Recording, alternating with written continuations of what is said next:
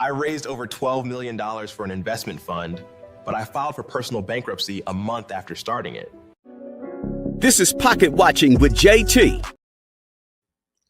Hey, Pocket Watchers, welcome to Pocket Watching with JT. I am certified financial planner, Jayson Thornton. That means I am a real financial advisor. I'm not one of these fake gurus playing one on the internet. No. See, I do this in real life. At my firm, I specialize in tax and wealth planning for my clients. But on YouTube, I get to react to financial failures of your favorite celebrities, athletes, entertainers, and influencers. Why? Because we get to observe the failures of others so we can learn the lesson without having to go through the trouble. See, that's the very definition of pocket watching. We observe other people make money mistakes so that we can do better in our own lives. So let's get straight into it, people. I think we all know why we're here. We have another edition of the bankruptcy breakdown. Yes. Another edition of the bankruptcy breakdown. Why? Why are we here? I think we all know why we're here.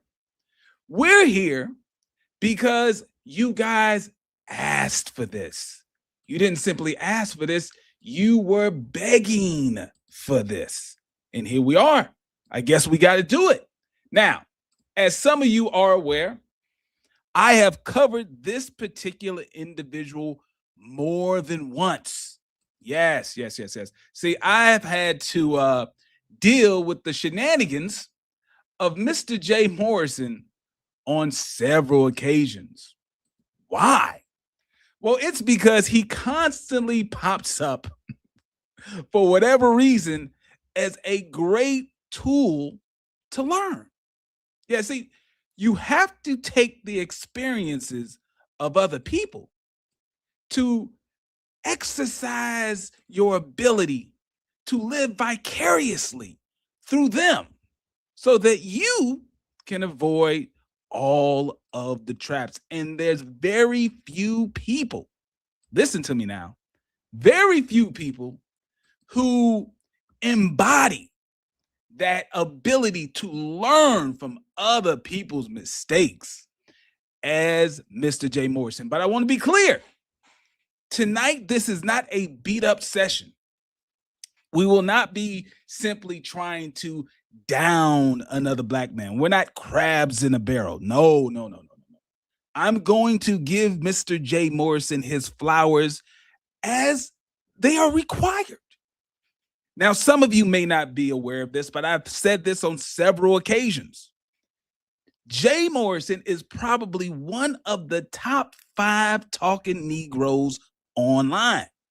If there is a Mount Rushmore of slick talking Negroes who have blessed us with their presence on social media, Jay Morrison absolutely has a top spot on that Mount Rushmore. And we will not take that from him. But let's go over the Jay Morrison bio as he says it himself. What is his bio? Well, based on the information that we have that he produces to the world, the Jay Morrison story is a classic rags to riches story. The stories of a young black man who grew up mostly without a father in the streets of New Jersey, I believe.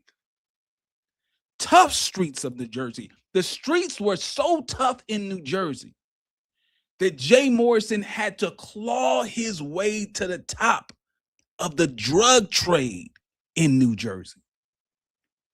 Such a kingpin that Jay Morrison apparently was, that he even eventually met up with his father again. Now remember, in the origin story, Jay Morrison was abandoned by his father, grew up under the guidance of a single black mother, had to fight for survival in the hard streets of New Jersey, became a kingpin. And then when he reunited with his own father as this kingpin in the streets of New Jersey, what did he do?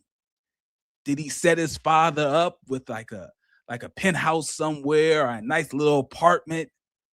No. Based on the story that Jay Morrison tells, he sold his own father crack cocaine. Man, what a story. What a story. But it does not stop there. He was able to move beyond being a kingpin drug dealer in the streets of New Jersey after being caught up, because of course he got caught and sent to prison. He came out of prison and he decided to change his life. He went from selling dope to selling hope. Got away from selling crack cocaine and decided, I'm going to sell Black people the homes of their dreams. He was so successful at becoming this celebrity real estate agent that he found his way onto the biggest Black hip hop podcast of all the land, The Breakfast Club. Yeah, buddy. I'm telling you, he's on The Breakfast Club in the early, 2000s, pushing hip hop to home owners. He's got the whole crew there. Angela Yee before she left, Charlemagne the God before his skin lightening treatment went fully into effect, and DJ Envious before he found himself caught up somewhere in a real estate Ponzi scheme of his own. Jay Morrison was there, and he was there to preach the gospel of home ownership. Now, this is where many of us first heard of who Jay Morrison was and the gifts of wealth knowledge that he had to provide the world. But he didn't stop there. He kept moving. He went from a celebrity real estate agent selling online courses, teaching people how to become real estate agents, teaching people how to flip houses. And he went beyond that. He went beyond that and became a full-fledged real estate mogul. Some people online claim that this man is a multi-millionaire real estate mogul. But not only that, he didn't keep his real estate knowledge to himself, and he wasn't greedy.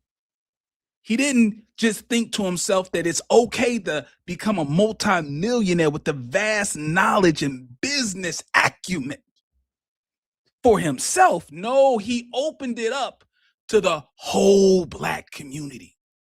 See, now, instead of just being a multi-millionaire real estate mogul for himself, he opened it up for the opportunity for the little Black man and little Black woman all over this country to invest their money with him, and he would be able to make them all rich. I'm telling you, it's one of the greatest stories that was ever told. So the question has to be asked, how does one Mr. Jay Morrison find himself on the Bankruptcy Breakdown? He's on Pocket Watching with JT. How could that happen? Well, there's two reasons why Mr. Jay Morrison is the topic of tonight's show. And that is because of what you see on the screen right now. What you see on the screen is a copy of the actual bankruptcy filing that one Jermaine D. Morrison filed. He filed this on August the 29th, 2016. I want you to pay attention to dates because dates are very important in this bankruptcy breakdown. He filed this bankruptcy in the District of New Jersey. Now, The reason why that's so important is because I personally believe, based on my institutional knowledge and understanding the finance and accounting, that a lot of the trouble that Mr. J. Morrison found himself when it comes to this Tulsa real estate fund could have been seen, could have been forewarned based on this bankruptcy. That's why the bankruptcy breakdown is so important. Lessons could have been learned if only the people would have listened. So let's take a look at this. In 2016, Mr. J. Morrison found himself filing for personal bankruptcy, while at the same time he's building a public brand as a wealthy real estate mogul, soliciting millions of dollars for his real estate fund. What type of bankruptcy did he file? Well, he filed Chapter 7 bankruptcy.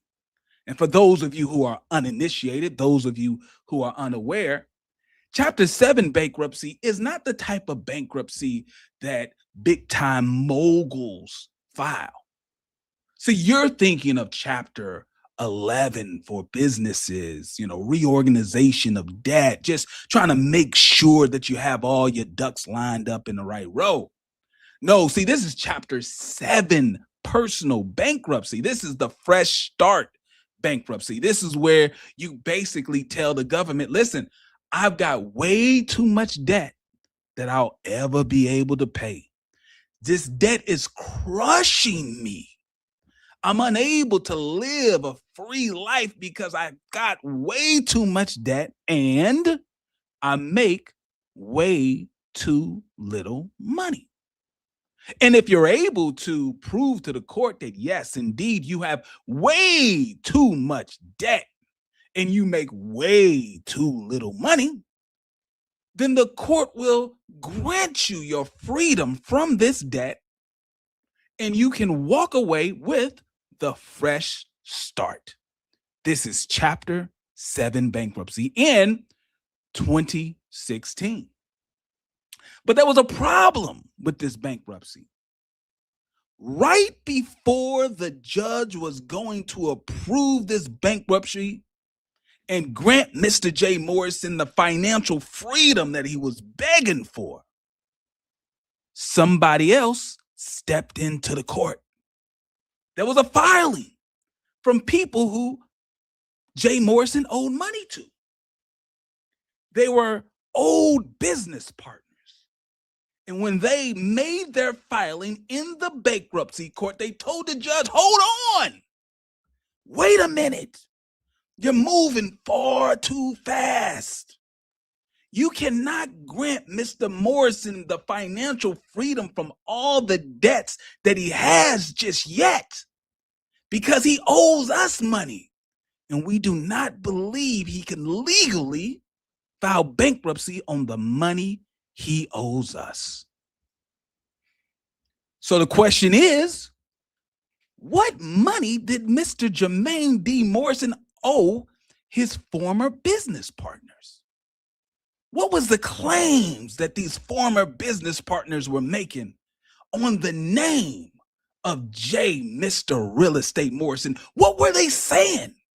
Couldn't be anything of any merit. This is J. Real Estate Morrison, the man who was on The Breakfast Club, the man who was on TV selling homes in New York. How could you say that he owes you money for some nefarious reasons?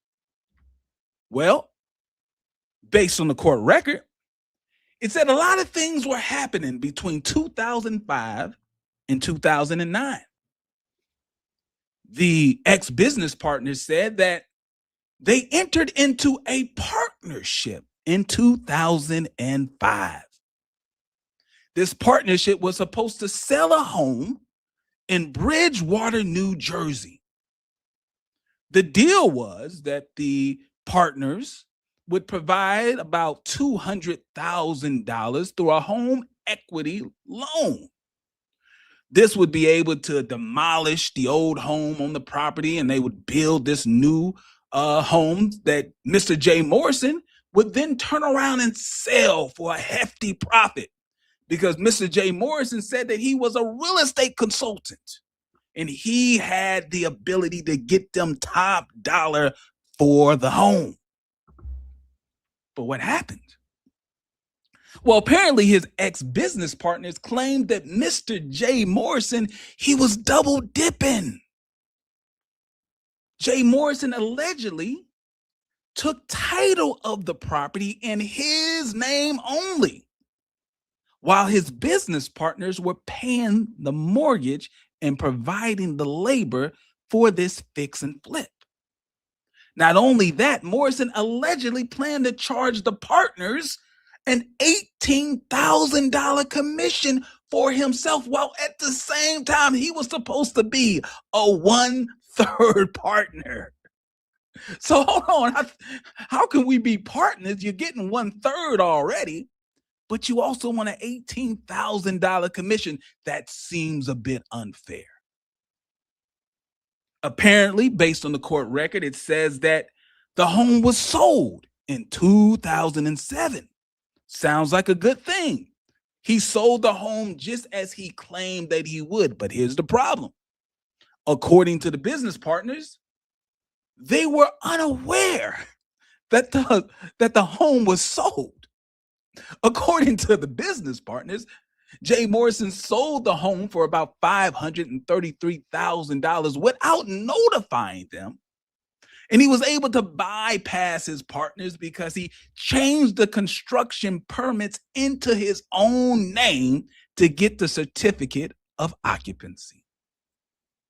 So you would say, well, JT, hold on. Those are just allegations. Anybody can make allegations. I mean, anybody can claim this and claim that. He's a fraud. He's a scammer. Anybody can say that. But what we want to know, what did the court say? So you can make an allegation, you can file paperwork, but what did the judge say? Well, apparently in 2009, a civil lawsuit was filed alleging that Mr. J. Morrison was guilty of fraud. He was also guilty of a breach of his fiduciary duties to his partners. And on February 9th, 2009, based on the paperwork that I have, a New Jersey court entered a judgment of $200,000 against Mr. J. Real Estate Morrison. Oh, man. But now, we're in 2016 when he's filing his bankruptcy, and his ex-partners claim that this man has failed to pay him. Not only has he failed to pay his ex-business partners this $200,000 judgment that the court put on him for committing fraud, apparently, it led to the foreclosures of his other properties. This is another reason why I guess he's filing for bankruptcy. So let's take a look again and see exactly what's happening. According to the paperwork, Mr. J. Morrison, once again in 2016, he wanted to wipe away $710,000 worth of debt. But those old business partners came knocking on the door and they messed everything up.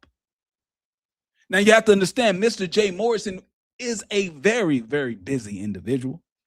He's a person who can juggle many things at the same time. I want you to pay attention to something.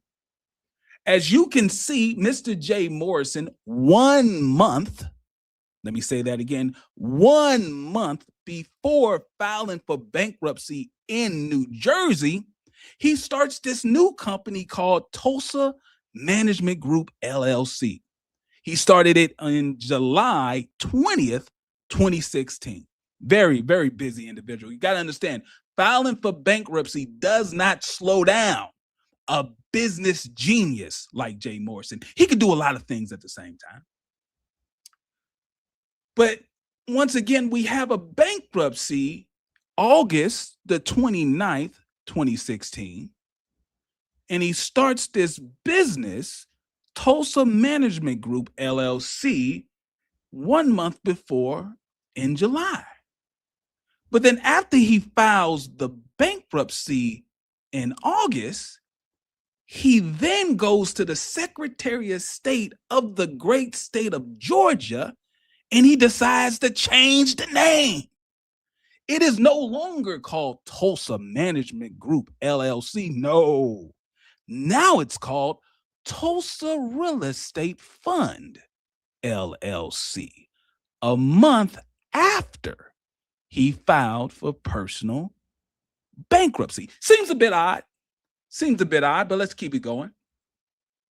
Let's take a look at this bankruptcy and see what type of income was he making during this time. Mr. Jay Morrison claims that his monthly income was $2,000. That's it, $2,000. Now, $2,000 does not sound bad if you make that a week. Maybe $2,000 doesn't sound bad if you make it a paycheck. But $2,000 for the whole month seems a bit low. $2,000 is $500 a week. How can you be a multi-millionaire making $2,000 a month? He was the manager of Morrison Holdings, LLC at the time. Let's take a look at his expenses. He claims his expenses were $2,215 a month. He had $500 a month rent. Let me say that again. $500 a month rent. He had $600 on food and housekeeping and stuff like that, and another $500 on alimony and child support. So if we do our math correctly, that means the man was underwater by $215 every month. Every month he's in the red by $215. This does not sound like the multi-millionaire real estate mogul that he was presenting himself. Now it's time for us to take a look at the assets. Now, once again, all of this is based on the bankruptcy filing that he put in New Jersey courts. And understand that when you file a bankruptcy, when you file really anything with a court, you are swearing that it is true. So we have to believe these numbers. And he claims that in 2016, a month after he starts the Tulsa Real Estate Fund, he owned no real estate. He put absolutely zero down for the real estate that he owned during that time. What about his other property? Well, his other property was less than $5,000. I mean, that's his total, $5,000. You got, about $3,000 worth of household goods. He's had $1,000 in jewelry. He had $40 in his pocket. This is what the man claims. I couldn't make this up if I wanted to. The man claimed he had $40 to his name in 2016, a month after starting the Tulsa Real Estate Fund. All right, let me address the elephant in the room. Let me kind of talk about something real quick. See, I know that there are some big-headed scientists out there somewhere on the internet. You're watching this live stream, or maybe you're watching the replay, and you're saying to yourself, JT, I thought you were supposed to be the financial advisor. I thought you were supposed to be the one that was smart with money. Don't you understand the rules of the rich? See, the rules of the rich goes like this. You're supposed to control everything, but own nothing. Let me say that again. because I know I've heard this a lot of times on TikTok and Instagram. The rules of the rich is that you're supposed to control everything, but own nothing. See, Jay Morrison is playing chess while everybody else is playing checkers. It's not that Jay Morrison is broke like the bankruptcy says. It's only that Jay Morrison is so smart, he's so sophisticated of a businessman. He's hid all of his wealth in the different companies and maybe even a family trust. And you just don't understand how the rich folks do it, JT. I know some of you out there are thinking that, so I've already prepared my notes to answer that question. See, the problem is I did not receive my college degree from TikTok or Twitter or Instagram, not even from YouTube University. I actually had to study finance in college. I've actually had to study and learn and be examined on how bankruptcies actually work. So let me help some of you big-headed scientists who think that Jay Morrison is so rich, but he just hid his wealth from the bankruptcy court. Here's the problem. When you file for bankruptcy, the law requires that you list all businesses, their names, trade names, employer identification numbers used in the last 8 years. See, Jay Morrison, he claimed on page 2 of his 2016 petition, he checked the box swearing, I have not used any business names or EINs. Now we're going to point to this. We're going to come back to this. Just wait. See, if he tries to say that he was rich in these companies, but he was only poor on paper, this would mean that he committed perjury. So is that the trick to being rich? The lie to commit fraud? Hold on. See, also in a bankruptcy, you have to also report the equity that you have in stock or LLC interests. Now, his ex-business partners did call him out for not listing the LLCs that he owned. They presented to the court. They said, hold on.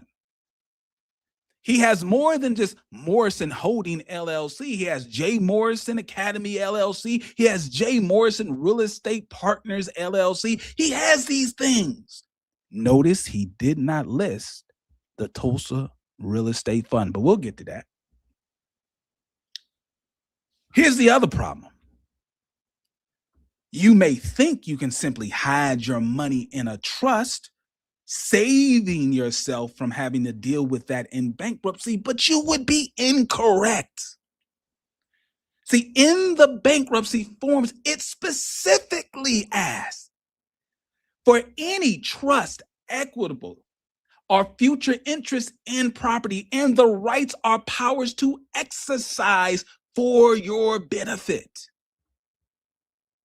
See, the problem is he was required to list the name of the trust and the value of the assets in the trust on page 13, Schedule A/B.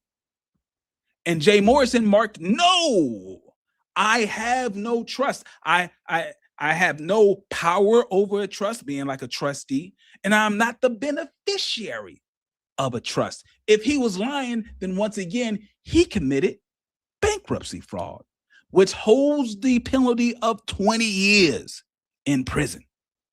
Well, all right.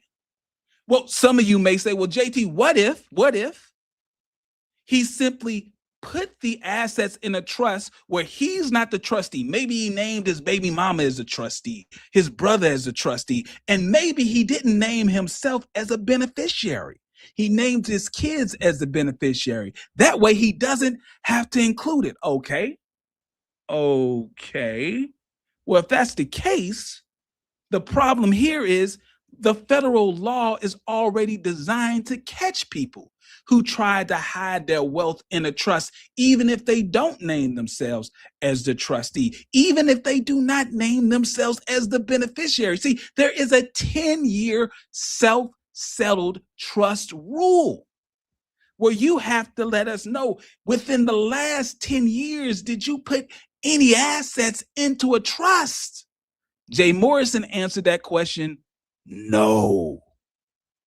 So I think we can stop pretending that Jay Morrison is extremely wealthy.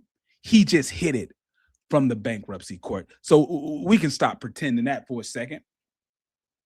All right, now we got to talk about this man on the screen because I know what you're thinking.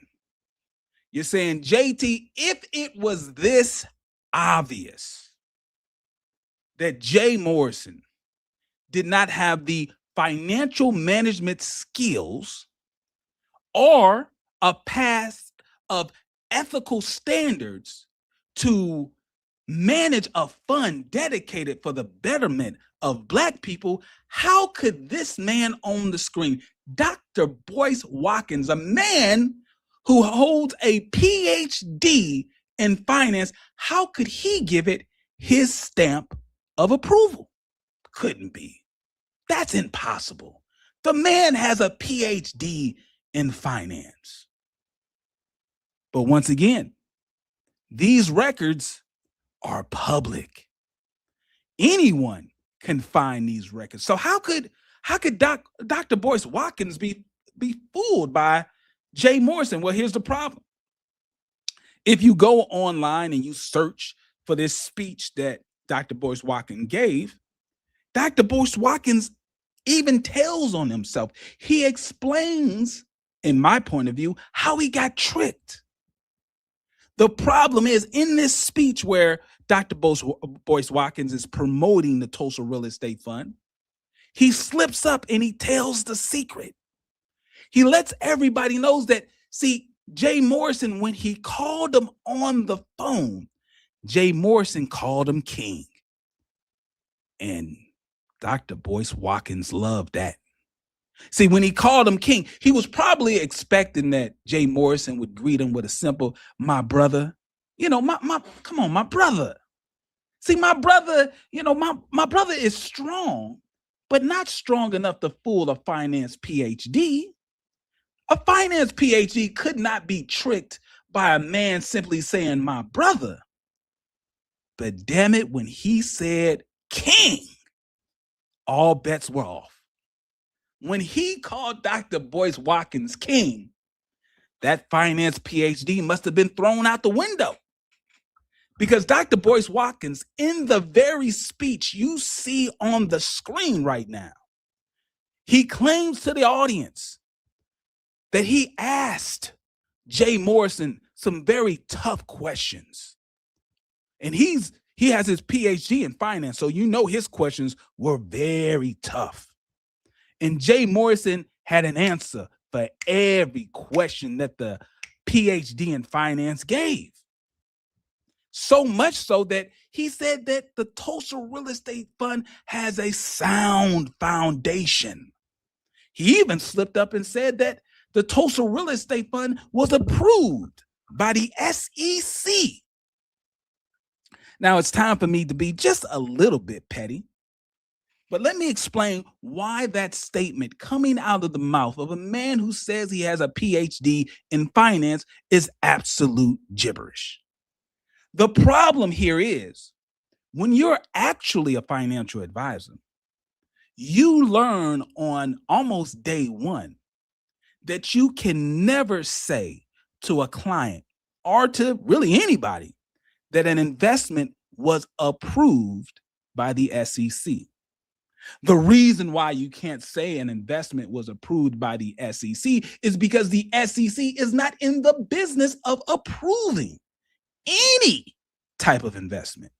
So you're supposed to say, and they make sure that we learn this, you're supposed to say that an investment has been registered with the SEC. There's a big difference.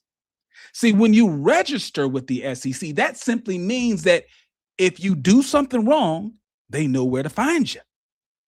You filled out all your paperwork correctly. But when you use the term approved, you give off the impression that the SEC looked through the paperwork, looked at the company and said, you know what? This is a good company to invest with. And the SEC will never do that. So it seems kind of odd that a man who has a PhD in finance, but admittedly, this PhD in finance has never actually worked in the world of finance. He's only been in the world of academia talking about finance. He's never practiced finance. He has never been certified or licensed to give anyone financial advice. He's only been in a position to teach a classroom full of students what a stock is, what a bond is, what interest rates and compound interest is. He can teach the basics of what finance is, but he is not licensed or prepared to give anybody financial advice. And if you watch this speech, you'll understand why. Let's keep it going. So JT, once again, you claim it was so easy to know that this investment was not going to turn out to be a good deal. Who else would have known? Well, apparently the NFL Players Association, they had an idea, because back in August of 2018, they put out an alert to all of their members, all of the NFL players out there. They wanted people to know. They said, hold on. There's this guy named Morrison, and he's going around trying to solicit investments from our members, people who have been a part of the National Football League. And they said, hey, beware. We've got some warnings for you. And I'm pretty sure that almost nobody in the NFL Players Association has a PhD in finance, but they were smart enough to see something seemed a bit odd about this fund, and something seemed a bit odd about this fund manager. They say point number one, item number one, Mr. Morrison's criminal record. Mr. Morrison's full name, Jayson Morrison. They spelled his full middle name out. You know they mean business when they spell. They didn't just simply say Jermaine D. Morrison, because there could be another Jermaine D. Morrison. They said Jayson Morrison, age 37. Mr. Morrison has acknowledged he was a drug dealer for several years in his youth and was incarcerated on multiple occasions as a result. NFL Players Association was able to figure that out. A PhD in finance wasn't. All right. Point number two, Mr. Morrison's 2016 bankruptcy filing. Mr. Morrison filed for Chapter 7 bankruptcy. Now, they say on December 5th, 2016, that was a different filing. He actually did it a little earlier. It's okay. It's okay. They seen the filing. I seen that filing, but we're talking about earlier when he initially filed the petition. It was in August. But they say he filed a personal bankruptcy. Mr. Morrison notes that he is a successful real estate developer, celebrity realtor, author, TV personality, entrepreneur, and social activist. How can he be all that and also file for bankruptcy? The NFL's Players Association had questions, but the PhD in finance, he must not have asked that question. Must not ask that question. They also pointed out, listen, there's things in the paperwork that the PhD in finance said that he reviewed. There's things in this paperwork that we find a little risky. It says, we are an emerging growth company with a limited operating history, meaning we don't have the experience that would normally make a company very successful. Letting you know. Says subscribers will have limited control in our company, with limited voting rights. That means just because we call you a partner, just because you give us a little $500, doesn't mean that you're going to have any power over here. You're going to give us your little $500, and we're going to do whatever we want to do with your money. All right. We have not conducted any revenue generating activities, and as such, not generated any revenue since inception. All right. It says also, our offering price is arbitrary. Hold on.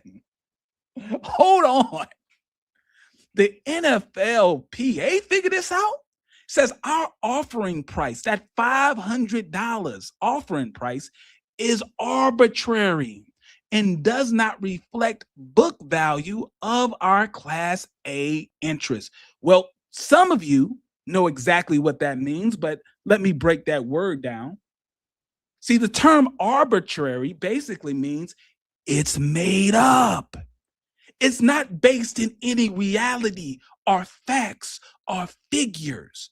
Our offering price, we just plucked it out of the sky. We just thought to ourselves, you know what? We think if someone buys into our company, $500 would be a nice price. It has absolutely nothing to do with the actual financials of the company. We're just making the number up. Remember, a PhD in finance, Dr. Boyce Watkins, approved of this message. All right, a couple of more points. It says investments in real estate and real estate related assets are speculative, and we will be highly dependent on the performance of the real estate market. Our independent auditors have expressed substantial doubt about our ability as a going concern. Now, this is an accounting term. Most of you are probably not familiar with this term. That's why the Pocket Watcher is here. That's why I'm here. It says our independent auditors have expressed substantial doubt about our ability to continue as a going concern. That means that the auditors, the accountants, the certified public accountant that audited their books basically said, based on the information that they discovered, they do not believe that this business will be able to continue. They do not believe that this business will ever be able to produce a profit. They believe this business will most likely go into bankruptcy. That's basically what a going concern is. They are concerned that the business will be able to keep going. All right. And the last point that the NFLPA pointed out was the company does not currently own any assets. Remember, the company was started in 2016. This warning was put out in 2018. So in 2 years, this company has not engaged in any revenue generating activity, and this company owns absolutely nothing, but they are soliciting NFL players and everyday people for millions of dollars. All right, let's keep it going. Let's get back to the personal bankruptcy. So when we take a look at the debt that Mr. J. Morrison was claiming that he had in that bankruptcy, his total liabilities came to $710,099.69. What type of debt did he own? Well, he had student loan debt in the amount of $62,170.14. He had income tax, back taxes from 2007 in the amount of $37,738. He had mortgages, but remember, these mortgages were already foreclosed on, but he still owed the debt in the amount of $380,000. So he still owes the money for the mortgages, even though he no longer has the property. Because remember, he had zero real estate at the time of the filing of this bankruptcy. Lastly, there is the legal judgment, the $200,000 breach of contract fraud lawsuit that his business partners had to notify the court what was going on. So, all right, what ultimately happened with this bankruptcy? Well, as you can see, August 29th, 2016, he filed the Chapter 7 bankruptcy in the great state of New Jersey. He swears that he has $0 in real estate, neither personally nor in any businesses that he had control of. And his assets only totaled $4,740. Remember, the $40 was the cash that he had in his pocket. Then in November 28th, his ex-business partners came in and said, "Court, you cannot approve this bankruptcy just yet. The man owes us $200,000 for committing fraud." So on March 7th of 2017, the judge said, "You know what? I think you're right. You cannot commit fraud, get a judgment on you, and then run to the bankruptcy to get rid of the fraud based on the paperwork." So what did Jay Morrison do? February 13th, 2019, he enters into a settlement deal with his ex-business partners, agreeing that the $200,000 will not be discharged in the bankruptcy. And then the judge approved the bankruptcy. So why are we here? It's because Jay Morrison publicly claimed and branded himself as a millionaire real estate mogul who founded an empire. He made claims that he had a lifestyle of generational wealth. But the reality was, he was a man that was making $24,000 a year in 2016. He reported that he had $40 in his pocket. His total assets was less than $5,000, and his debt was over $700,000. All right. So let's run the numbers real quick. If Jay Morrison actually followed basic financial planning principles, if he was 10% of the businessman that he had claimed to be, he would simply apply a 50-30-20 rule budget to his income. And if that's the case, a 50-30-20 budget, 50% of your income goes to your needs, 30% of your income goes to your wants, leaving you 20% for saving and investing. If he was able to do that, he would have been okay. But the problem is, even with his $2,000 a month income, he was spending far too much. For him to be able to cover his basic lifestyle, he should have been making almost double. He should have been making $4,430 a month. He should have been making a $53,160 annual income. If he was doing that, he would never have to file for personal bankruptcy. But that's the average life that Jay Morrison couldn't even afford. What about the life he claimed that he had? How much money should he have been making to support the claims of generational wealth? Well, to support the type of claims of generational wealth that a man like Jay Real Estate Morrison claimed that he had, he should have been making almost over $80,000 a month. See, with that type of lifestyle, he could have spent $41,000 on his needs a month. $25,000 on his wants a month. And he could have been saving over $16,000 a month. That's the lifestyle he projected. But it wasn't the lifestyle that he had. The problem is, he needed help from a nerd like me.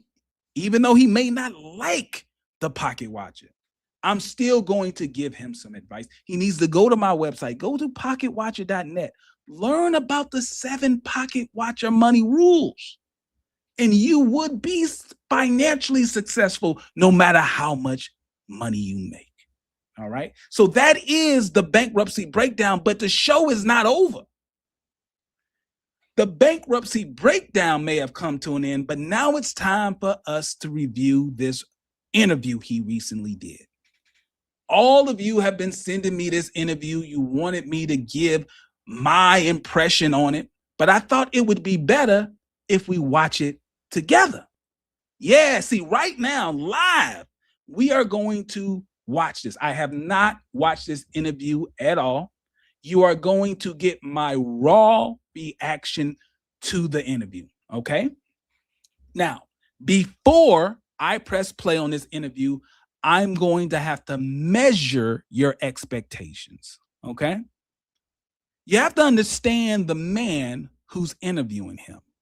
And this is in no way, shape, or form any type of insult to David from Social Proof. But understand that David from Social Proof Podcast, he is not a journalist. He is not some sort of business expert. He didn't graduate from some business school. He's not some type of financial expert. He probably has no idea how to read through a bankruptcy or how to read through the 1K of an investment fund. That's what I'm here for. So if you're expecting some sort of hard-hitting expose, you're going to be disappointed. I'm going to tell you that right now. David is a very kind and affable human being. He's affable. He's a likable enough guy. He doesn't want any static. He's not trying to look for conflict. In fact, he is a friend of Jay Morrison. He's been hanging around and buddying up to Jay Morrison for years. And personally, once again, I told you, Jay Morrison is one of the top 5 talking Negroes in the history of social media. And I tell you right now, if Jay Morrison looked different and had a different name and he met you in the streets, you would like him as an individual.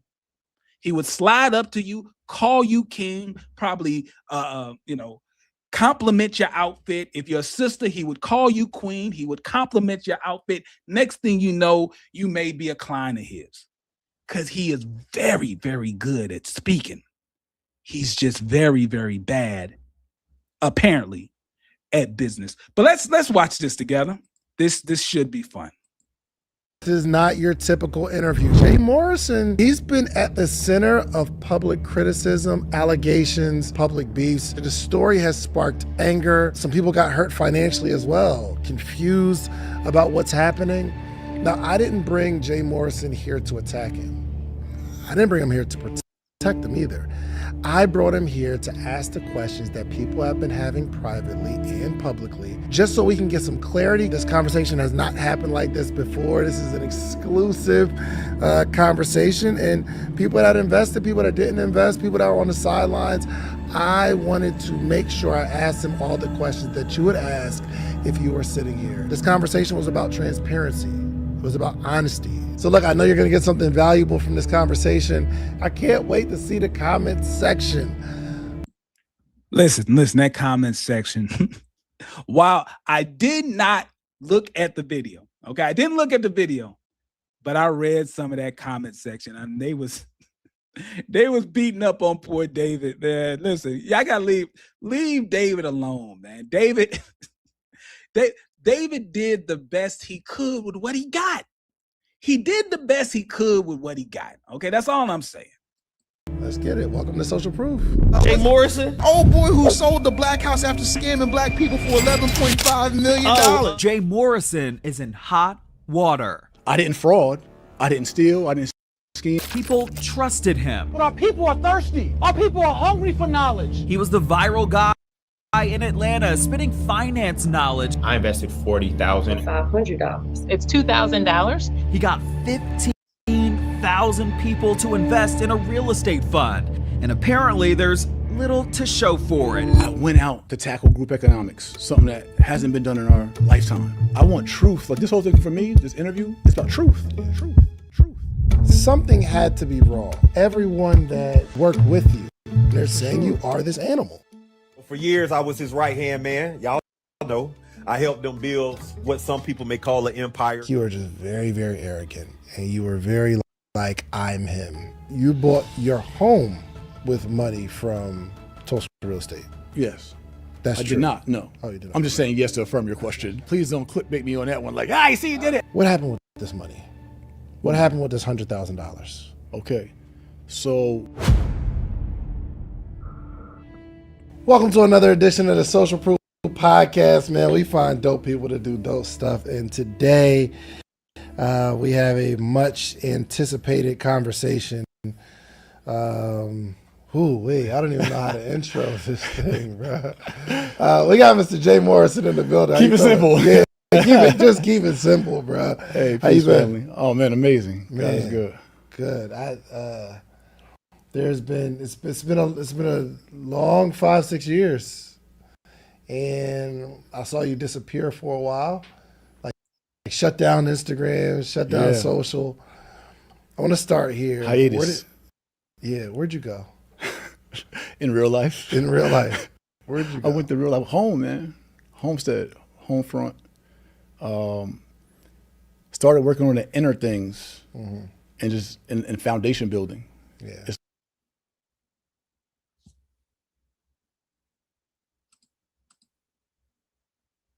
Hold on.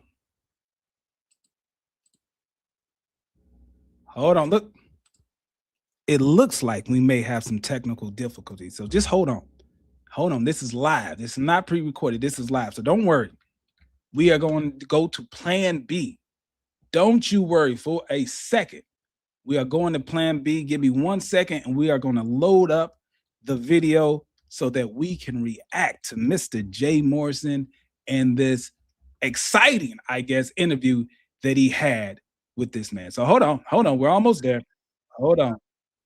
We are going to switch to the other player so that we can get this thing going. Just bear with me a couple of moments here. Almost there. Hold on.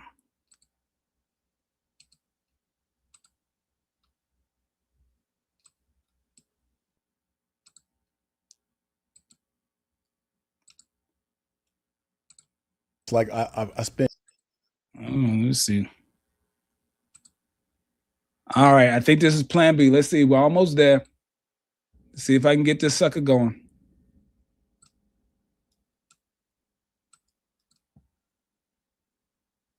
Conversation and people that invested, people that didn't invest, people that were on the sidelines. I wanted to make sure I asked them all, what happened with this money? What happened with this $100,000? Okay, so.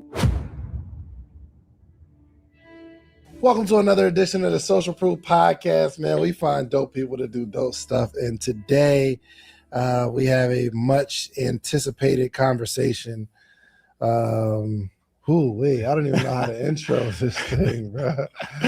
We got Mr. Jay Morrison in the building. Keep it simple. Yeah, keep it simple, bro. Hey, how you been? Family. Oh man, amazing. God is good. Good. It's been a long 5-6 years. And I saw you disappear for a while, like shut down Instagram, shut down social. I want to start here. Hiatus. Where'd you go? In real life. In real life. Where'd you go? I went to real life. Home, man. Homestead, home front. Started working on the inner things and just in foundation building. Yeah. It's like I spent over a decade worrying about everyone else and everything else and trying to save the world. And as I mature, I started to realize that was immature if my home wasn't right and my home wasn't tight. And so I'm running around preaching legacy and wealth building and be the CEO of your last name, but my home was fractured. In what way? I mean, the most was my wife and I were in the line. It just weighed on the house. And I had to get that in order to be authentic out here preaching legacy and family building and generational wealth. Yeah. So it's like, my wife always said, and we had this thing, we were in a corner class together, things like that. Like we talk about nation building, right? That's one of my big things, right? Like the solution for Black people, the whole nation, freedom, independence, all this. You can't nation build until you can community build. Yeah. You can't community build until you can family build. You can't family build to repair the relationship between the man and the woman. I don't know that to be true. Okay. Marriage is hard.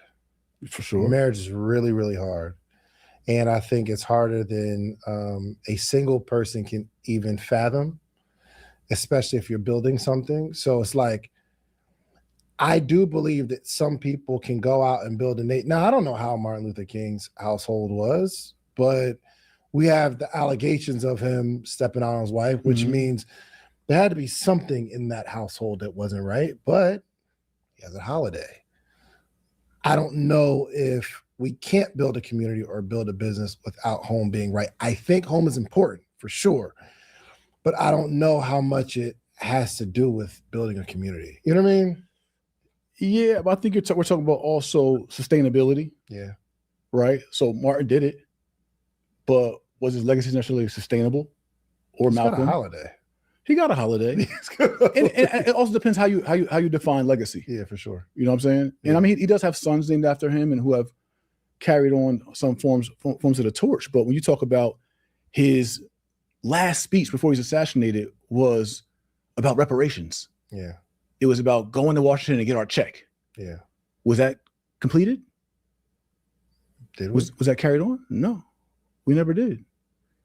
Malcolm was evolving in his spirituality and in his messaging, and he never even had sons to carry on his name, but had daughters. And although he has an amazing legacy,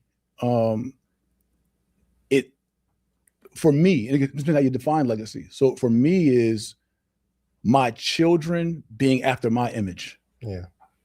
And growing up in my image and carrying on whatever mission and vision that we had set for our household. Yeah. For generations. I feel that. So right. And so you can't accomplish that if you don't have a woman that's you, you can't go into you and create more you. Yeah. Yeah. No, I 100% agree. That just sounded like gibberish to me. I mean, that has nothing to do with finance and accounting, I know, but if your woman's not you, you can't go into you and make another you. That makes no sense to me. Maybe y'all in the chat can help me out. That sounded just like foo-foo gibberish to me. I can tell you right now, being a financial advisor and counseling couples and counseling partnerships, the best couples and the best partnerships are between people who are not identical. See, when you're identical, let me explain something, because maybe Mr. J. Morrison doesn't quite get this.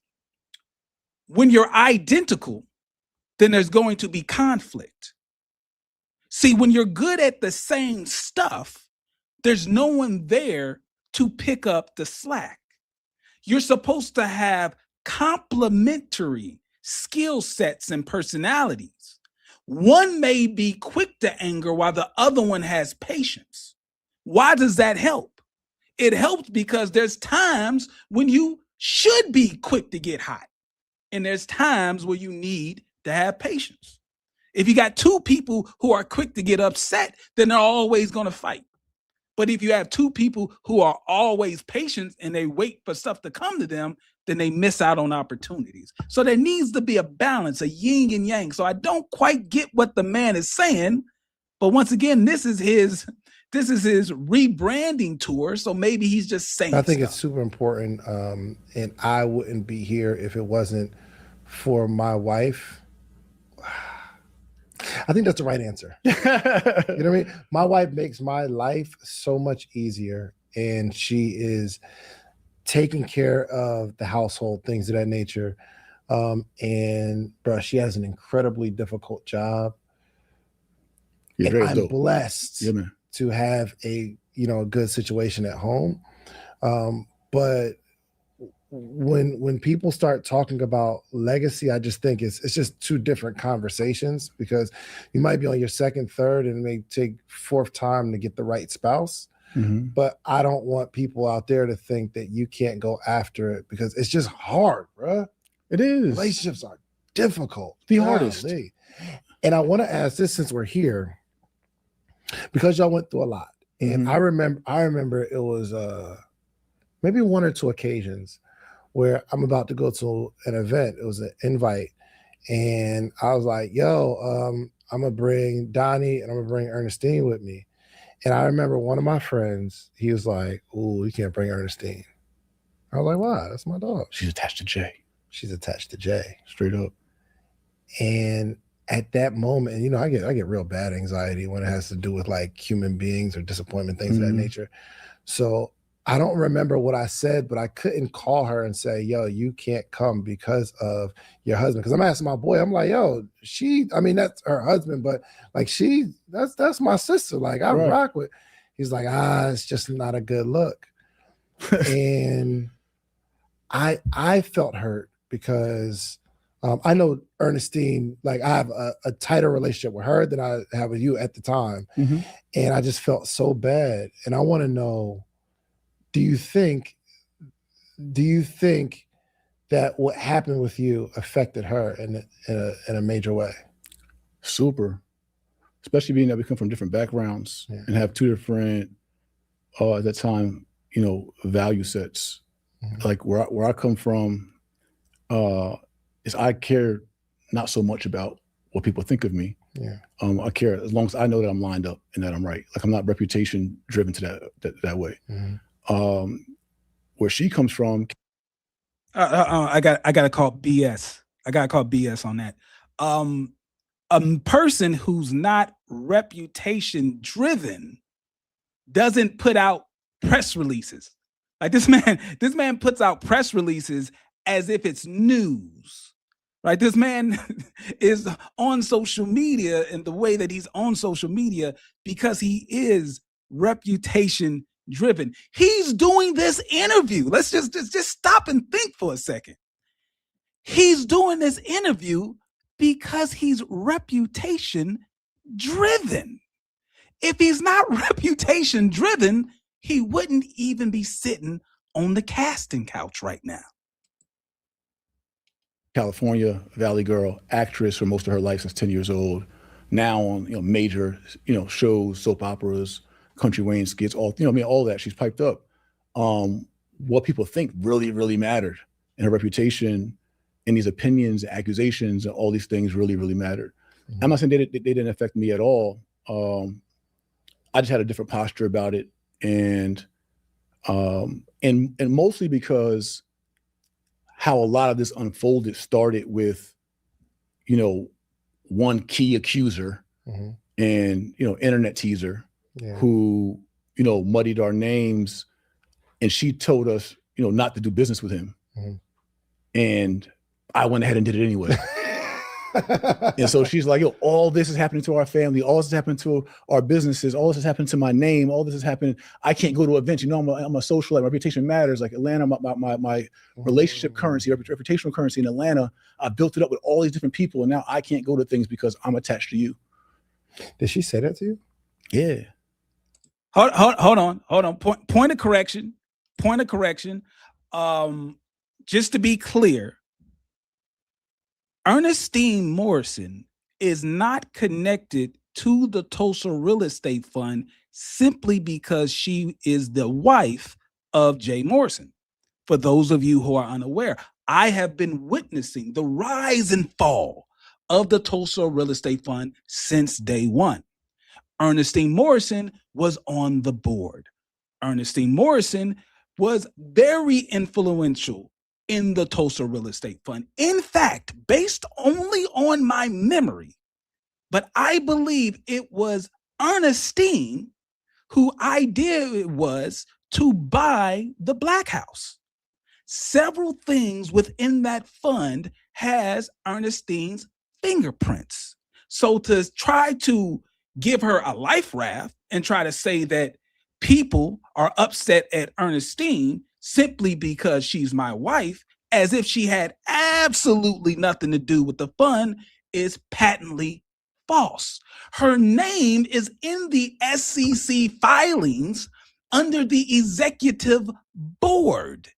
Okay, she was making decisions in that fund. She had a lot of influence over Jay in that fund. So let's not act as if she had nothing to do with the fund other than being the wife of the fund manager. That is a false narrative. Literally, we've had those like really hard talks and a really contentious time. And how do you try to comfort that? Just knowing her makeup, and she's building a career in entertainment. Like, I mean, it's natural, right? But I mean, I empathize with it. It's like, but when you met me, you knew, like, my moniker was Young Malcolm.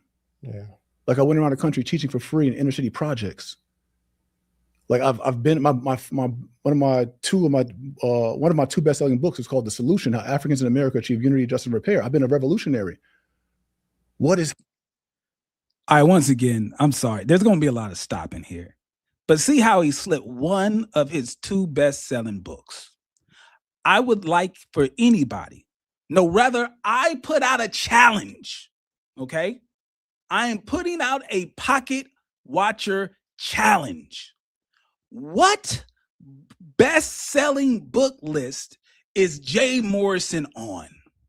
I would like to know. Best-selling book. What does that mean? I mean, that could mean if you have 2 books, one book sells 3 copies, another book sells 1 copy, then yeah, the one that sold 3 copies is your best-selling book. But to simply throw out that label, best-selling books, as if you were on some sort of all-time selling list, a celebrities like Oprah's book club, you're on none of this. So stop it with the bestseller author BS. When you see a fake guru and they say in their bio they are a best-selling author, most likely it's BS. All right, just to be clear, most likely it means absolutely nothing. Don't let them get away with that. Happened. What has been the protocol for all our revolutionaries? So it's like hate, disdain, right? Dismantling, discrediting. Like, you literally look at the definition of COINTELPRO. It literally says to discredit, dismantle, disrupt, right? All these different things. And so I just knew what I was walking into. Like, I always said, like, this is literally an epiphany I had. I did like a kind of main documentary years ago. And I remember being at the United Nations in 2013. I met with the United Nations Humanitarian Division. Yeah. And this guy like Dirk Seeger, he was like somebody from like Germany, he was at the UN in New York. And we were talking about humanitarian efforts. And I told him, I said, if God made me a deal to give up my life so that my people could be repaired, I'd do it in a heartbeat. Wow. I give up all my future, all my potential, my whole entire life for Black people to have the repair. Yeah. And when all this reputational stuff happened, God spoke to me and was like, don't start complaining to me about your reputation being assassinated. You said you were willing to give up your whole life for my people. So if you're not willing to give up your reputation and put that on the altar, you definitely wasn't willing to give up your life. Yeah. And so for me, I had already just committed to a rough road and a rough journey, getting in the ring with Goliath. Yeah. And, so but are you saying you didn't feel or not either didn't feel the need or you didn't have the tools to figure out how to navigate her through this situation? It was, I would say maybe not the tools. I didn't have the strategy. Like, I wasn't prepared. Yeah. Right. So for all this, I wasn't prepared. Yeah. And so to a degree of like, okay, I may mention names in this, not to be provocative, but because I literally don't say people's names and I haven't for years. I've never seen a social media post of me saying somebody's name. Yeah. Although all the posts about my name. And a part of it is, this is one name I just don't want you to. Okay. Oh, because the guy I don't even know why my man hates me. Bro, I don't know. It's just it. But. I mean, the word says love your neighbor like you love yourself. For sure. And if you don't love yourself, you can't love your neighbor properly. So he's loving you how he loved me. Yeah. The same way he showed online how he loved his ex-girl and how he loved his father and his grandmother and everyone else that he shows love to. He shows how he loves himself. Hold on. Let's be fair now. Let's be fair, Mr. Jay Morrison. I do not believe you have the ethical high ground to talk about a person's relationship with their father when you sold your father crack cocaine, when you claimed you were a multi-millionaire drug kingpin. You didn't send your father to rehab. You didn't do anything. You sold your father crack cocaine. So I don't quite believe you have the ethical high ground. So we don't have to, I don't even get into names because it's not even about that. But I said why I don't do it, why I was challenging myself last night, like would I, is because it's part of some part of ego in me. It's like, bro, they're so small, like don't even pay them the line. Yeah. But also I want truth. Like this whole thing for me, this interview, it's about truth. Yeah. And it's like a liberation day for me because there's a lot of truth. I haven't stood up for myself and for my family for the most part.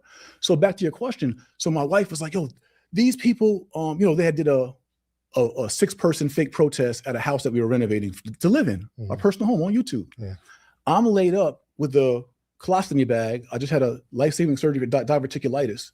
But EJ's like, yo, they're doing this. And he called me a B word and he called me these names. And he's doing all of that. What you gonna do about it? So I said to her, I said, you want me to do something about it? I said, do you want me to do something about it? I'll do something about it. But do you want me to do something about it? Because my do something about it ain't going online. That's not where I refuse to be a grown man. I have a 27-year-old daughter, a 17-year-old daughter, and a 5-year-old daughter. And I will have future kids. They will never look back and say, my daddy was teasing other men online. I got too much self-respect and too much dignity for that. Maybe too much arrogance, maybe too much ego. I don't know what it is. Too much self-confidence, too much respect. I'm God's son. Why would I be teasing other men online like I'm a 5-year-old? Does Jay Morrison know that we know his history online? Is he aware that we saw the back and forth that he had with people online? like what are we talking about here? Like, man, you have gone back and forth with people online. You have given people nicknames. So how I'm gonna do something about it, if you want to really do something about it, is I'm gonna do something about it. You know what I'm saying? Or we got this lawsuit going on, this defamation suit, this slander suit. Yeah. And I'll handle it like a leader, like a business professional, and we're gonna handle it in court. So we got to let that process play out. And over 4 years, it did play out, and we won the defamation suit. We won the slander suit. He currently owes us $40,000 right now. We currently have his garnishment on his Navy federal account. We currently have a garnishment on 2 more of his accounts. He currently has a warrant for his arrest in North Carolina for contempt of court, not appearing in court. He currently owes us, once we finally track him down and get him to damages court, he owes us triple damages. Once we get to that, I mean us, not just Jay and Ernestine, Tulsa Real Estate Fund, for defamation, slander, tortious interference, and deceptive trade practices. Oh, since we're here. Whoa. Since we're here. Oh, and I have bringing out the paperwork. I have all of his Navy Federal bank accounts. I can tell you all the gambling debts he has. I can tell you all the money he lost in September in Vegas. I can tell you a lot about him, but you'll never see it online because that's not my style. But just so that people know that it's real, here's this is the order of judgment for damages. Oh wait, no, this is another one. I'll get back to that one. Okay, hold it. Only because, and here's, as much as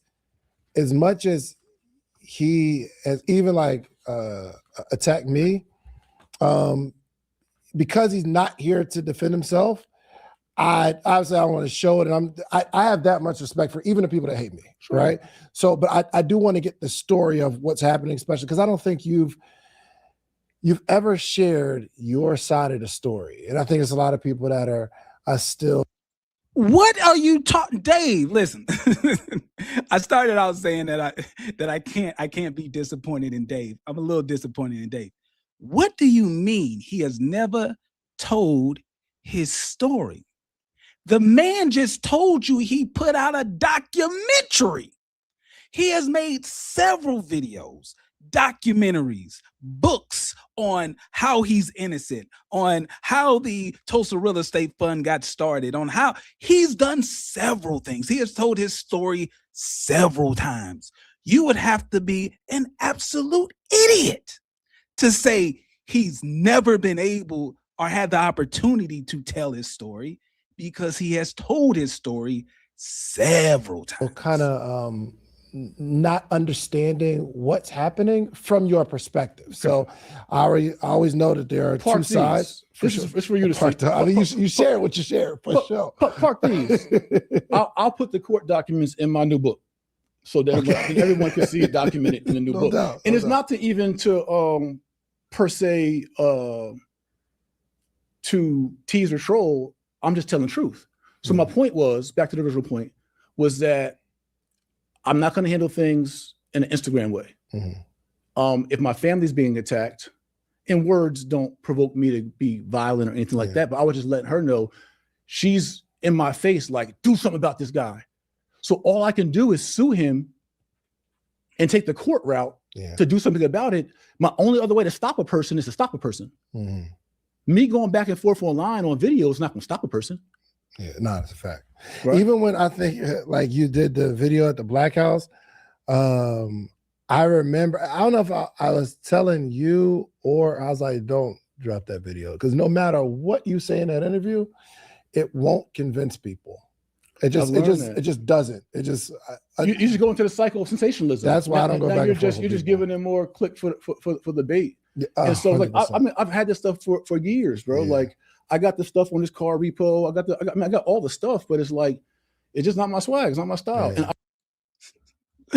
And I gotta take a pause real quick just to soak in the irony, right? Just for a moment, soak in the irony of this man. He's sitting on the casting couch of social proof right now, and he's trying to talk about another man's financial failures, and he's complaining because he apparently won a $40,000 judgment against this man, right? $40,000 judgment. And he's upset that this man has not yet paid him the $40,000 judgment that he claims that he has. Here's my problem. My problem is this man had a $200,000 judgment against him. Okay, for those of you who are just joining the live, all right? This man had a $200,000 judgment against him. And this $200,000 judgment was based on his business partners, not somebody who he just met online, but business partners. I believe, if I recollect correctly, these business partners were in fact childhood friends. Childhood friends. Now, this man is complaining that somebody owes him a $40,000 judgment and he has not been paid yet. Yet he had a $200,000 judgment specifically for committing fraud, according to the paperwork. The paperwork said the man committed fraud against his business partners. He was double dipping, breaching his fiduciary duty to his business partners. This is back in 2005, long before the allegations of him doing it with the Tulsa real estate fund. That's why the bankruptcy breakdown is so important. We have to learn from the financial mistakes of other people.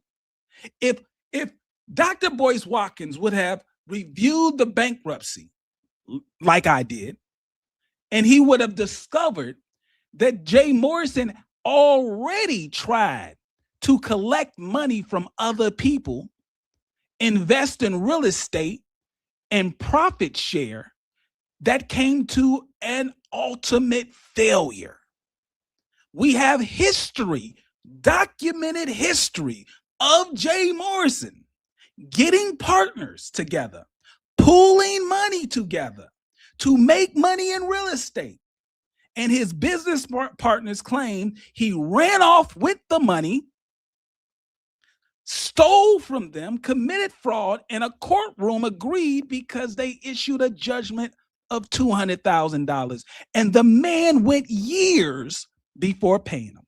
I believe he actually ended up paying them during the 2019 settlement, but the judgment came in 2009. Let's do the math.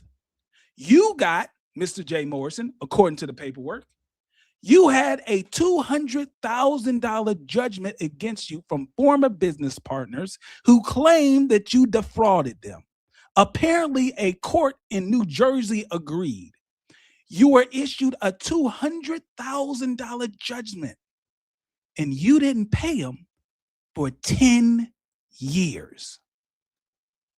Even worse, You tried not to pay them by filing bankruptcy on the debt until they caught you, told the judge pulled it back. Until you agreed to pay them their money, he wouldn't even let you go forward with your bankruptcy. 10 years. And you did it based off fraud, according to the paperwork. But okay, you got complaints about someone else owing you money. I know about maybe 15,000 investors in your fund.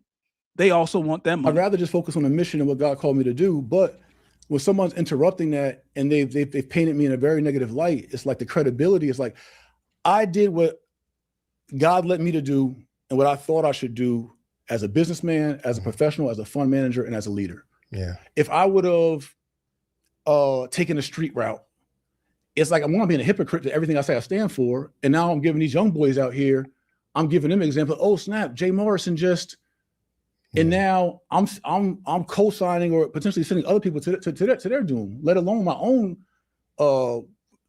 reap what I sow, right? So anyway, it was very difficult. We didn't have the tools to deal with how do you stop someone from calling your wife names online, posting pictures of her online, talking about your family, discrediting your name to the point where people don't even want to be associated with you because it's just muddy. Like you and I had an interview that we were going to drop years ago. Yeah. That I was telling the truth, well, my truth, and it is the truth, but nevertheless, and you're like, bro, I love you, but I don't want to get in the mud. Well, it wasn't even me. I just here was the biggest thing, and I think we talked. Oh, Dave, don't be backpedaling now. Don't be backpedaling now. You didn't do the interview because you ain't want to get caught up. About a few weeks ago, I said, I've heard you explain, but I never heard you take accountability. And maybe you have, maybe I just didn't see it.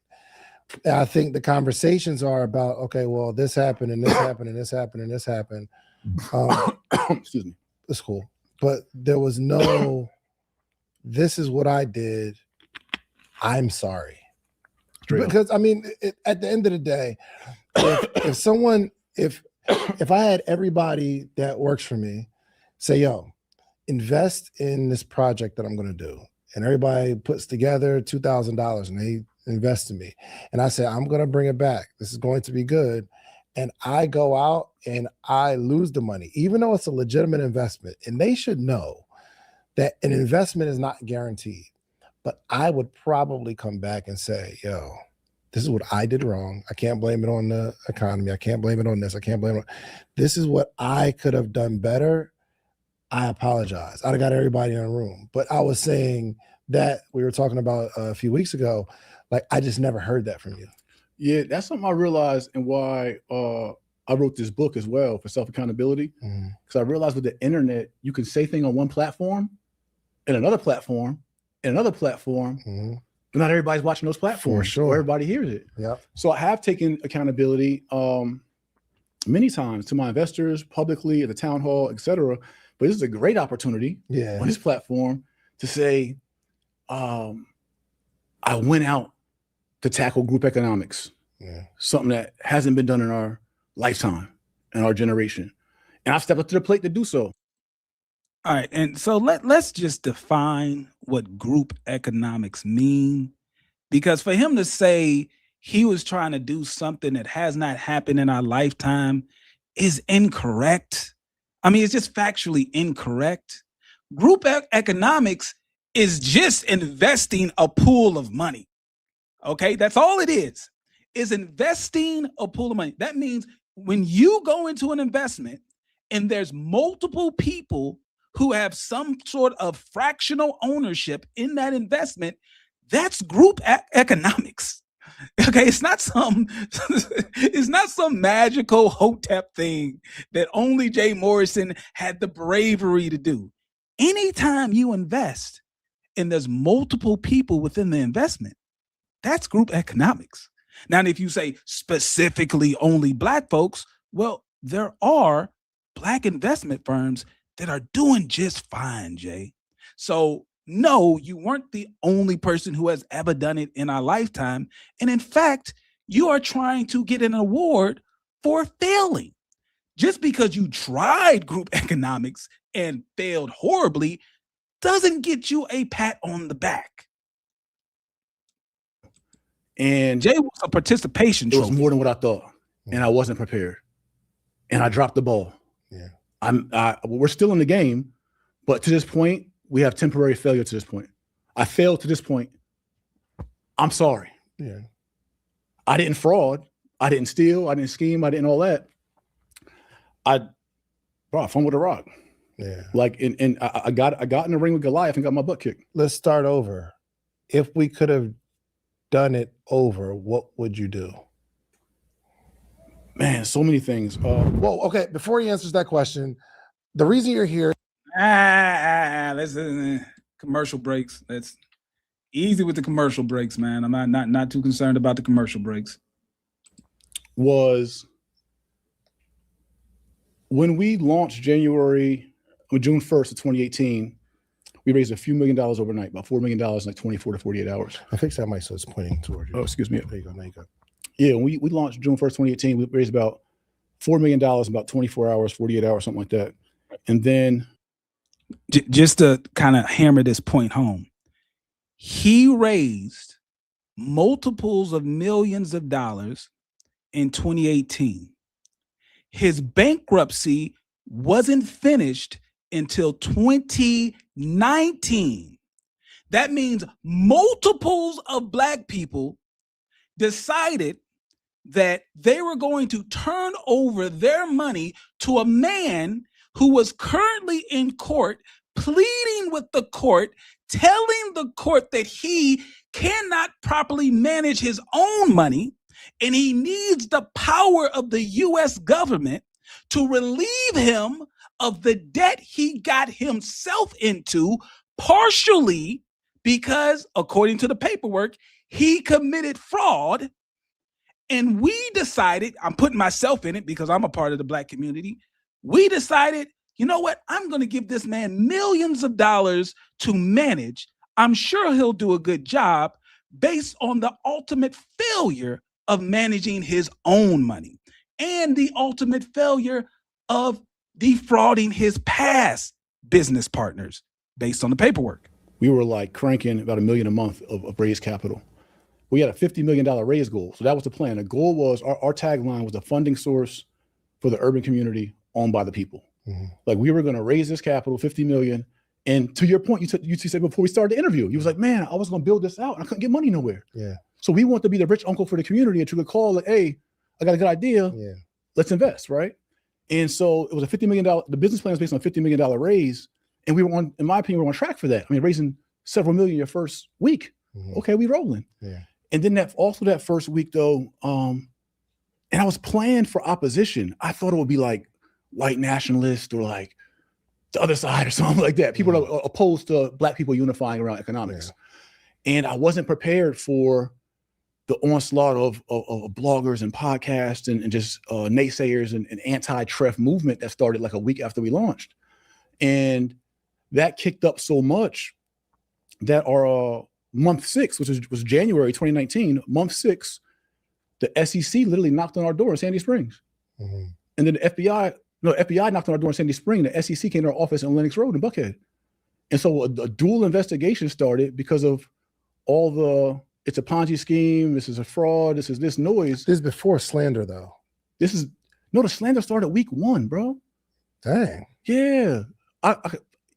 Tone Talks, Yvette Carnell, who ended up being the person that started the False Prophets page. It was like a whole group of them who were just like, and most of them were like the ADOS community, who were like about reparations. Mm-hmm.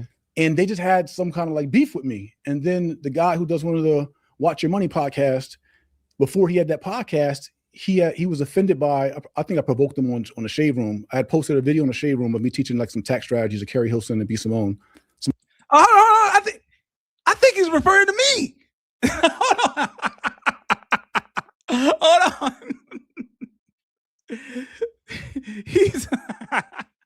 He's referring to your very own pocket watcher. hold on. I gotta run that back. He's talking about the pocket watcher. Hold on. Let me hear that again. And then the FBI knocked on our door in Sandy Spring. The SEC came to our office in Lenox Road in Buckhead. And so a dual investigation started because of all it's a Ponzi scheme. This is a fraud. This is this noise. This is before slander, though. The slander started week 1, bro. Dang. Yeah. Tone Talks, Yvette Carnell. I'm going to pause right there. Big shout out to Tone Talks and Yvette Carnell. I would not have known about the bankruptcy if it wasn't for these two people. Because listen, I was never going to invest in this fund. It was not a part of my agenda or on my to-do list to research this fund. I knew it was a loser from day one, just based on the fund manager. But it was Tone Talks and it was Yvette Carnell who actually brought up the bankruptcy.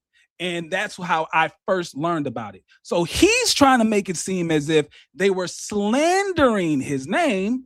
But the truth is, they just made a public bankruptcy filing and notated and explained to the people why it doesn't make sense to invest millions of dollars with a man who was currently in Chapter 7 bankruptcy in New Jersey, but he's also in Atlanta trying to start an investment fund. Seems a bit odd. Who ended up being the person that started the false profits page. It was like a whole group of them who were just like, and most of them were like the ADOS community who were like about reparations. Mm-hmm.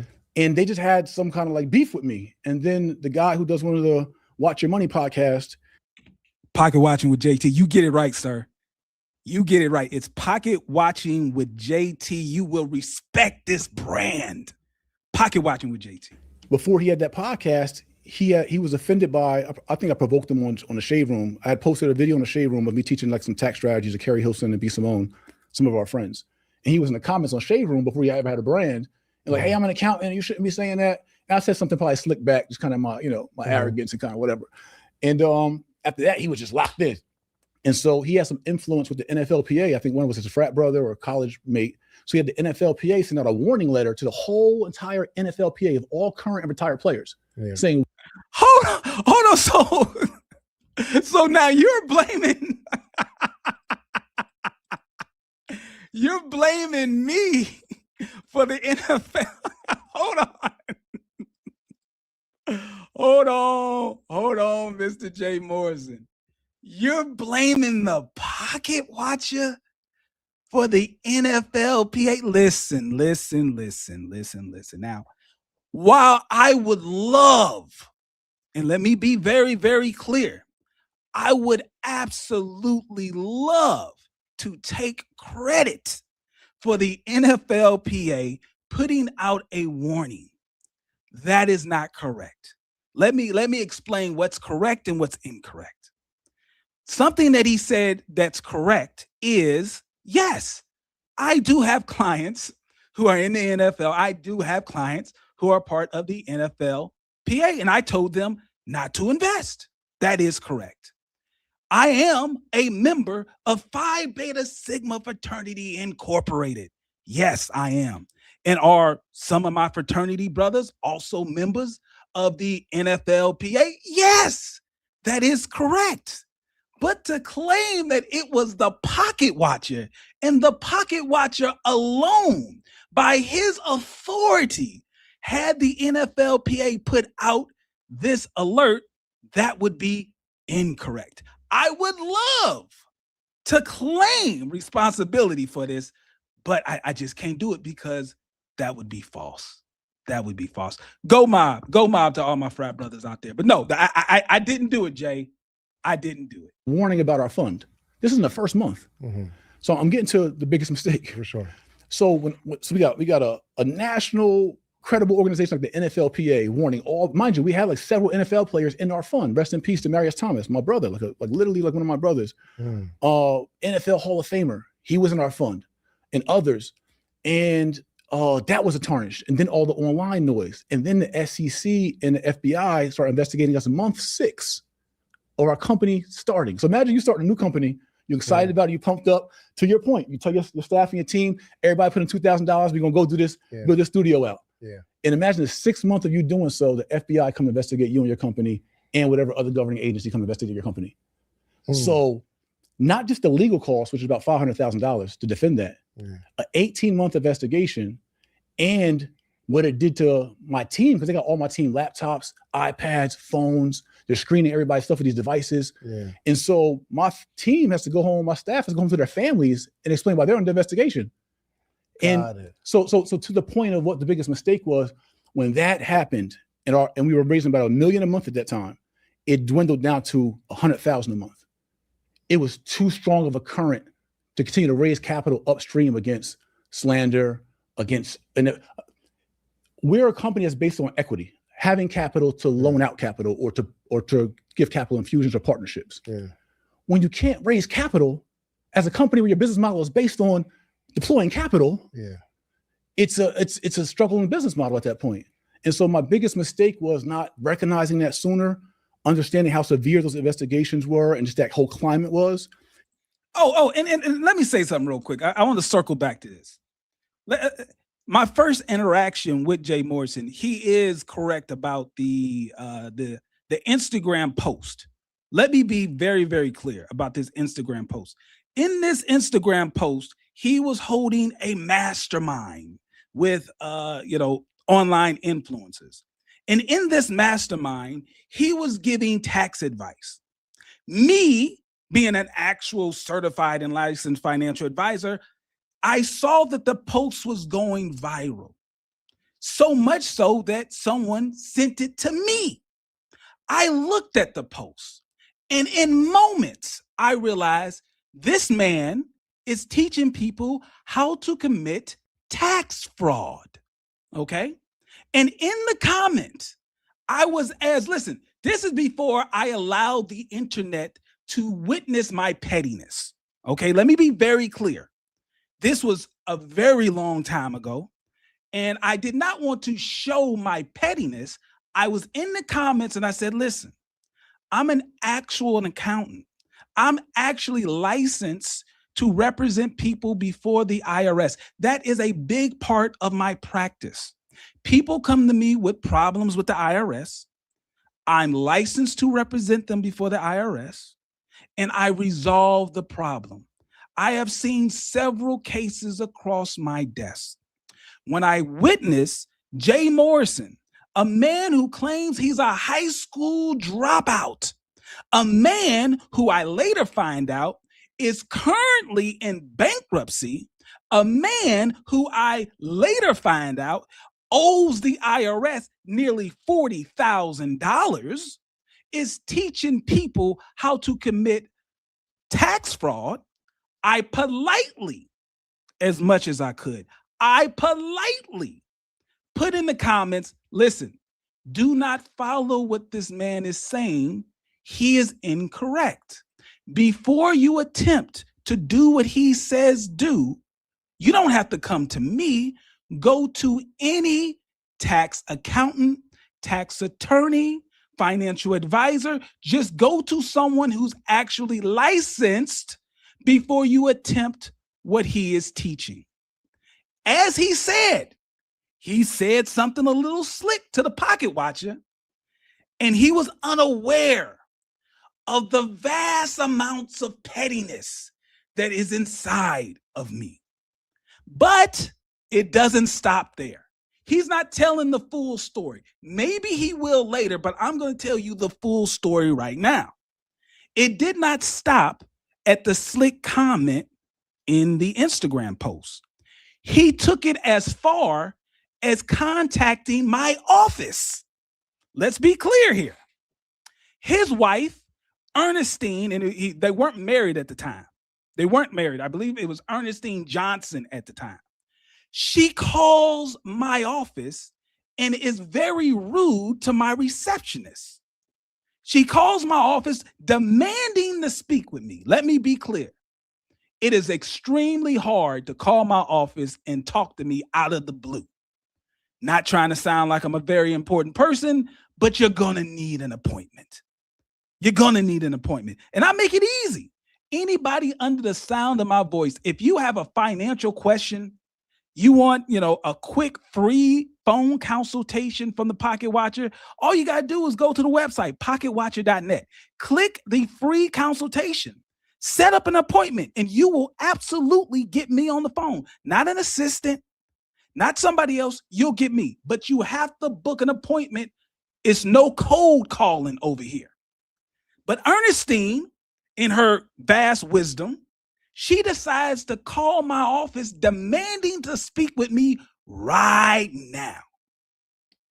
So my receptionist at the time, she assumed that this was some sort of urgent matter. Once again, I represent people before the IRS. So for all my receptionists knew, maybe this woman is a client of mine and the IRS is knocking at her door.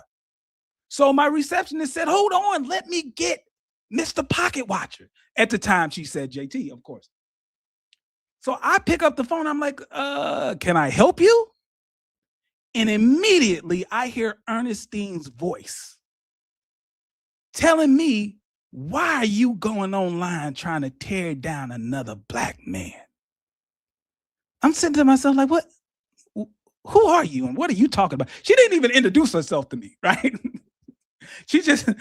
Ernestine just starts going in. She just starts going in. I'm like, ma'am, who are you and what are you talking about? You know who this is. I'm sorry, I don't. Eventually, she tells me who she is.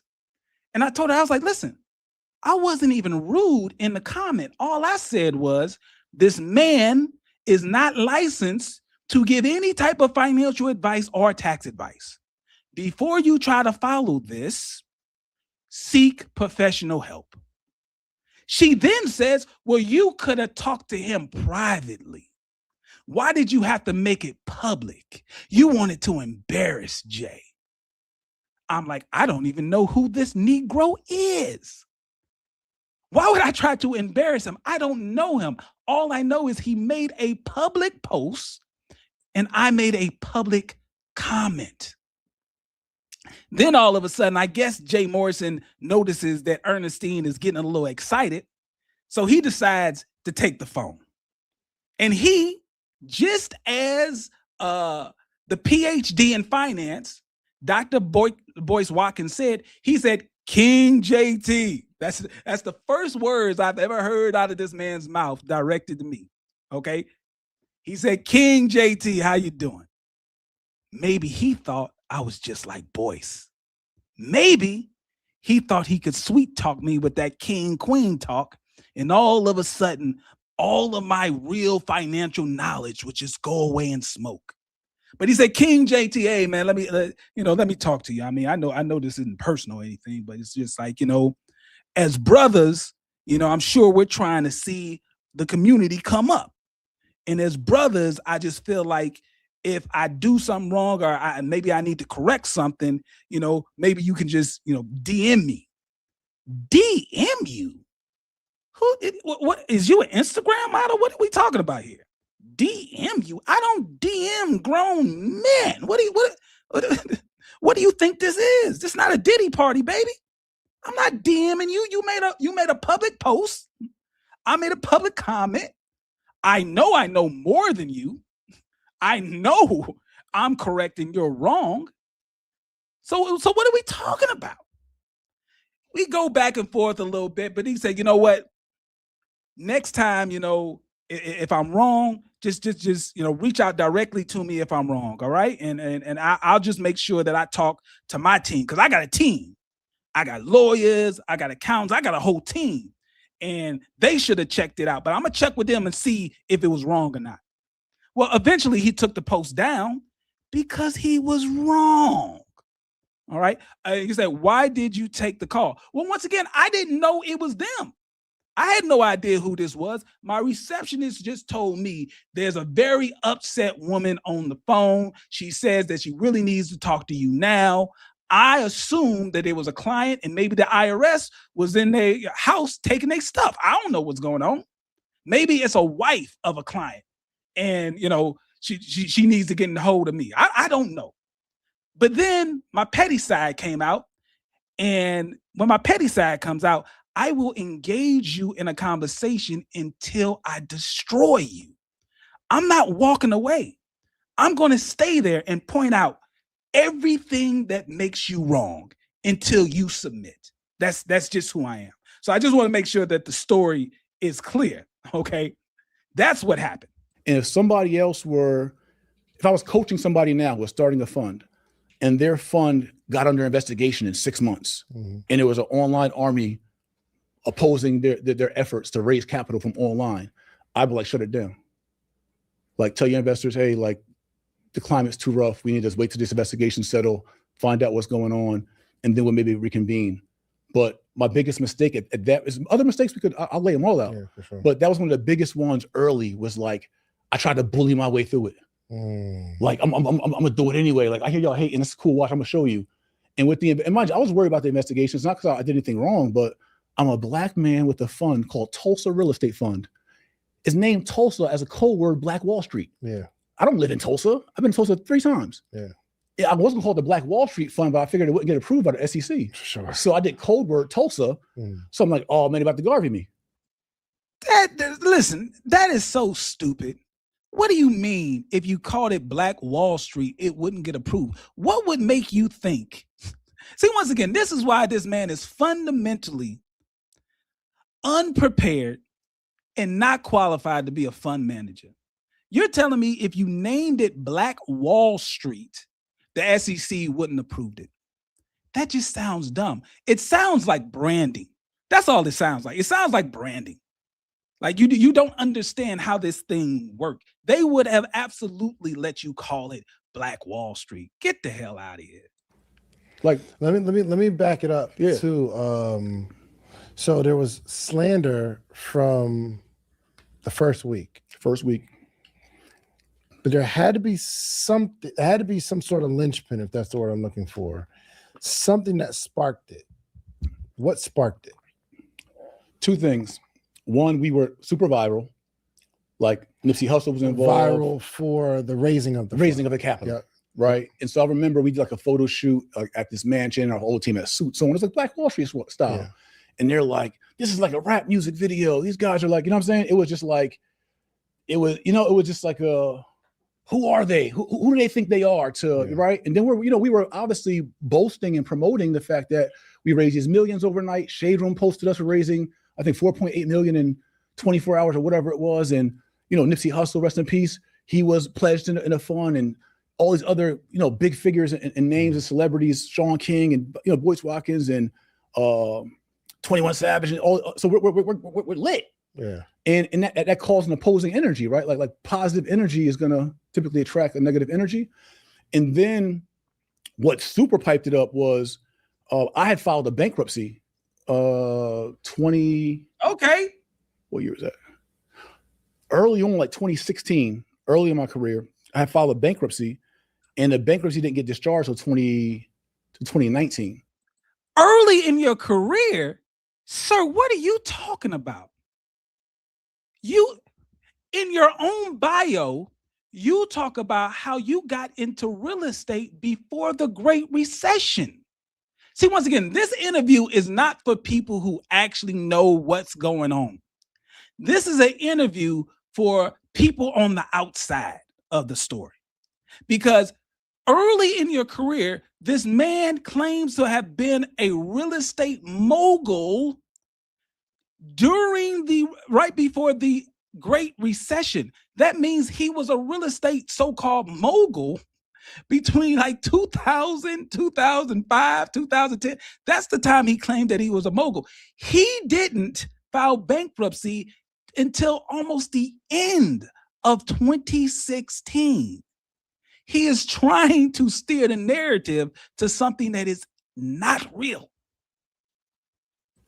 And the fund started 2018. 18. Yeah. Oh. So I was still. That is incorrect. That is incorrect. Let's fact check this man in real time right now. In real time right now. The man said he filed for bankruptcy in 2016. The fund did not start until 2018. Let's take a look at this. We have the paperwork. The paperwork shows that you started Tulsa Management Group LLC July 20th, 2016. You then filed for bankruptcy August the 29th of 2016. That's 1 month later. Then a month after you filed for bankruptcy, in September 27, 2016, you created Tulsa Real Estate Fund LLC. In fact, you created the fund before you filed for bankruptcy. All you did was change the name from Tulsa Management Group a month after you filed the bankruptcy. But in reality, the Tulsa Real Estate Fund technically started July the 20th, 2016. You filed for bankruptcy August the 29th, 2016. This is what the paperwork says. See, if David was a real journalist, he would already have these bullet points, but he's not. He's not. He never claimed to be a journalist. He never claimed to be a financial advisor. He never claimed to any of that. He's just a guy who bought a microphone and some podcast equipment, and he's doing the best he can. That's why it's my job to fact check. All right, that's what it is. Still completing the conclusion of Chapter 7 bankruptcy that I had, and they're like, "Oh man, this guy has a bankruptcy. How can he do this?" And so that was another big portion of like optics. And was the raising of the capital before or after that? It was $100,000 event or something like that. When Ernestine was like, "Yo, let's not invest," was the fund before or after that? The fund was. It was after that. It was no. The fund was before that. Excuse me. The fund had launched before we got in bed for the Gotcha. event. Then y'all connect. Yeah. Then we connect with the accuser. And then, okay. And it's before we even get even further. What happened with this money? What happened with this $100,000? Like what's like? I don't know if I've heard or your side of what happened, but what happened? I know from what I understand, both of y'all are supposed to come together, give away $100,000. What happened? Okay. So we're in my office on Lenox Road, and we're talking about the 100,000 giveaway. Yeah. And we're going 50-50 on this 100,000 giveaway. Yeah. And in my office, he says, because we were going to do online live streaming and in person. And he said, well, if somebody online wins, we won't get the optics of them falling out and they won this $100,000. So we need to pick the person that's going to win and make sure they're in person. And y'all already selling tickets at this point? Yeah. Okay. We're already in bed together selling tickets. And so I'm like, nah, bro, like we got to make it fair for like, we're going to sell online tickets so they can win the money. We got to give them a chance to win the money. Yeah. Right. And so once we get to Vegas to a promo shoot, is he and I together outside of the MGM. We're just outside on the street, kicking it, busting it. And he like, yo, bro, we got to make sure the people, like somebody in person wins. Like we got to pick them up. I'm like, bro, I don't get down like that. They ain't my swag. Like if I'm gonna say, you know what I mean? I'm not gonna fake it. And mind you, all this is in the court affidavit. You're not gonna fake it, sir. We just went through a whole bankruptcy documents that proved you were faking it. But okay, let him continue. More to this to be the truth, and this is what I sued him over because he said that what I'm saying is a lie. So I said, "Oh, you calling me a liar and a thief? Well, I'm going to sue you to prove that I'm not a liar and a thief, and that you're the liar and the thief." Right. And listen. If you guys are upset that I keep pausing the video, I understand. You can go to David's YouTube channel and you can watch it unedited and uninterrupted. But I have to call out the BS when it comes out of his mouth. This man is sitting here talking about how he refuses to allow a person to claim that he is a liar and a thief. All right, let me hear that one more time just to make sure I'm not missing something. Truth. Right. And this is what I sued him over because he said that what I'm saying is a lie. So I said, "Oh, you calling me a liar and a thief? Well, I'm going to sue you to prove that I'm not a liar and a thief and that you're the liar and the thief. Right. But your business partners from 2005 said that you were a liar and a thief. They didn't just say that you were a liar and a thief, okay? Because that's one thing. There's always allegations, right? People can say anything. The problem here is when they said you were a liar and a thief, right? When your ex-business partner said, hey, this guy is a liar and this guy is a thief, the court agreed with them. According to the paperwork, based on how I read it, the court agreed, and that's why they won a $200,000 judgment against you. So, Mr. J. Morrison, I'm sorry, but it is a documented fact that you are a thief based on the way that I'm reading the documents. If you have a $200,000 judgment against you from your former business partners because they said you stole money from them, and the court said, yep, you stole money from them, give them back $200,000, you're a documented thief. There's nothing that Tony the closer can say or do to change the fact you are a documented thief.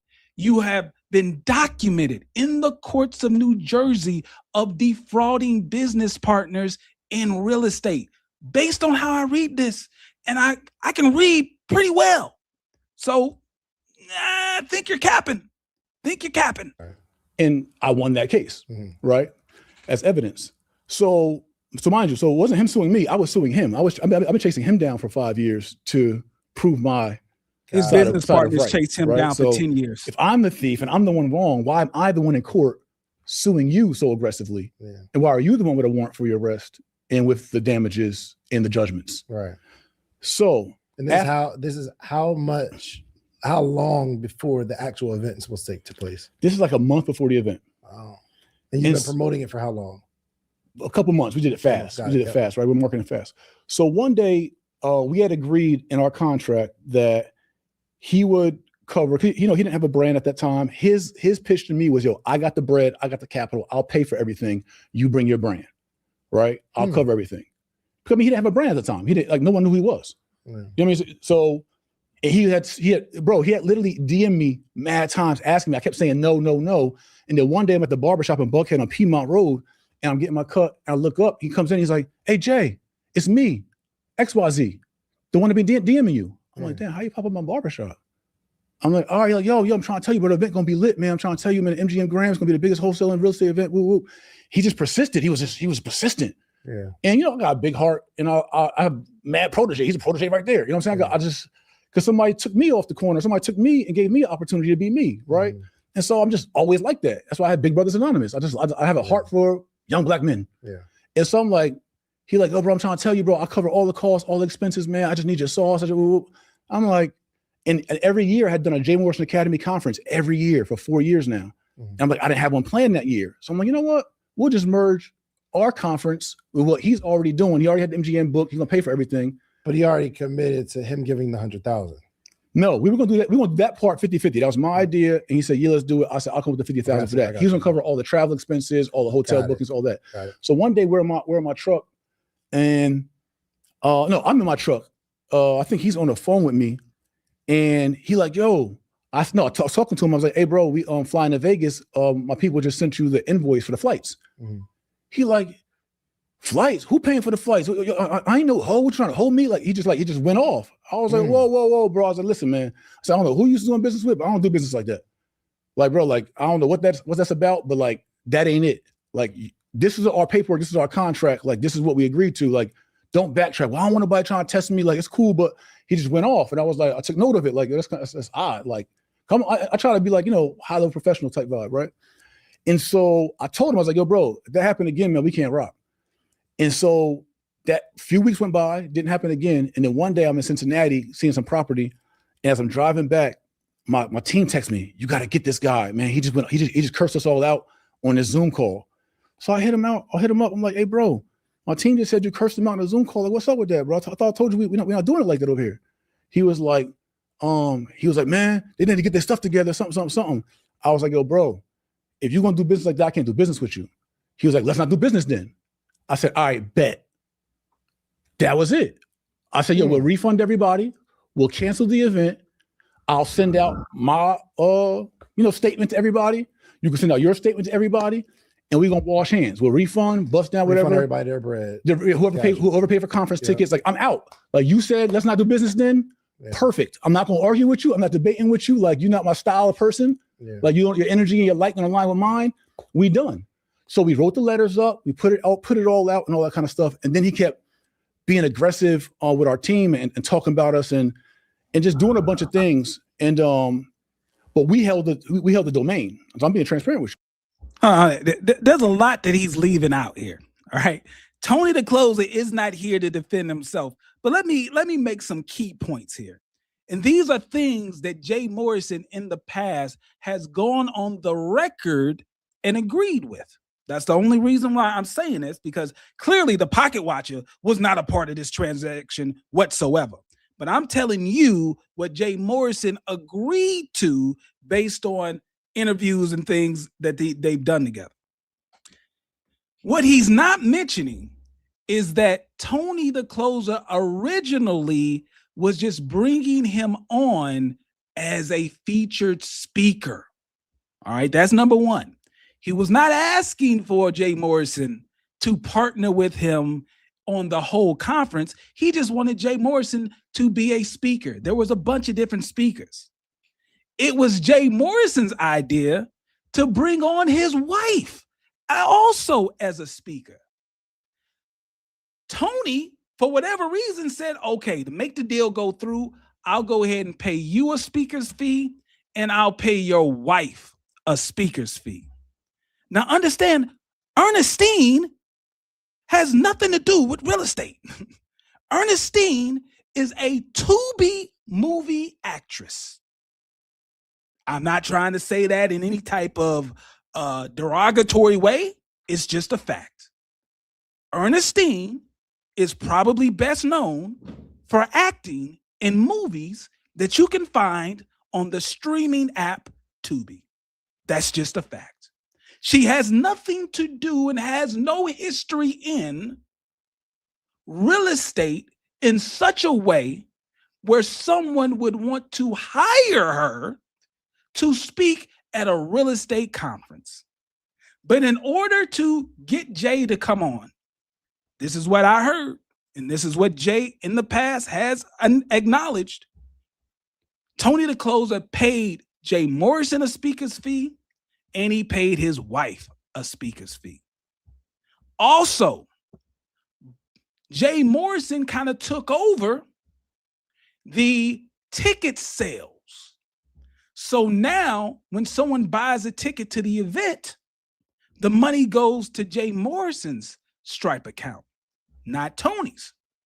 The deal was supposed to be in certain intervals, they would release money to Tony. Because remember, as he said, Tony was the one that was paying for everything. See, this is how Jay Morrison catches himself up.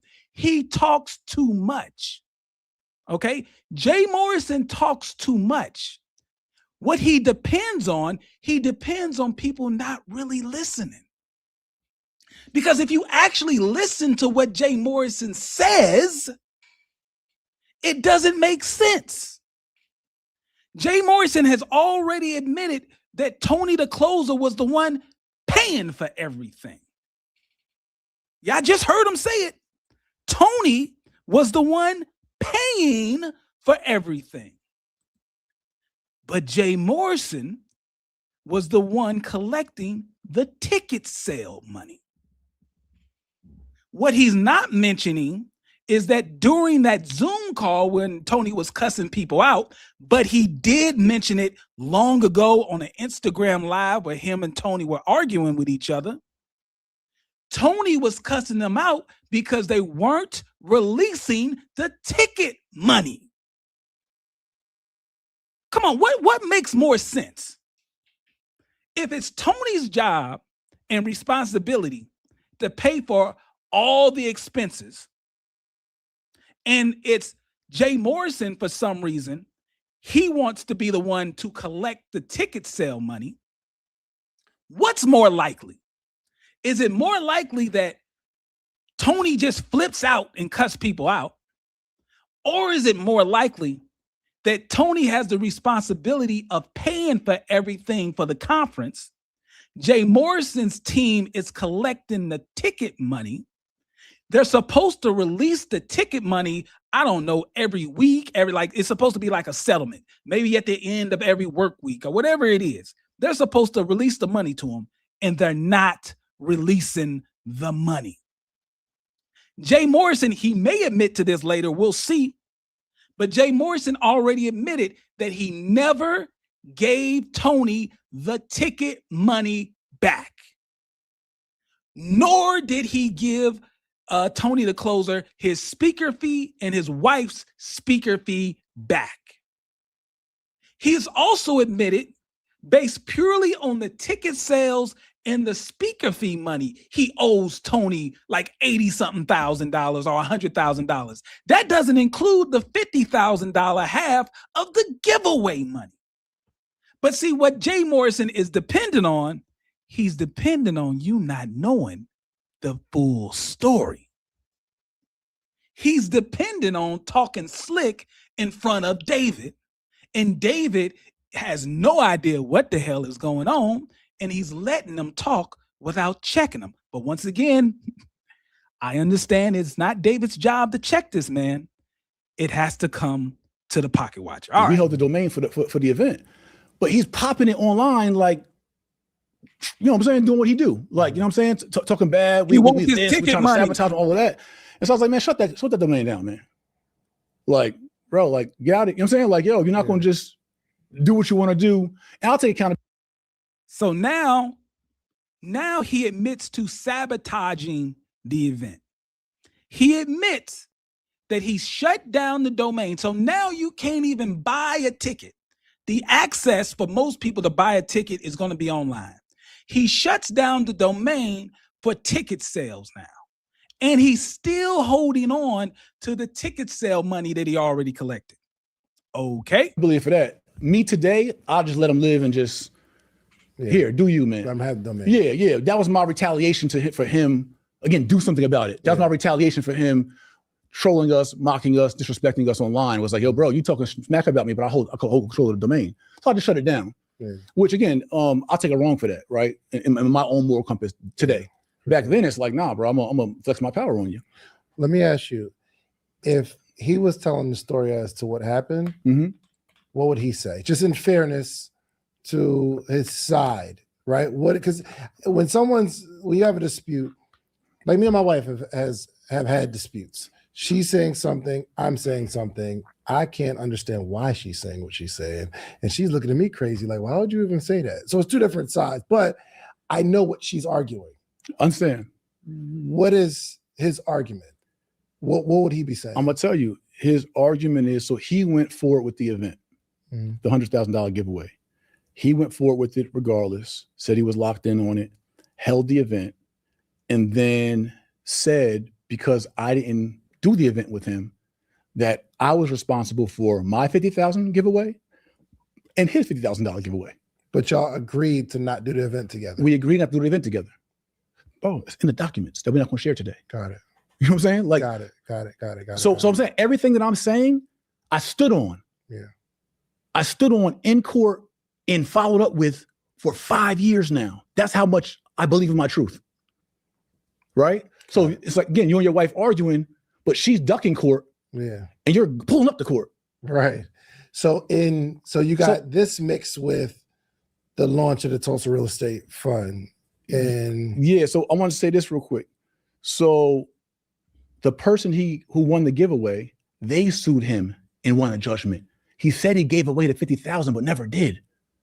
That's public doc. So he's saying that I owe him $100,000, but he's not saying I owe him. He's saying I stole $100,000 because I didn't give $100,000 to the giveaway. That's his whole thing. This whole time, bro, has been what he gave his 50. This is incorrect. He also wants the ticket money, and he also wants the speaker fees. You still have not paid back the ticket money or the speaker fees. So listen, All the, hey, I can't be with Jay Morrison, I can't have Ernestine come to my parties, I can't mess with them because it's all muddy, he might have stole from that guy. It all was because I didn't give $100,000 for a giveaway that he never actually gave away. Oh, he gave his 50. No, bro. Nothing at all. He gave like a portion of it. And the dude, Gage Root, sued him and won in court on that. He has a judgment for him on that. So he's been telling. Talk about your judgment. Talk about your $200,000 judgment from your business partners and so-called childhood friends. Everybody for all these years that I've stole 50,000, then it went to I stole 100,000 because I didn't participate in a giveaway that we both agreed that I wouldn't give away, that he didn't even give away himself. And that was his marketing campaign for all these years, bro, and it's in the court documents. Got it. And so mixed with all of that. So now you got a super for sure aggressive opposer to Treff, and now he can use the emotional vulnerability of all my $500 investors and all my 15,000 investors from 22 countries. Oh, hold on. Hold on. I don't know about y'all. Maybe it's just my pettiness, but the way this man just said $500 investors, like y'all need to stop bothering him about your little funky $500. Hey, that's real. Hey, listen, that is a classic Negro move. That is a classic Negro move. Let me explain to you why this is so funny to me. The way this man just said, like the little $500 investors. Have you ever let someone borrow money? Let's say it's $20, $50, whatever it is. When they are trying to get you to lend them $500, these people are the most respectful and humble you have ever seen them in their life. They come up to you and say, hey, brother, sister, listen. I'm kind of down on my luck right now. All I need is $30, $40. What, if you can get me right, I will give it back to you first thing Monday. First thing Monday, listen, I just need to hold on, right? They don't even say borrow. I just need to hold $50 real quick. I give it back to you on Monday. Then Monday comes. You don't hear from them. Another Monday comes. You don't hear from them. Another Monday comes. You don't hear from them. So you decide to reach out to them. You say, hey, Jermaine, remember when you borrowed that $50 from me 3 Mondays ago? You said you was going to pay me back the next Monday. It's been 3 Mondays. What do they always say? Man, you trip about the little funky $50. See, the $50 wasn't funky when you needed it. When you needed the $50, it was the best thing in the world. But when I want my money back, now it's little funky $50. That's how I feel when he talks about his $500 investors. I got to my 500, and now he can use the emotional vulnerability of all my $500 investors and all my. Am I tripping? No, listen, I'm stopping the broadcast right now. I got to hear from y'all in the chat. Am I tripping? Or does he sound like in his voice when he talks about the $500 investors? Doesn't it sound like he's kind of giving you that funky $500 vibe? Or is it just me? I just need to hear. Is it just me? Or is he making it sound like his little $500 investors? Maybe it's me. Maybe it's me. 15,000 investors from 22 countries to play on their emotions that, hey, he stole 100,000 from me. I know he's getting on y'all. He did a change.org petition that said we stole 14.5 million from black people. We didn't even raise 14.5 million. That's also in the documents. So he did a change.org petition. It only got like 1,000 signups, but still 1,000 people that believed his BS, saying that I stole from him. So I'm preying on the community. And so that's what trickled. And so then he put pressure on my proteges. And one by one, my proteges, many of whom I helped make millionaires, who called me big brother, called me their leader, their hero, all kinds of things, were tight, thick as thieves. He just put pressure on everybody, DMs, inboxes, hitting their baby mamas. I mean, he just aggressive. Here's the thing. I'm sorry. Did this man just say that Tony the closer was able to reach out to your proteges, people who you made millionaires? Okay. You made people millionaires. And through the power of the magic DM, your proteges turn their backs on you. You know what that sounds like? Do you have any idea of the story that this man is trying to wrap himself up in? This man is claiming that he is Jesus, and his disciples are denouncing him. But it's okay because his God told him it would happen. This man is building up a narrative that he is like Jesus Christ, a humble man, divinely guided, attempting to lead Black people to financial freedom. And in his moment of weakness, he's sitting at the dinner table looking at his disciples, telling them, one of you, if not all of you, will deny me. That's the story he's trying to bring up. Just to let you know, I know a slick Negro when I hear one. About that though. So if something had to be wrong, if everyone that work with you, not everyone, but a large group of people, they're saying he is who the slander is saying. And I don't know, like I've had a bunch of people work for me throughout the years. Even if I don't know, I'd smash the windows out of Kay's car, right? That would be the one thing she could say.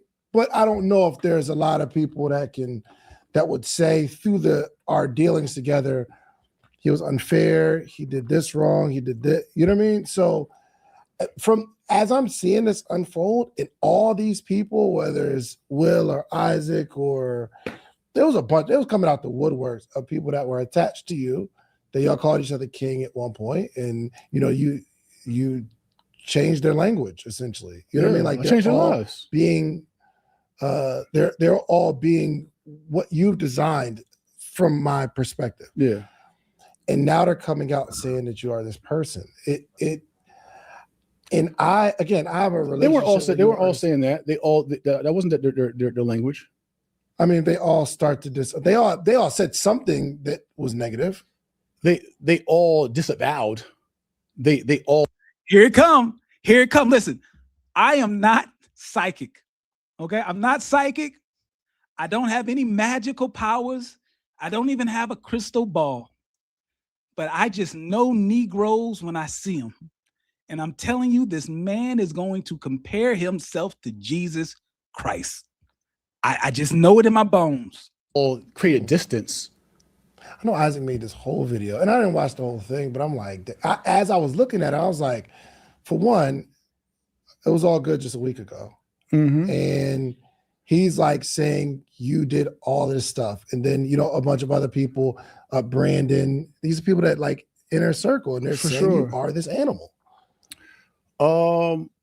One, I didn't watch any of those videos, so we're talking ambiguous, right? So I don't know what those particular accusations were. I know. Hold on. See, when a Negro talks too much, they tell on themselves.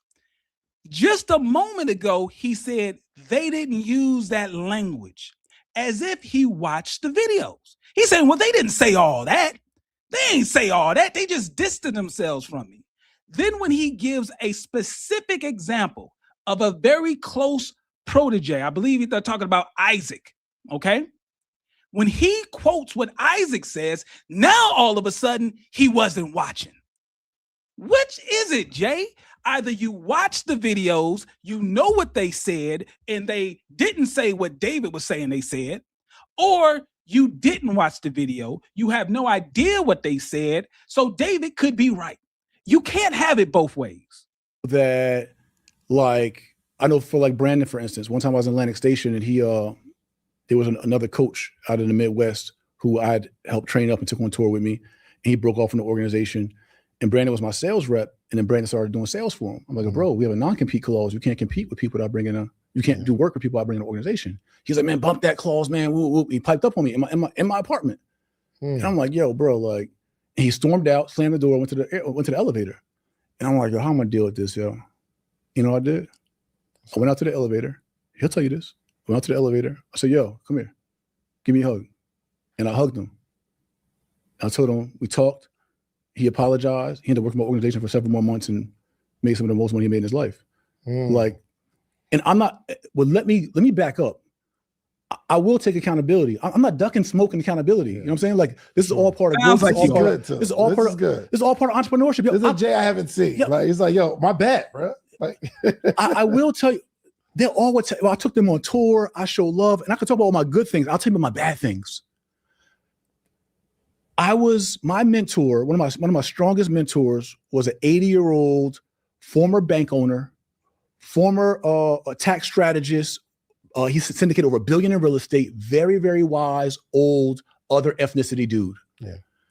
And what he taught me in business and the way he treated me in business, how I was groomed, was you get what you negotiate. I agree. And so that's how I did business. And I don't do business like that anymore. I'm gonna tell you, if I say, hey, Dave, let's partner on whatever we want to partner on. And I say, yo, bro, like, I think I should get 90, you should get 10. And you be like, yo, bet, bro. Bet. You agree to it. But today I don't do business that way. Right. So if anyone could say that I'm a quote unquote or was a monster about things, is I was aggressive in business. I was aggressive. It's how I built what I built. It's how I was groomed. It's how I knew to function. I wasn't illegal. I wasn't fraudulent. I wasn't bad, but No, sir. I have to stop you. I'm not David. I actually do my research. You said you weren't bad. You said you weren't fraudulent. This says otherwise. This says you were bad. This says you were fraudulent. A $200,000 judgment for committing fraud on your partners is what this says. Okay? So you weren't just aggressive. This paperwork says you were fraudulent. That's a big difference. I squeezed my team. I worked people. We working at night. You know what I'm saying? Like, but I also worked hard. They watched me outwork the work. And I also changed lives. But I was more aggressive in business than I know to be today. Today I do business, and I know you know the word of God. Today I do business more like, I call it the Abrahamic way of doing business. Like Abraham and Lot. So it's like, hey, if me and you gonna do a business together, I'm not gonna tell you what I want and try to take and squeeze and get the most out of it. I'm gonna be like, Dave, what do you think is fair? Whatever you think is fair, I'll either say, nah, it's just not enough fair enough for me, or I'll be like, all right, cool, bet. So then I had more of a capitalist mindset, more of a leverage mindset. It was more of we're in business together. It's like playing ball. Bro, me you go play ball, my job is to bust your butt. It's not to be like nice, you know what I'm saying? So I look at business like a sport, you know what I'm saying? Like, yo. This is why this man failed as a fiduciary. Okay? Let me explain to you why I believe this is why this man failed as a fiduciary. He is actively explaining how he is competing against his partners, trying to get the upper hand on his partners. We're not talking about the other businesses trying to outcompete the other businesses. He's talking about outcompeting his partners. That's what this paperwork said he did. This is 100% what the paperwork says he did. He says in 2005, he entered into a partnership with Michael and Constance. Okay. They were supposed to renovate a home in Bridgewater, New Jersey. The partners were supposed to put up $200,000 that they got in a loan, and it was Jay's job to sell the property. That's the partnership. They put up the money, he sells the property, everybody wins. What does his partners claim happens? His partners claim this Negro tried to get an extra $18,000 on the commission of the sale of the property. You're supposed to be their partners. You have a fiduciary duty to your partners to try to earn as much money for the partnership, not for yourself. Let me say that again, because I believe that connects to the Tulsa Real Estate Fund. When you're in a partnership, it is your job to try to maximize the value of the partnership and not compete with your partners for yourself. This paperwork says his partners claim that he was supposed to get 1/3 of the property, 1/3 of the profits from the property.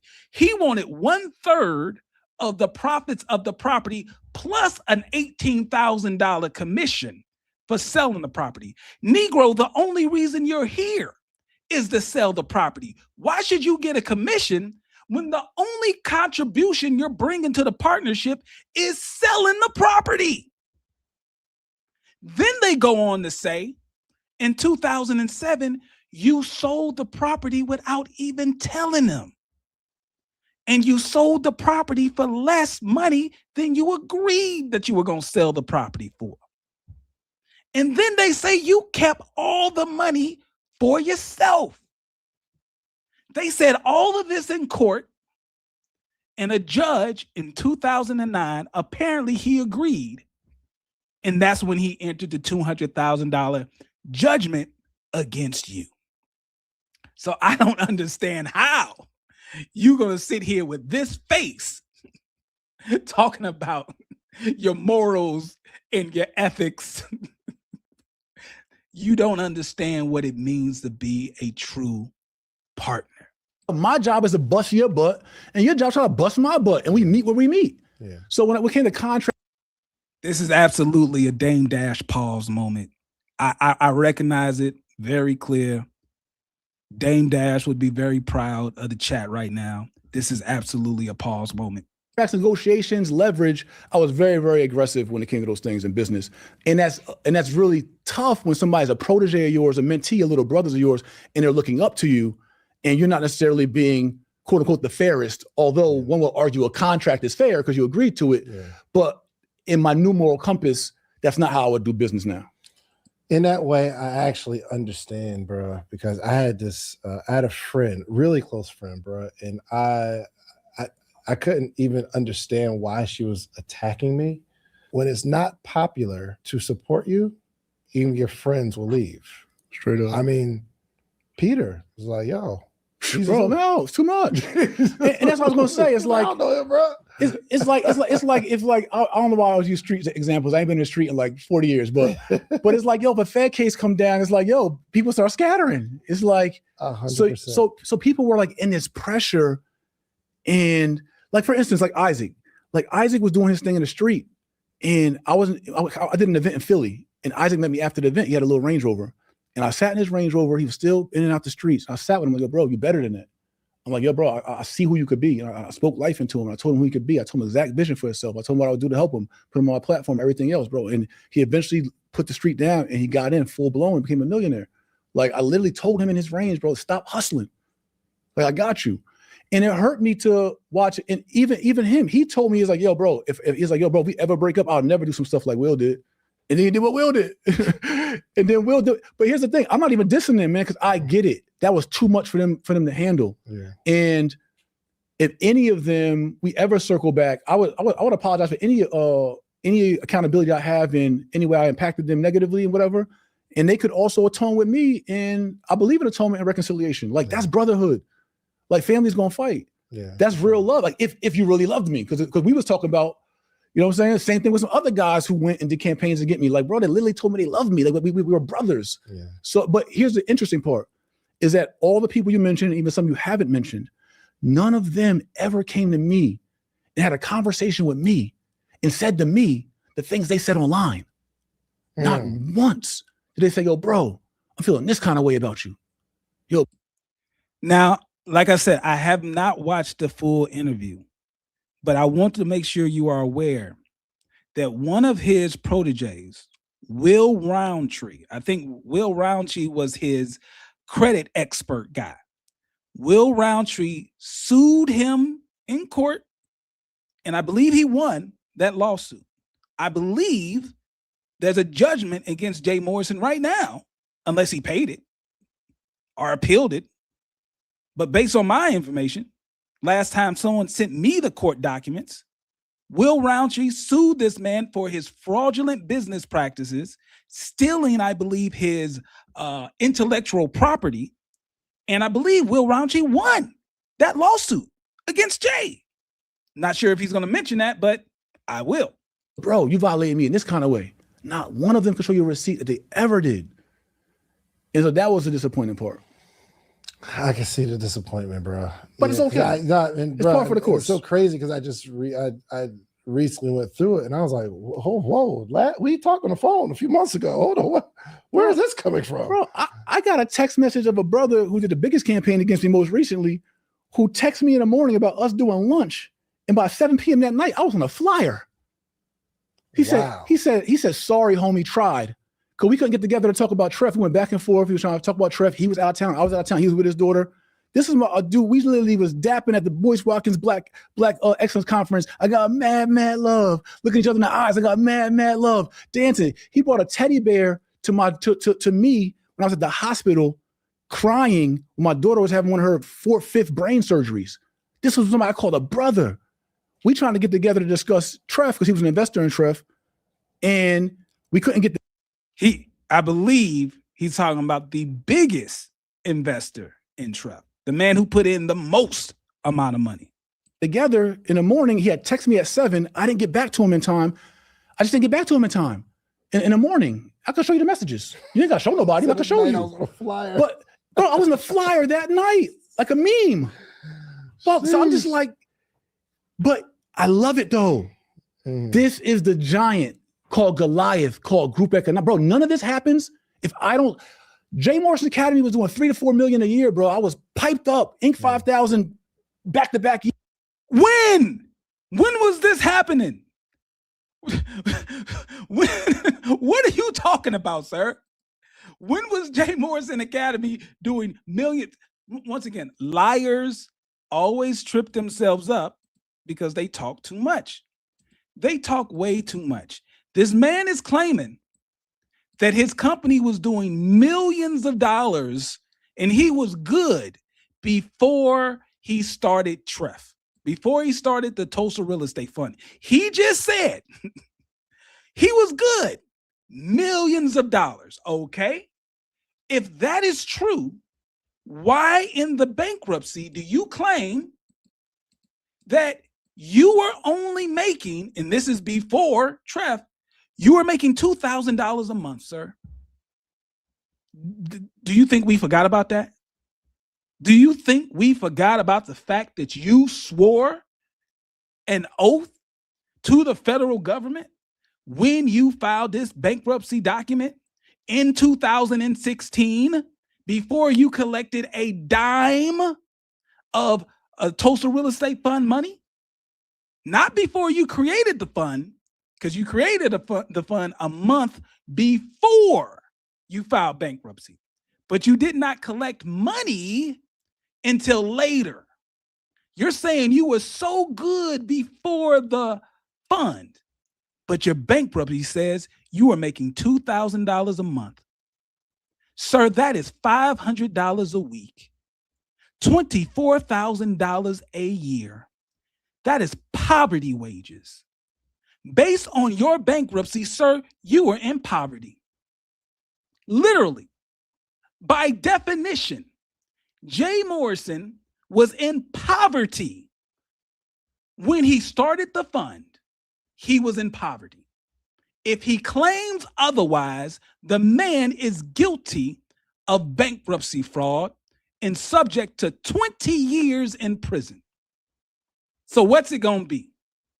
Either you were this multimillionaire before you started the fund, or you were in poverty as you claimed in your bankruptcy. Can't be both things. Can't be both things at the same time. You cannot be making $500 a week and also be a multimillionaire. Liars. Pay attention to the words. Years, like I was leading the pack in financial literacy. Yeah. I took on a whole nother venture because I looked around and everyone said, Black people make 1.3 trillion a year and we spend it all. We're consumers and group economics and buy back the block. And I looked around, I was like, well, who's going to do it then? We waiting for our heroes. Who's going to do it? So I just said, all right. And I hopped out to tackle group economics. And all these things are vestiges of me hopping out to take on something that was colossal, that was, I wasn't prepared for. I got my butt kicked in. The most money this man has ever seen in his life was through this fund. The man is on record claiming before the fund, he had absolutely no real estate. It's right there on the screen. This comes from the bankruptcy documents that is public records. You can go online and search the public records for this bankruptcy. This man swore to the government that when he filed this bankruptcy in 2016, August of 2016, he owned absolutely zero real estate. All of his assets put together was worth less than $5,000. And he only had $40 in his pocket. He had $1,000 worth of jewelry, but $40 cash in his pocket. But he sits on the casting couch right now, sitting on the casting couch across from David. Some of you refer to him as my evil twin, trying to sound like he was doing just fine before the fund. Once again, based on the court record, the fund is the only way this man has ever legitimately seen that much money in his life. If he says otherwise, if he says that he was a multimillionaire before the fund, that's 20 years in federal prison. 20 years, bankruptcy fraud. I gave my best effort and still am giving my best effort. But again, none of this happens if I stay simple and plain and like, I'm just going to teach and educate and let somebody else figure out the hard part. Yeah. But I got in the ring, man, because that's just because when God called me to, that's just my heart. It's like, it's the reason why I started teaching on financial literacy in 2012 and 2011. When I looked around the internet, no one was teaching. In 2012 and 2011, based on the bankruptcy, this man claimed on tax returns he made no money. In 2012, based on the bankruptcy, this man claimed he made zero money. That's what he said. Finances. I understood real estate and credit and business a little bit more than the average person. I got into it in 2005. Really 2002 when I was on parole. In 2005, I got serious. And so I looked around the internet, no one was doing it. So I just started teaching online and teaching in high schools. I wrote a book called Hip Hop to Homeowners. I was teaching in high schools, teaching financial literacy from stage. 1,000 kids in Patterson, New Jersey. 500 kids in Elizabeth, New Jersey. I'm had credit score signs and all of that. I put a world star hip hop video out called Wake Up. Went on a breakfast club, went viral. And then I launched the J. Morrison Academy to try to help mentor and teach people real estate in 2014 when nobody else was doing it because it was a void there.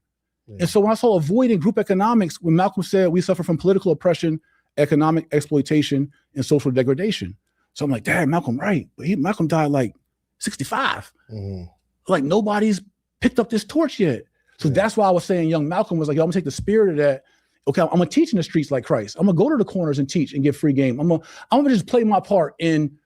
See, the man says he's like young Malcolm, right? He says he's like his young Malcolm. But if you are a student of Black history, he's not young Malcolm. The title that he's running from is young Marcus Garvey. That's his real moniker. And if you understand who Marcus Garvey was and what he did, see, Malcolm X is not known for collecting millions of dollars from Black people and fumbling the bag. Malcolm never did that. But if you search the history books, look into Marcus Garvey. See, Marcus Garvey did collect millions of dollars from black folks, and he fumbled the bag. There's nothing that Jay Morrison has done in business that Malcolm X did. To be clear, Malcolm X did none of the things Jay Morrison claims he picked up the torch. The torch that he picked up was Marcus Garvey's torch. That's what he did. Trying to help us uplift us. Yeah.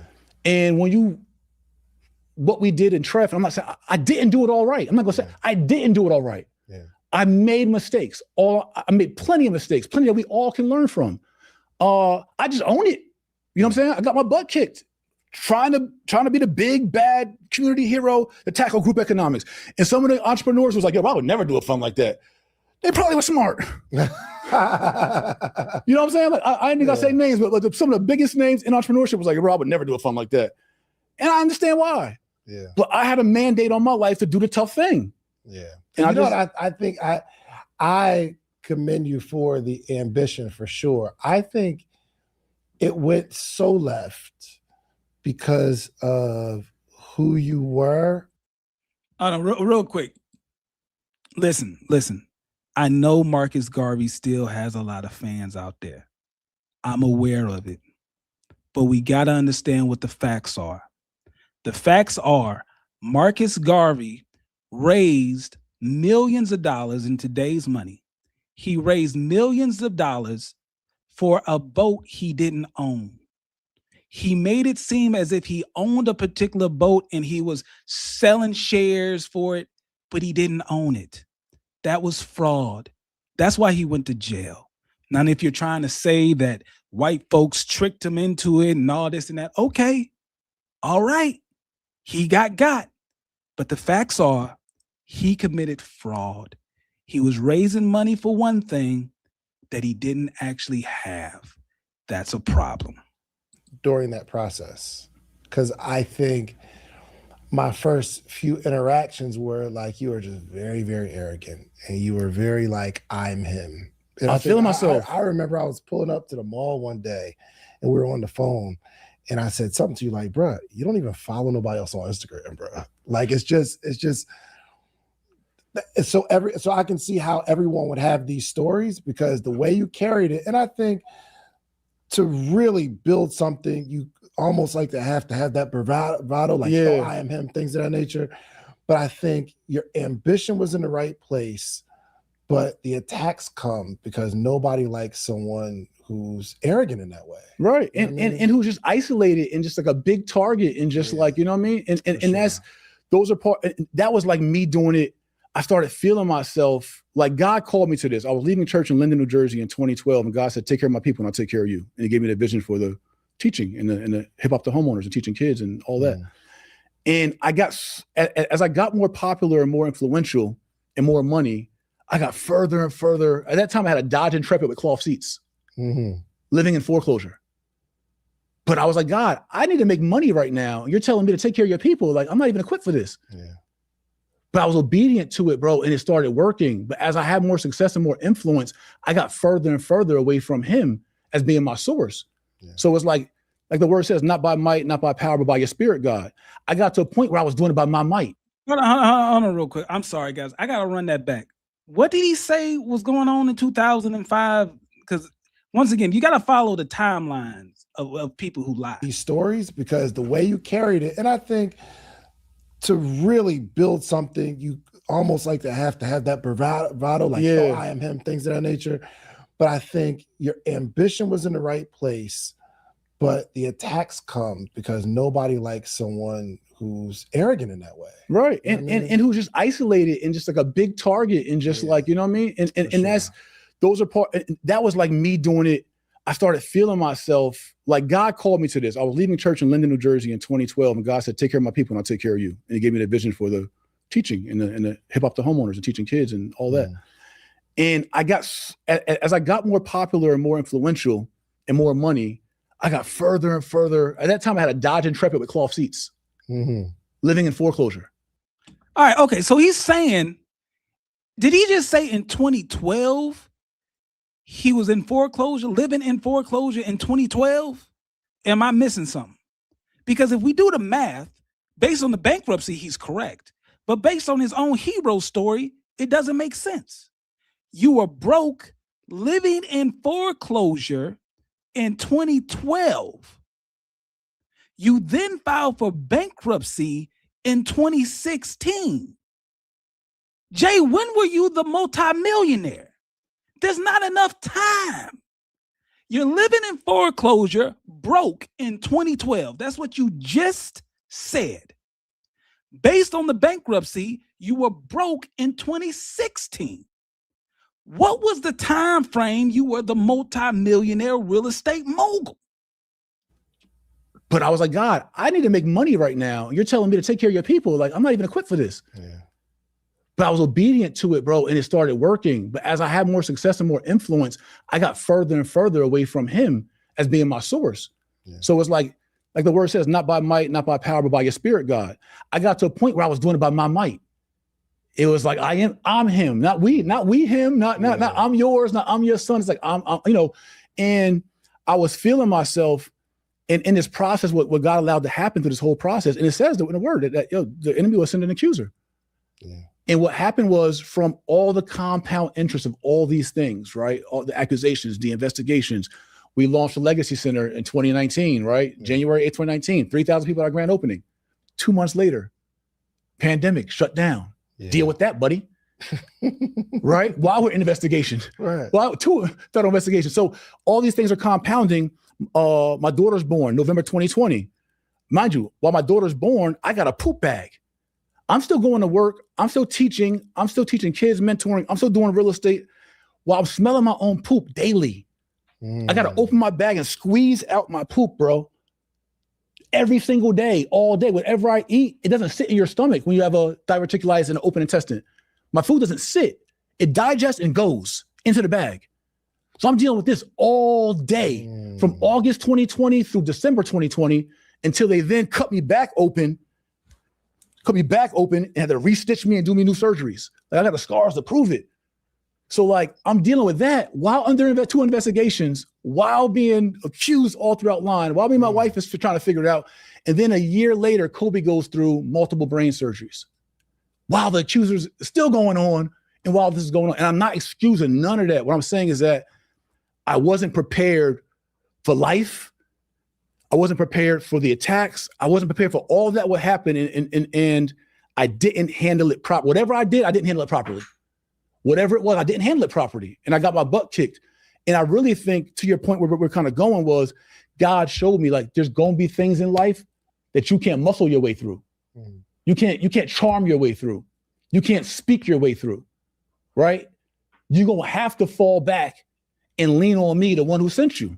That's the only way I get out of this. The only way this fund is redeemed. It's the only way my reputation, the only way the mission he gave me is accomplished is because of my obedience now. Yeah. That's it. I can't do it on my own. And I learned that. He sat me down. Yeah. But in that moment, I'm sure you would agree, like, yo, you needed that. Because, I mean, if it didn't. The worst and best thing that happened to me ever in my life. Yeah. I'd never be the man. I love the man I am today. If you look at the SEC filings of the Tulsa Real Estate Fund, and I may bring it up. If y'all want me to bring it up, I'll bring it up. I got it somewhere in my notes. He was making hundreds of thousands of dollars a year from the fund, okay? That's the most amount of money documented that he has ever made in his life. Now, he claims he made millions of dollars. It doesn't show up on the tax returns that he gave to the bankruptcy court. He claims he was a big dope kingpin in New Jersey. Obviously, he's not filling out an IRS 1040 on that, so we can't prove that. But what I can prove, based on court documents and SEC filings, that the most amount of money he ever made in his life that's documented and provable is the management fee from the Tulsa Real Estate Fund. If this man dares to claim that he was making more money with his business before he started the fund, He's fighting a bankruptcy fraud case that can land him in federal prison for 20 years. So which one you think is more likely? Do you think he's lying to the feds, or is he lying to his Instagram followers? One is a punishment of 20 years in federal prison, and the other, you can just get offline and he goes away. Get off Instagram like you did a month ago. Just stop tweeting. Stop, and it goes away. But you won't let it go away. You cannot live without being in the spotlight. You cannot survive being quiet. You crave the likes and the shares and the follows. You desire with all your heart and might people admiring you. What's up, King? I'm proud of you, King, because if it was as easy as simply staying off the internet, you could and be done. The reason why you're on the casting couch of social proof is because you want your comeback. You gotta come back for the likes, shares, thumbs ups, hearts, double taps, whatever it is, it's social media is why you're here. Nobody was begging for you to come back. Let's be clear.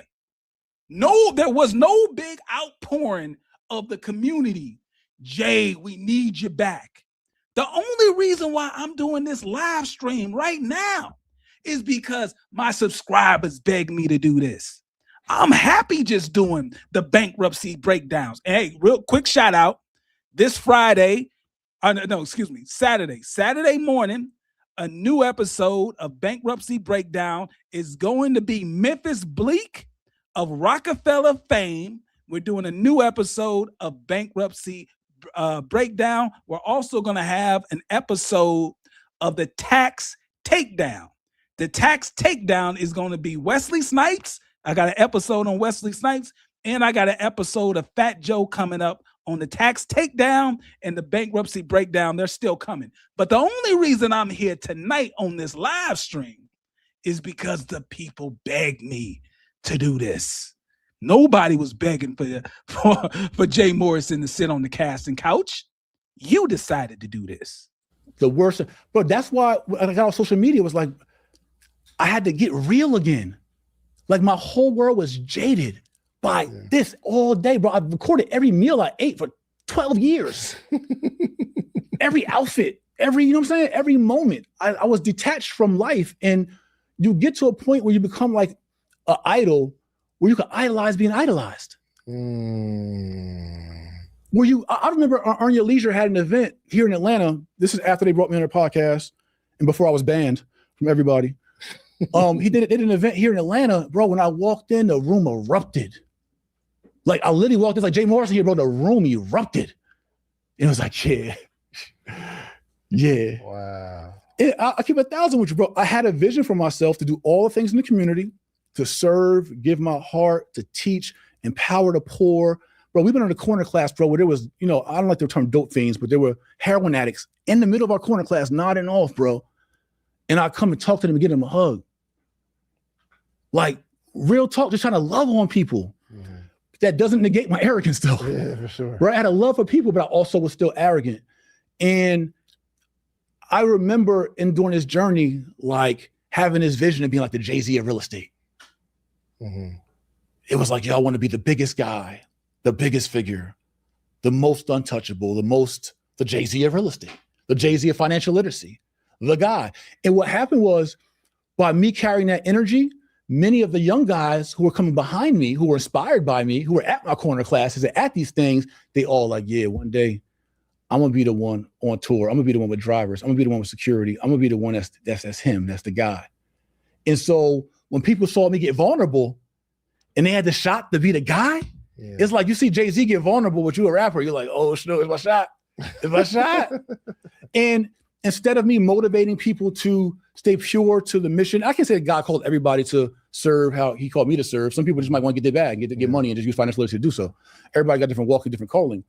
But instead of me being a role model of a God kind of love and a God kind of life, or just a proper way of service and using this tool of our gifts in financial literacy or business to really serve others genuinely and still do well for ourselves, but removing all the arrogance and all that, instead of me leading in that kind of, and I did a little bit, I'm not like trying to overbash myself, but there was an opportunity for me to really lead the culture in a less arrogant way, in a more humble way, in a more godlike kind of way that just could have been a better example. I think that a lot of the things that happened to me, I called them myself. And that's even the same reason why I partnered with the accuser.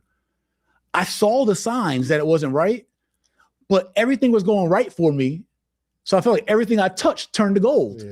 So once again, what was going right for you?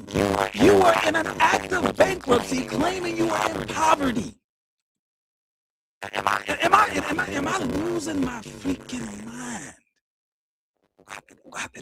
You were in an act of bankruptcy in New Jersey claiming that you were in poverty. The type of money that you claim that you made under oath is the type of money that you should be on food stamps. You should be living in Section 8 housing, making $500 a week. Okay? In 2016, let's just run the numbers for a second. Right? Let's run the numbers for a second. I'm sorry. I'm getting sorry. Apparently my mic is bad. I'm getting too excited. Let me know if the mic. Hold on. Let me get this fixed. Hold on.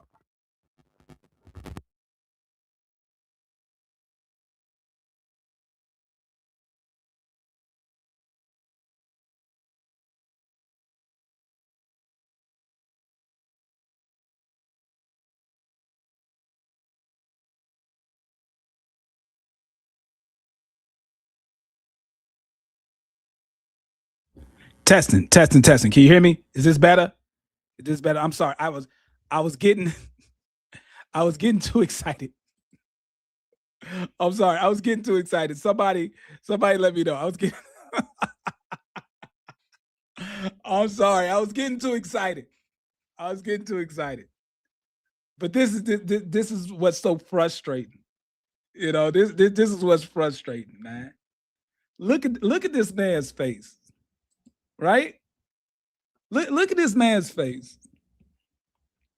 If you sit down and just make notes of everything this man has said, this story doesn't make sense.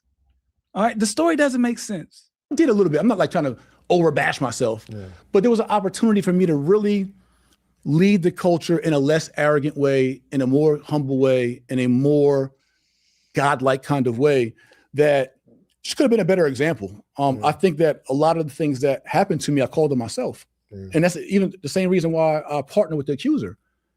I saw the signs that it wasn't right, but everything was going right for me. So I felt like everything I touched turned to gold.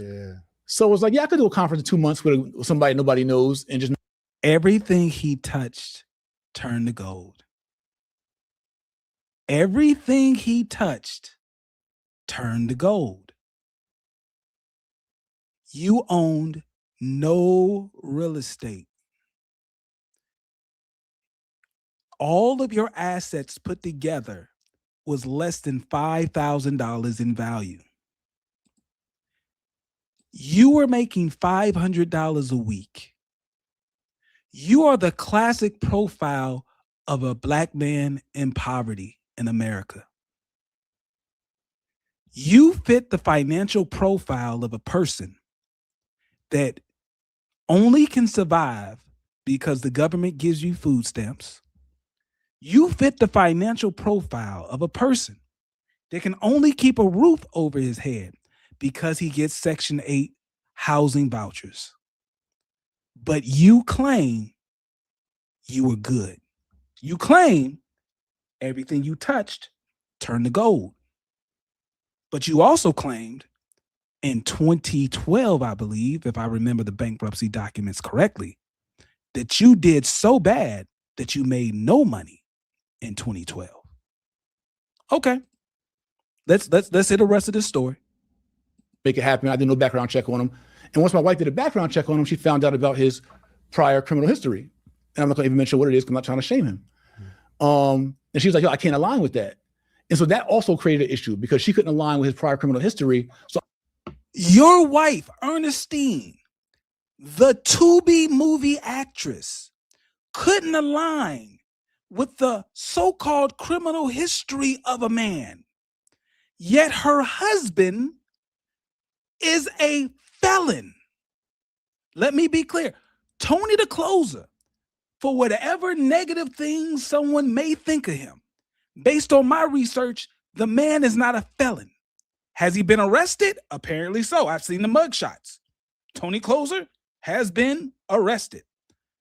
But he's not a felon. The only person who's a felon in this entire conversation is Jay. You're the felon. You're the drug dealer. You sold your father crack cocaine. But your wife, the Tubi movie actress, she can't align with a man who's been arrested in the past, even though I'm sure a man who has several felonies, because you claim that you went to prison a few times. So I have to assume that you have more than one felony, just based on how math works. You are a felon. You are a man who has a $200,000 judgment for committing fraud against his business partners based on the paperwork. But she can't align with a man that's been arrested, not convicted, but arrested. Okay. I broke it off with him. Like, yo, bro, I can't. My wife's part of the conference. She said, you know, she ain't feeling it. And then I felt he pulled on some heartstrings. Like, yo, bro, you were a drug dealer and you got a second chance. Like, why are you going to shame me for my crimes? And I'm like, yeah, he kind of. Once again, it's not, listen, it's only an accusation when you're arrested. You're a criminal when you get convicted. Jay Morrison should know the difference because he's been apparently convicted. He knows the difference. He's playing loose with the language, right? He's playing loose with the language for people who don't know, right? You're not a criminal or a felon until you're convicted. You're the only one who's a convicted felon, sir. Right. Yeah. So I went against my wife's word and her instinct and discernment, and I partnered with him anyway. And then he played a pivotal part in destroying our lives. I can kind of understand where Ernestine is, especially because she's saying, don't do this. And you going against it, essentially created the spiral of all these things over the last 5 years in your life. And I'm sure she's holding on to the fact that I told him. Imagine this. Imagine if this God never exists or never exists in my world. Bro, the Will, the Isaac, the Brandon, the this, the that, the all the things you ran off, they likely don't happen. He literally, you know a lot of inside stuff. Like he literally went on a campaign, not just public, but private, DMing friends, DMing family. Yo, you shouldn't align with him. And some people were like, it just made them uncomfortable. Like, yo, bro, like, I don't believe him or nothing, but like, I don't want no smoke. Like he's willing to get muddy and messy. And but I thank God for him, bro. I thank God for him because yeah, I might be more successful. Like the Jay Morrison Academy, man, we lost millions. I lost so much revenue, influence, and everything else from it, right? And that's part of the damages and triple damages. And Treff, think about all the capital that we could have raised if he had not been telling everybody he stole and doing campaigns and marketing. We counted 1 year. I haven't been to his page since 2019. I don't look at nothing, bro. That's just me. But I had my team count. He had posted 60 videos. This is not even including the live streams, just on his page, on his feed, 60 videos of me. Like campaigning. So imagine if that doesn't exist, let alone the other people are campaigning. But imagine if that doesn't exist, how much more capital we have to invest and do our group economics. Or I think it's time. He's beating up on Tony too much. What about me? Remember, you claimed that it was the pocket watcher who got the NFLPA to put an alert out. Do I get any of the blame? Come on now, there's enough. Listen. Tony did a whole lot of work. All right, I got it. Tony did a whole lot of work. But what about the pocket watcher? You blame me for the NFLPA. Are you telling me that if Tony wasn't around, I didn't have an impact? you got to give credit where credit is due, Jay. What are we doing? Or more. I had a 150-acre development in South Carolina that this lady who followed me, she was like, I'm a fan of your work, love what you do with the kids. You helped me get my first house, follow you for years, got your book. Well, I inherited 150 acres from my mom. Can we do a development? Bro, we get into the development stage. She's like, okay, I want you to meet my brother. I meet his brother, we talk. He does a Google search, sees what the accusations are. It's like, no, we can't do it. 150 acres we don't have to pay for. Free 150 acres for Tulsa Real Estate Fund. Bro, I got 7 of these stories. People who won't even do developments with us, they won't even accept our capital. Dang. Because, bro, if you accept my capital, it means you're in bed with me. If you're in bed with me, that means you're a target for the accuser and everybody else. Think about the people that you know in circles, even here in Atlanta, that were like, yo, we can't do events at the Black House. For sure. Right? For sure. So the Legacy Center, supposed to be our community thing, forget the pandemic, right? Say the pandemic doesn't bother a co-working space. Say it doesn't. Yeah. Bro, I was boycotted by my own people in the city. Is this facts or not? No, 100%. 100%. I'm not, right? But I didn't go out, yelling, kicking and screaming about it. That's another one of my mistakes. Another one of my mistakes is every obstacle that I got is part of a little bit of, it's entrepreneurial resilience. It's a little bit of confidence, a little bit of arrogance, but everything that came at me, I'm like, come on, young Malcolm, I could do it. Yeah. Put my young Malcolm cape on, I could fight through it. And so imagine trying to run a 30,000 square foot event space. I don't think Jay Morrison has ever even read the autobiography of Malcolm X. There is absolutely nothing that he has done that is similar to Malcolm X, other than maybe speaking to people on a corner street. Like I've seen videos or whatnot of Malcolm outside and maybe Harlem, and he's preaching out in Harlem. So maybe he can try to tether on to that idea of Malcolm was in the streets with the people, talking to the people. But all of this business BS that he's talking about, that's not Malcolm. That's Marcus Garvey. Like, once again, he's getting the two confused. You've had event spaces. You have an event space. For sure. And you got a huge one. You're coming out of the pandemic. You got all these attacks going on. You got 2 investigations going on, SEC and FBI. Yeah. And then the Atlanta community in which you helped uplift and pour into and sow into is like, nah, well, we can't mess with him. I'm not excusing. I'm gonna keep saying through the whole interview, y'all.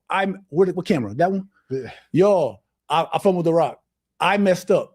No matter what came at me, it was my responsibility as the leader, as a CEO, the founder, the fund manager, the fiduciary, the steward, all that, to figure it out and make it work or communicate it better. So I fumbled the bag. I dropped the bag. I dropped the rock. No matter what came at me, I'm just trying to give you color to what it's like getting in a ring with Goliath. For sure. That's all. Two things that I wanted. He wasn't in the ring with Goliath. Okay. He was a failed businessman. His entire documented history, not the fake history that he puts up on press releases, the documented history of his business activity has constantly been failure, losing money, right? Do any of you know that this man had a clothing line? He had a clothing line dedicated to school uniforms, okay? According to his own words, he had investors. One of the investors was NFL player Muhammad Wilkerson. He was drafted from by the Jets, right? The New York Jets, right? Muhammad Wilkerson, based on the whole storyline here, gave Jay Morrison $75,000. Now remember, he's supposed to be Jay, Mr. Real Estate, right? He's supposed to be the real estate mogul, but he found time to start a school uniform line. Got a $75,000 investment from Muhammad Wilkerson, and based on the story from his own business manager, one of his proteges, as he says, Jay Morrison got an apartment in the Trump Tower and blew the money. That's what his protege said. He said when Muhammad Wilkerson gave him that $75,000, he paid off a few of his old debts, got an apartment in Trump Tower, and blew the money. That's what his protege said. So once again, the man seems to have a fundamental issue and problem with the truth. I wanted to get clarity on in terms of like an accusation. One, when I saw this, I was like, at first I'm thinking, yo, he raised some money, invested in the Black House, pandemic hits, we can't gather. Maybe it wasn't that bad of a investment. It just happened to be in that time, which you can't gather. It's just a bad business for a pandemic that we didn't know was going to happen. Right, for sure. Mm-hmm. But then I heard two parts. One is there were accusations about how much money you paid yourself from the fund. Yeah. And I think that was some gasoline on the people saying, whoa. It was, and I don't know, I might be mixing it up. Like it was just too much money. For sure. So I not for sure, but I know you didn't do anything illegal because it's like, yo, they went through the books. His management fee was like over 5%. The normal management fee for people who actually know what they're doing.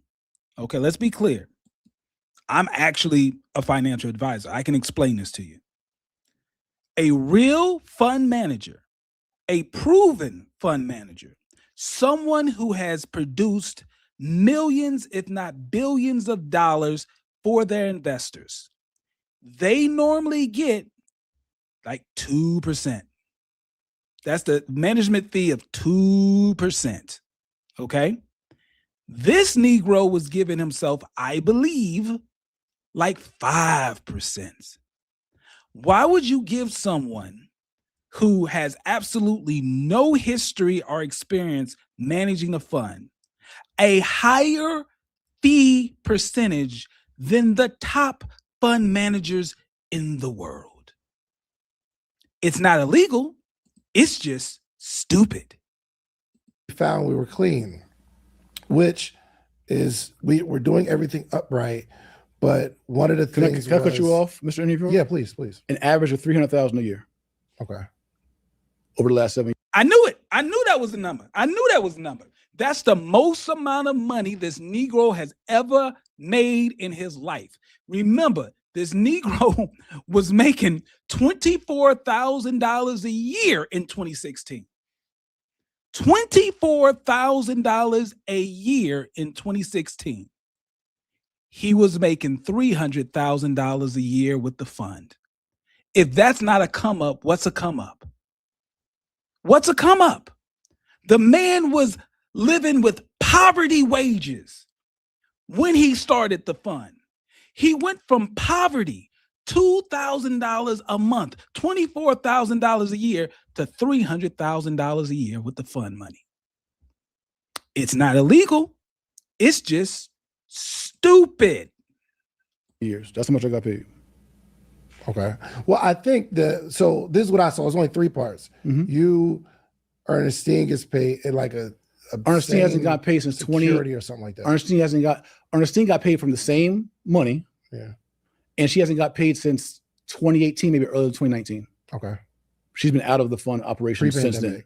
Got it. Pre-pandemic. Got it. Hasn't got paid. What were they saying though? Or they were saying that number is just, they're just saying it's excessive. Bro, yeah, they were just saying. They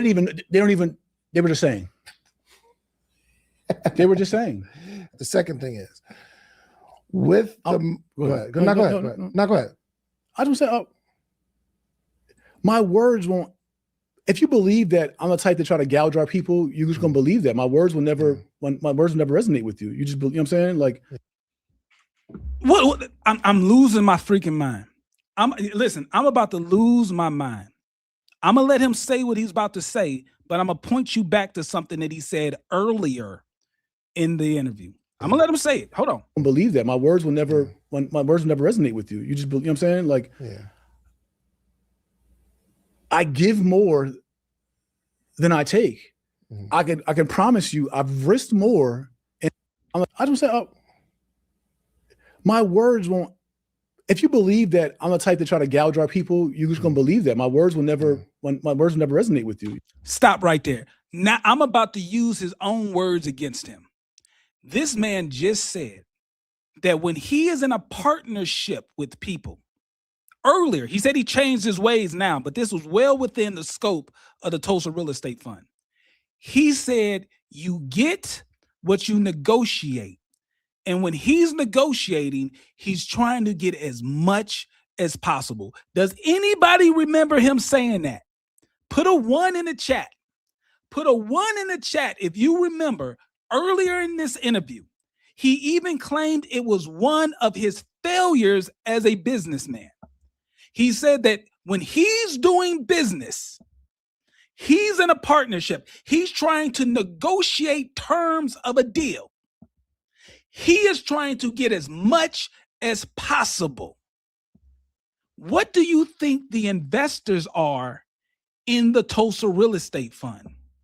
I can tell you exactly who the investors are because I've got clients who came to me after they invested in the fund, and I can tell you the technical term of the investors. They are partners. They got a Schedule K-1 partnership tax form from Tulsa Real Estate Fund.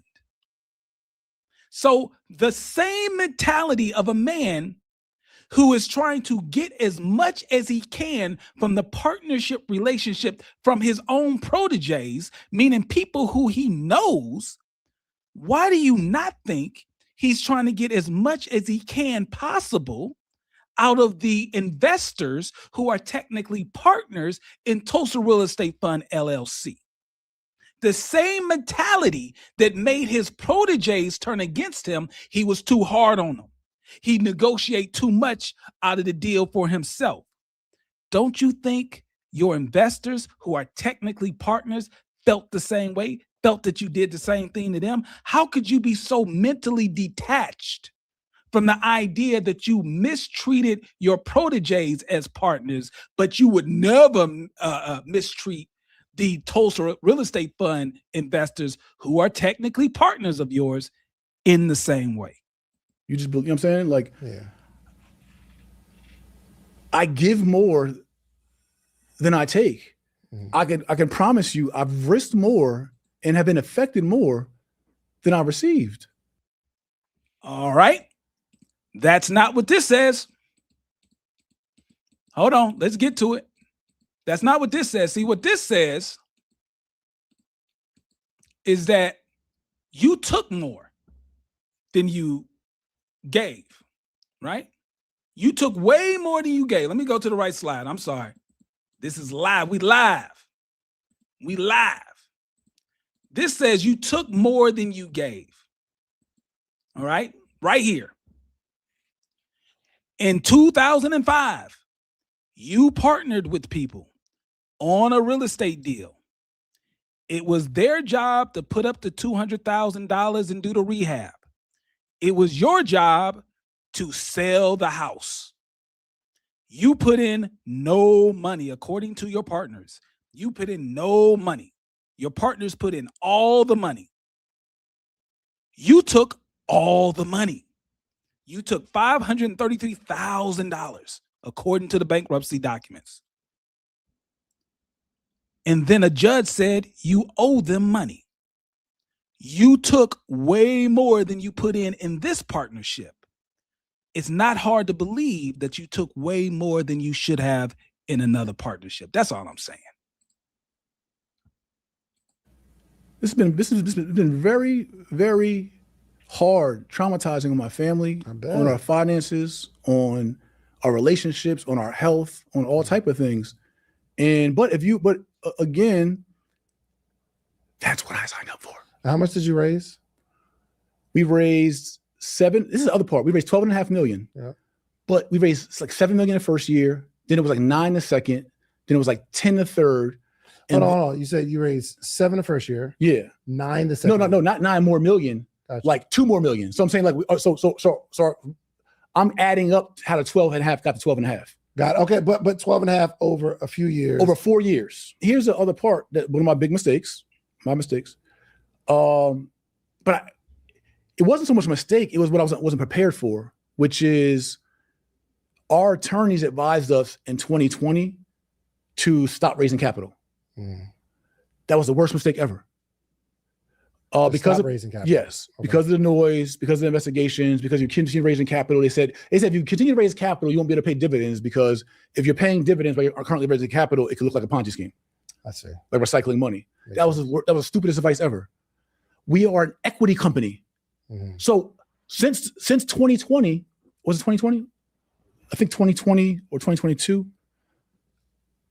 Yeah, since 2022, I think it is the year we stopped, or 21, one of them. But it's been a long time. Yeah. Since we've never raised capital. So all the capital we had was all that we had. But the expense, so it's like, so if you're a private lending company and a capital distribution company, mind you, Prime Trust, our escrow agent, this is for my people that want to start funds one day. I'm down to help consult, help give everybody this game, because not many people have been on this side. Our escrow agent, they got paid $176,000 just for holding our money. ComputerShare, our transfer agent, they get $5,000 a month ever since our inception, ever since 2018.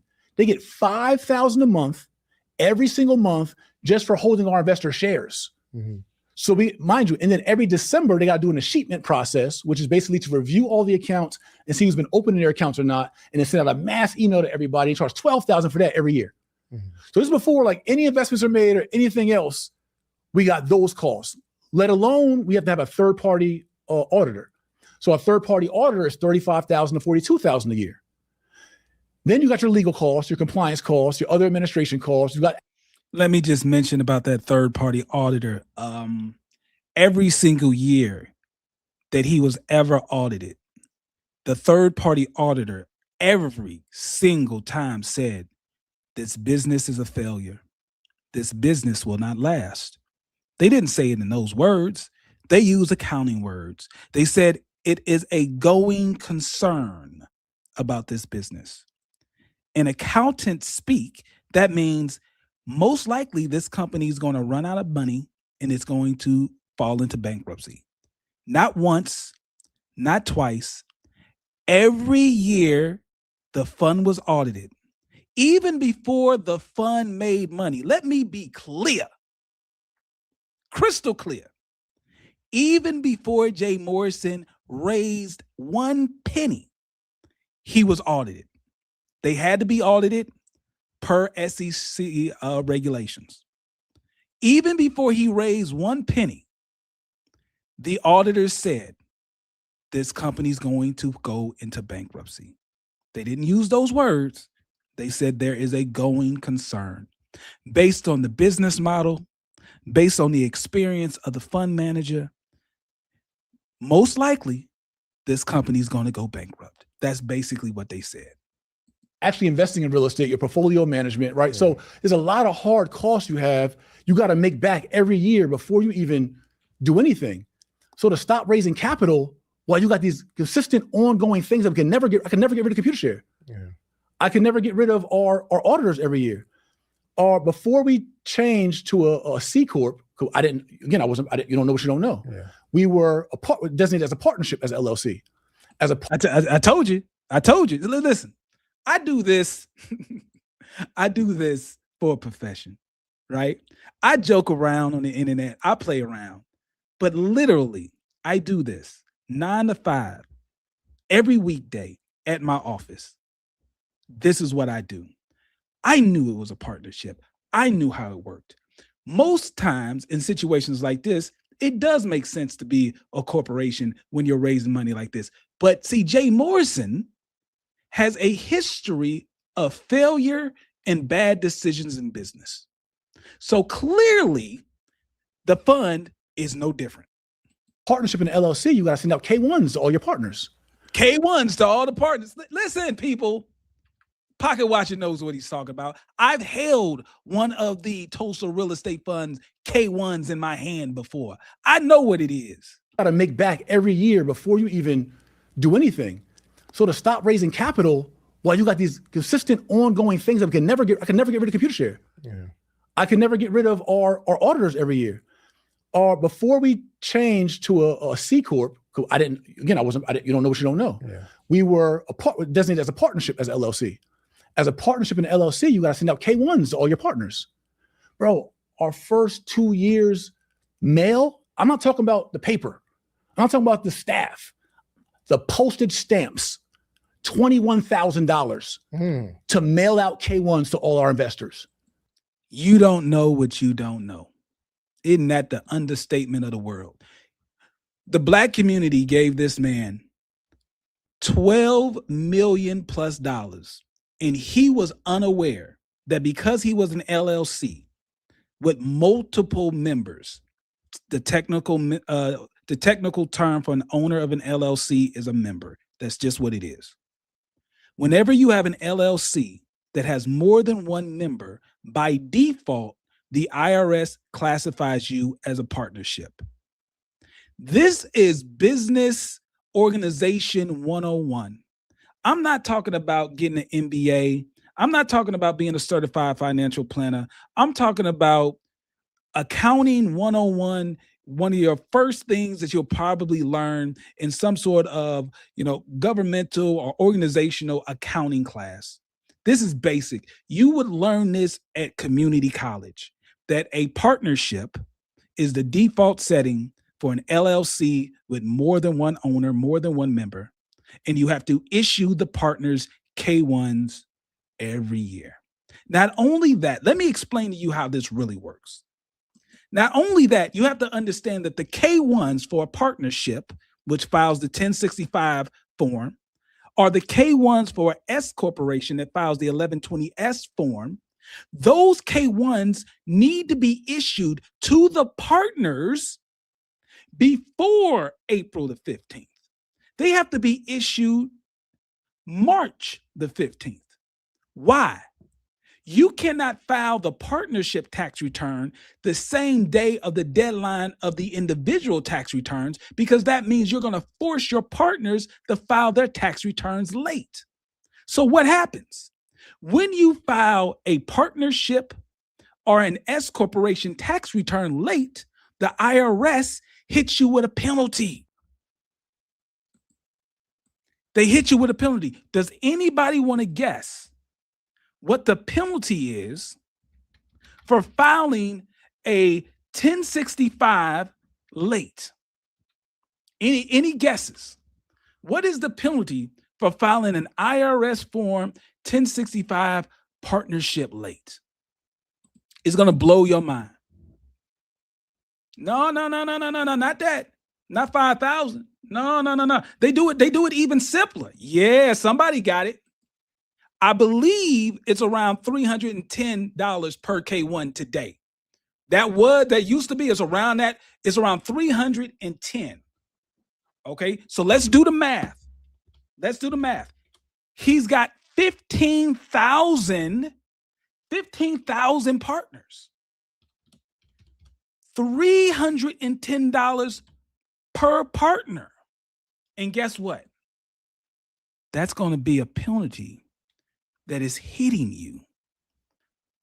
And it can be per month.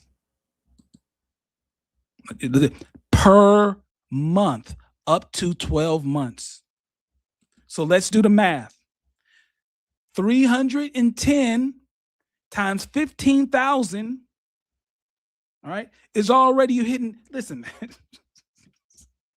this Jay Morrison, they never should have gave you anything. Listen, the amount of money that you're losing, simply, there we go.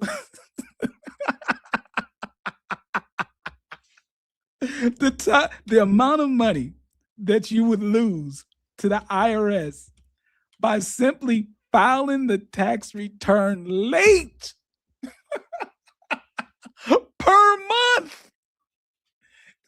That's the type of liability that you end up with with a man who sells crack cocaine to his father. That's what you end up with. $21,000 in postage. Wow. And I can go on and on. I don't mind going on and on, but what I'm trying to say is that I didn't know what I didn't know. For sure. This sounds like a bad business model. I would never. The penalty is assigned to the organization, but the partners are paid through the partnership.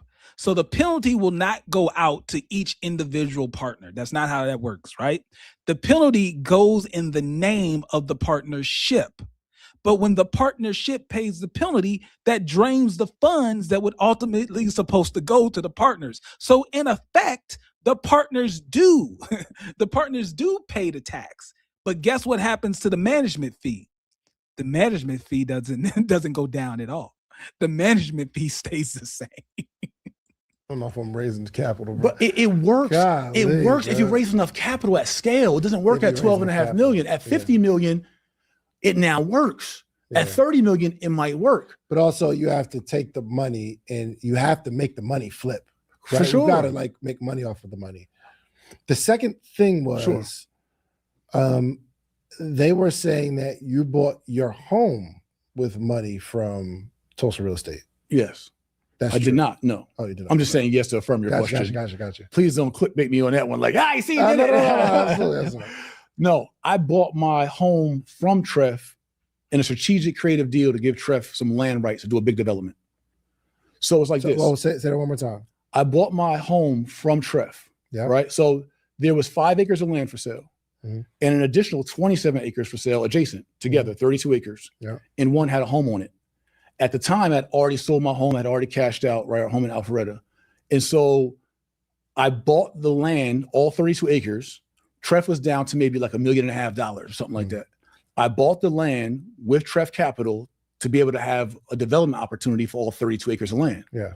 But Treff needed money back in his coffer and we needed a home. So I bought the home from Treff at $20,000 over market value. So it gave Treff like I forgot what percentage it was, return on the money within like 30 days or whatever it was, 30 or 60 days. So I bought my home from Treff, put Treff's money back. Once again, listen to the words of a grifter. Listen to the words of a grifter. This man is going into a land development deal with a Freudian slip. Absolutely. This man claims that he was buying the land initially for the fund. But 30 days later, 30 days later, he realized, oh, you know what? The fund can't afford to buy this land. Let me say that again. He buys the land for the fund because he wants to fund the profit from buying this land. But then all of a sudden, within 30 days, he realized, you know what? The fund can't afford this deal. So I'm going to swim in. And I'll buy it back from the fund. Negro, real estate deals don't go that fast. It would take listen, it takes some time to close on real estate. He probably was working on that deal in the name of the fund for a couple of months. So you're telling me over the span of a couple of months to initially get the deal, you didn't realize that the fund could not afford the deal. But then immediately after you do the deal, you realize the fund can't afford the deal, then you buy it back from the fund. And remember, he closed on the deal within 30 days. That means he realized that the fund could not afford the development way before 30 days. Because he didn't realize and buy it on day 30. He closed on day 30. So that most likely means probably a week after he closed, he was already working on the deal for himself. That's just how numbers work. Back into, its bank account, paid over market value to say, hey, I'm being more than over the appraisal price. Yeah. Like I paid more than what it appraised for. Bought it from Treff and then gave Treff the development rights to the 27 acres. Got it. So Treff bought 32 acres. Yes. And after you sold your home, you took your cash and you bought 5 acres with the house on it. 27. From 27 acres with the house on it. Okay, you bought the 27 acres from Treff at a premium. Above market value. Yes. Where Treff owns the rest of 5 acres. Correct. And now you can develop on the 5 acres. And the 27. How's it own the 27 too? Because I just already given up the development rights. Like I'm not gonna buy it. I did it to try to be overly fair to say, hey, I'm not interested in buying this land to develop it for myself. I'll for the fight Goliath for group economics, I'll give up my land rights for fair compensation as we develop it. Yeah. I'll give up my land rights to pair with this 5 acres. You're not giving it up if it's for fair compensation. See, those things in business don't work together. You don't give it up for fair compensation. That's the deal. You're acting as if you did some sort of charity. You sold the development rights to the fund. That's what you did. You sold it. And until the fund can actually develop it, you're not going to get any money. But that means they're not doing anything with the land that technically you own. So you didn't give anything away. How can David not understand that very simple concept? He's sitting in front of you on the casting couch saying that he gave something up, but then immediately says for fair compensation. You didn't give it up. You sold it. Owns to do a development for the fund. Got it. And in that, I covered all the taxes of the land, all the carrying costs, all the things. Treff didn't pay for anything that had to do with my personal residence. Got it. I covered completely, entirely all my costs, and I disclosed it. Yeah. Yeah. So Treff is not broke. No. Treff has money. We have some money. We got some rocks in a slingshot. How much money is in your investors' portfolio? Around about. And this is something you send out to them anyway. So it's like, right? Yeah. Well, once our actual audits come out, we have about 2.3 million in real estate assets right now. Another 1.3 million of a commercial property we have right now under contract that we plan to close on in February, and several $100,000 in cash. Got it. Several $100,000 in cash. He had over 12 million. He's down to a couple $100,000. Has anyone ever played Monopoly before? Quick question. Has anyone ever played Monopoly before? What's the problem when you have a lot of real estate, but you have no cash? Anybody? Anybody? See, it doesn't matter what real estate you own in Monopoly. You can have the little cheap brown stuff, or you can have the high-end blue area. It doesn't matter. When you have little to no money in Monopoly, but you have a lot of real estate, you still end up going bankrupt. Because when you land on somebody else's hotel or property, you got to pay rent, but you don't have any cash. So now what do? Now you're selling your premium property at bargain prices because everybody else around the board is looking at you like easy pickings. Doesn't matter what you bought the land for. You're about to go bankrupt because you got bills due. So now a property that cost you a couple $100 or whatever it is in Monopoly, it's been a while since I played it. Now you're selling your property for crackhead prices just to stay alive. That's the position, based on everything I'm hearing, that's the position of the Tulsa Real Estate Fund. Yeah, you got a few properties, but you ain't got no real cash.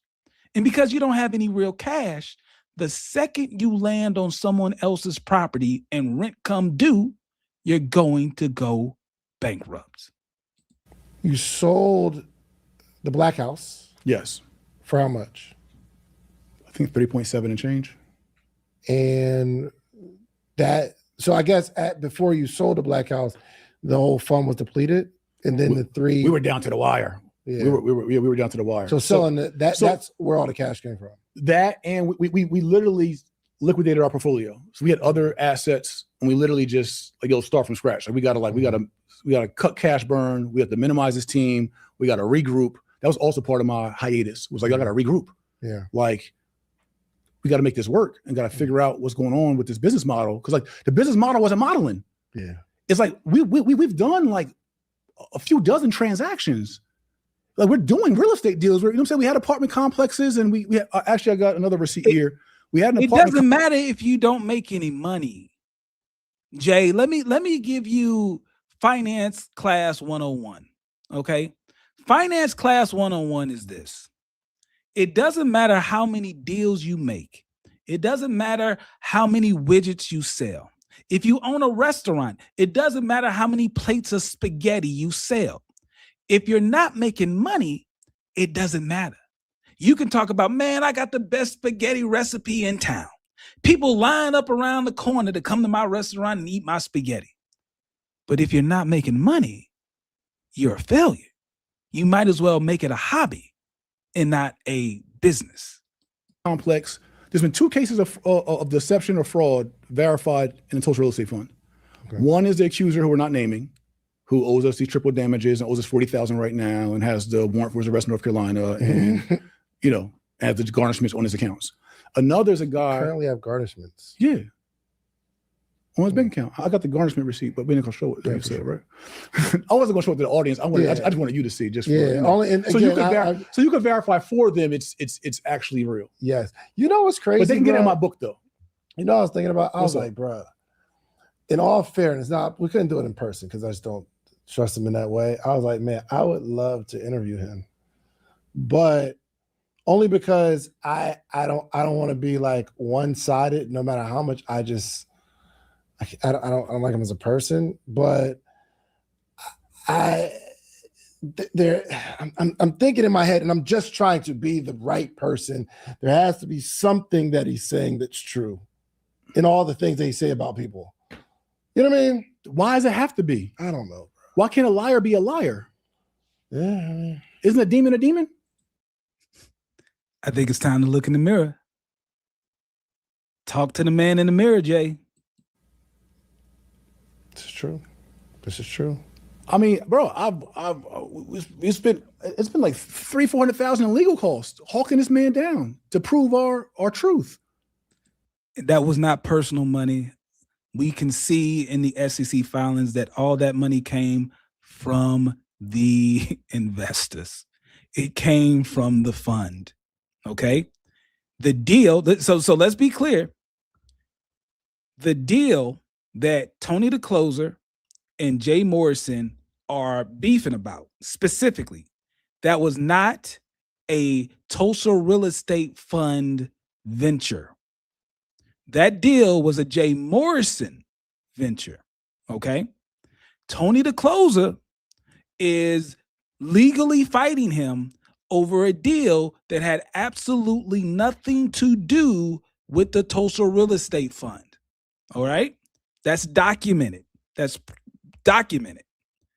But he is using the fund's money to legally fight a person over something that had nothing to do with the fund. All right. I mean, he's had opportunity to prove his truth other than posting online. If he wasn't in this picture, do you think you'd still be on that same trajectory of success? Much better trajectory. First, you got to think about it. Nobody's boycotting me at the Black House. I got more support at the Black House. We got more events, conferences, right? We rocking. Nobody's scared to be attached with me. We doing webinars. We doing, right, bro? I couldn't do a webinar, get invited to a conference in the heat of the webinar conference era. Right? There's definitely an era where that joint was lit. Where it was like, yo, Jay's blackballed, everybody else turn up. Yeah. That could have helped Tulsa Real Estate Fund, right? Yeah. Any of that, I could have raised more capital. I mean, we're definitely in a better position. But I will say, the model is tough for anybody raising capital out there. Wants to hop in the ring with Goliath with me or on your own. Mm-hmm. it's tough to have 15,000 partners or just a big, massive group of economics and compliance and managing that if you don't have a significant amount of capital. A lot of small real estate investors are like, yo, bro, I started with less than you. My portfolio is more than Trev. Yeah. It's like the rings we in is different. The arenas we're in is different. How? Like, how much is your escrow? You're buying real estate. What are you talking about? What are you talking about? You're buying real estate. It's the same thing. Agent. How much is your compliance officer? What would you do if your real estate mom and pop company in your local neighborhood was investigated by your local DEA and another agency? Like, now you might have got it right. Again, I got it wrong apparently up to this point.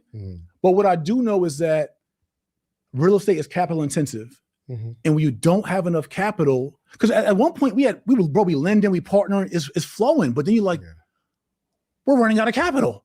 Capital is how we make money. We make money off of points. All right, listen, man. I think it's almost over, but let me explain something. The fund lost money every year.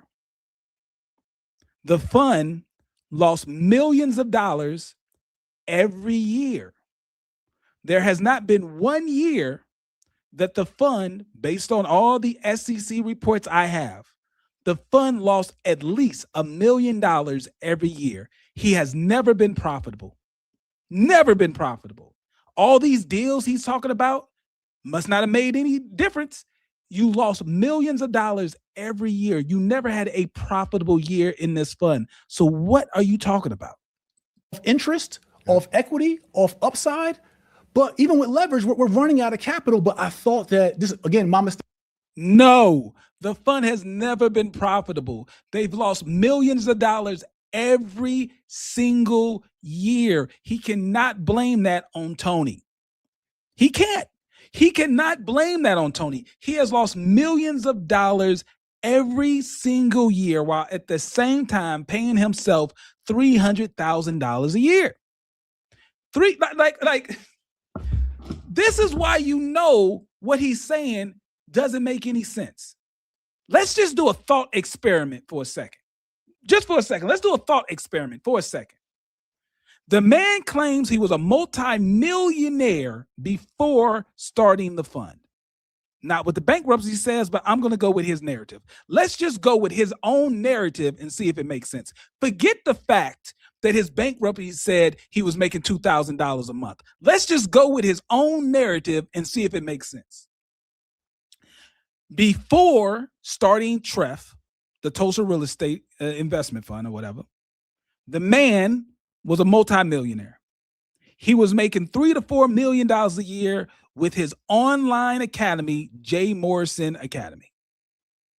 Out of a calling from God, not a calling from investors, not a calling from real estate experts, but he has the direct line to baby Jesus. And baby Jesus whispered in his ear, start a real estate fund for Black people. I know that you're making millions of dollars on your own.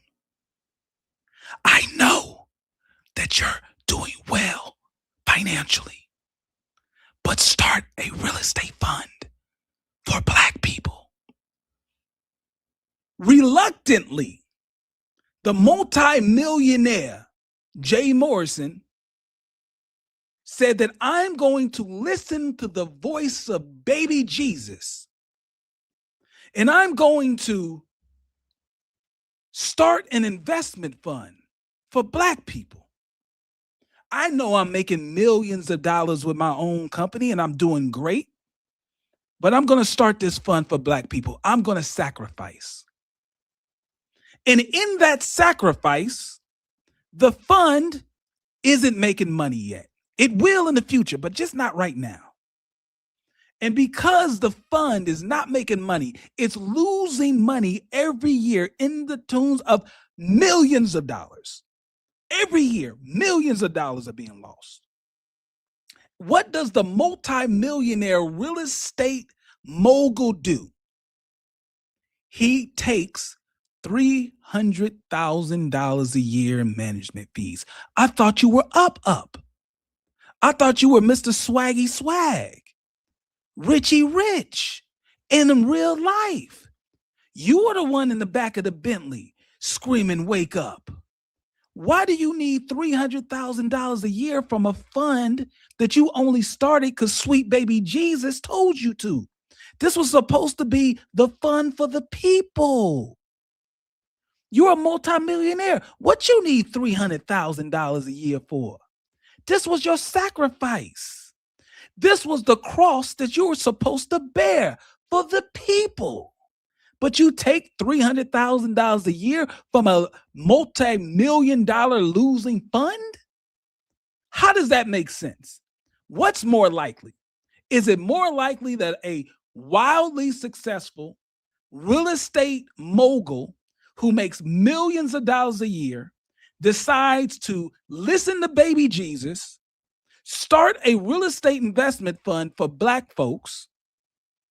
The fund is losing money, and he still takes his $300,000 a year? Or is it more likely that the man was a financial failure for most of his life? The one thing that he does well is marketing. The one thing that he does well is run his mouth. He has a great ability to get people's attention. He has a great ability to sell. The problem is he has no good product to sell. Then he starts a fund and he gets $12 million. This is the most amount of money he has ever made in his life. And now he's able to live the lifestyle that he's been dreaming of. And he takes on average $300,000 a year from that fund in a management fee that clearly it seems like he's not earning the management fee because the fund is losing millions of dollars a year. You're telling me that your investors, your 15,000 partners are paying you $300,000 a year to lose them money? That's what baby Jesus wanted? He wanted poor Black folks who only could afford a $500 investment in your fund to pay you $300,000 a year to lose millions of dollars a year. Seems a bit odd. Think, y'all, on some real. I thought that we could still keep raising the capital and raising the money before we stopped raising. Yeah. I thought I could keep lending and buy Black. I thought I could be, just do the business model because the momentum showed in the love we had in the community and our marketing. All right, now real quick, ADOS guy. I see the comment. I appreciate the super chat. I see the comment. What I do not engage in is whataboutism. Not a big fan of whataboutism. Dr. Boyce Watkins is a big believer in whataboutism. Me, I'm not. I'm not a believer in whataboutism. Some of you may be asking the question, what the hell is whataboutism? Whataboutism is when someone is presenting information that is accurate and true.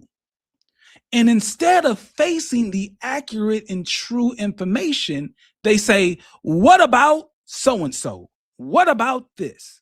They can't say what you're saying is incorrect. They can't say that you're wrong. They just say, what about?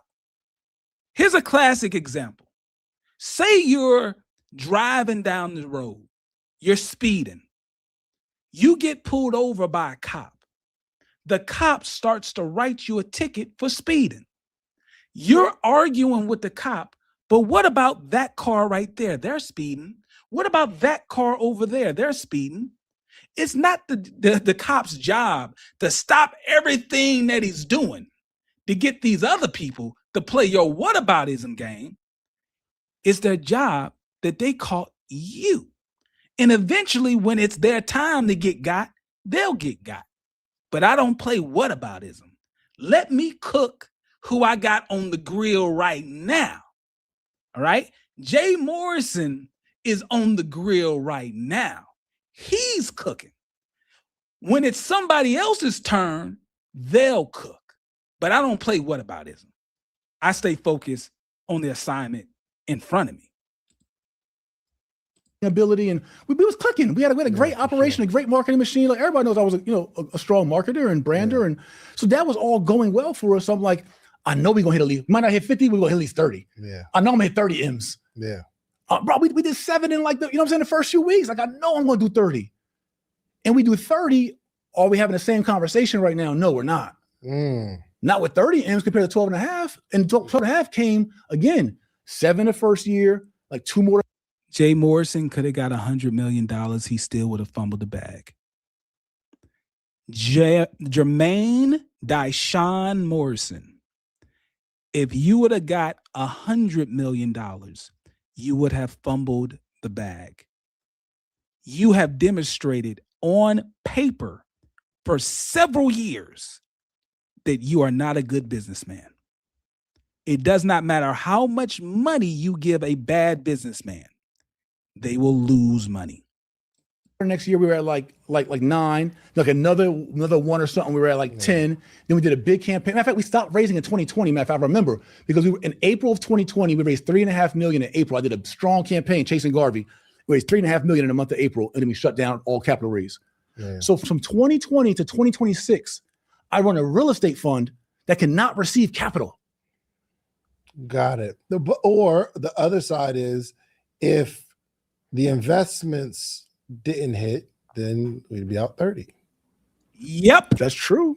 So the investments that you did with the 12, obviously it's a lot of expenses. Were some of them fruitful? Did some of them majority of them were fruitful. Really? Majority of them. I think how could that be mathematically possible? All your deals are fruitful. All your deals are fruitful, but you lose millions of dollars. Now he's going to say, well, what about the overhead? The overhead, that's the cost of doing business. What about the legal fees? That's the cost of doing business. That's what business is. So the deals aren't profitable at the end of the day. They can't be because you're losing millions of dollars, right? That's like someone trying to say, hey, listen, I've got this restaurant. The restaurant's going bankrupt. But man, when we sell a soda, you know the markup we make on the soda is killing. I'm making like 300% on the soda. What do you sell the soda for? I sell the soda for $1. Well, damn, bro. I mean, yeah, that's a high percentage on that one particular thing that you sell at your restaurant. 300%, that's a good markup. But that's $1. So yeah, you winning like you're winning with the soda. But that's $1, sir. $1. But the spaghetti, you're taking an L at $13 a plate. So it doesn't matter how good you're making money on the soda. The spaghetti's killing you. Let's talk about the spaghetti first. Unless you're selling soda for $30 a pop, it doesn't matter. One point, or even with like some that weren't, you don't get all wins, but even that ones that weren't, I think our average IRR was like 26%. So average was 26. Yeah, somewhere around there for sure. So you're saying the investments were profitable, but you're saying all these other costs are what continue to deplete, meaning you're not profiting at the rate. Yes. The investments individualized were mostly successful to some degree, even if it's 13%, right? Like, we don't focus on I know at one point we had looked at that. I've not looked at it recently, so I don't want to misrepresent. Yeah. But they have been mostly upside profitable investments. The problem is when your core costs are $400,000 a year, $500,000, $600,000 a year, and with the legacy center with a full staff in an event space building, it's even more. Plus the taxes on the building and a mortgage on the building, and everything else. You got to make so much to get it back. Is this Negro complaining about the taxes on the building? That's real estate 101. You're complaining. Next thing he'll know, I swear I have not watched this interview, but I swear if this Negro starts complaining about the utility bills, do you know how much it costs to run the AC in a building that big? If this Negro complains about the utility bill, you know you dealing with a show enough fool. That is the cost of doing business in real estate. He better not talk about that utility bills. I bought the Legacy Center. We purchased a Legacy Center when I realized that the cash burn was high, or that we needed more capital, and it just wasn't coming in fast enough. Like, we were going against that uphill battle of raising capital. I'm like, okay, we can get a building that empowers the community. Because remember, it's Black Wall Street. Yeah. So let's get a black house. Yeah. Right? Buy back the block. We had our two acres, whatever it was. We're going to have a building that empowers the community, empowers small businesses. We have 16 offices, all small businesses in our offices, all Black businesses, all the staff, security, all that, Black people, landscaping, Black people, right? So we're circulating a dollar in the community, right? Yeah. The rehab team, the renovations, the roofer, the HVAC, all Black companies. So this money, this capital is circulating in our community. So I'm like, this is pre-blackball Jay Morrison, right? Yeah. This is when Jay Morrison was Jay Morrison. For sure. So I'm like, hey, I could take my influence in all the relationships and what I know about marketing and empowerment, and we can have a co-working center. And I know that people in Atlanta would support me in a co-working center and a business incubator and do events and all of that. And they showed up, 3,000 people at our grand opening, and we was rocking and rolling and all that. And then the combination of the pandemic shut down, and by the time we were ready to get back going, the accuser came, and then the blackball came. And so the Legacy Center, and again, I'm not excusing things, guys. I'm just saying that that's the classic. That's the classic thing that people say. Listen, whenever somebody says, listen, I'm not saying this to be disrespectful, the next thing that person says is going to be disrespectful. It doesn't help your argument, right? I'm not saying this to be disrespectful, but you're being disrespectful. You're being disrespectful. Stop saying that you're not trying to make excuses, because that's exactly what you're doing. You're making excuses. If you don't want to make excuses, stop doing it. That's what shows that shows you being genuine. Stop making the excuses, and we'll stop thinking you're making excuses. The Legacy Center model was going to be the model to get earned revenue every month to cut our core costs down. Yep. So now the real estate investments could just do what they do and be gravy and be free money. Got it. Because I can cover the costs off the muscle, right? Just me doing my mic. Like, I know for a fact I could do events at the Legacy Center with me and my network in Atlanta and other entrepreneurs throughout the country. I got enough juice to get people to do events here, conferences here, and all that, and make enough for the fund to be able to cut our cost with this building and the activity we can do from this building. Got it. And then all our real estate deployment. Why didn't you think of that before you bought the building? See, that's what real businessmen and women do. They would have considered that before they bought the building. You thought about that after you bought the building. As somebody said in the chat, you worried about the water bill now, right? The heating and cooling bill, the taxes. You're trying to figure out how you're going to pay the taxes on a property you already bought. It goes the other way around. You consider the taxes, the insurance, and I'm talking about this for everybody who's out there who's thinking about buying your own personal home.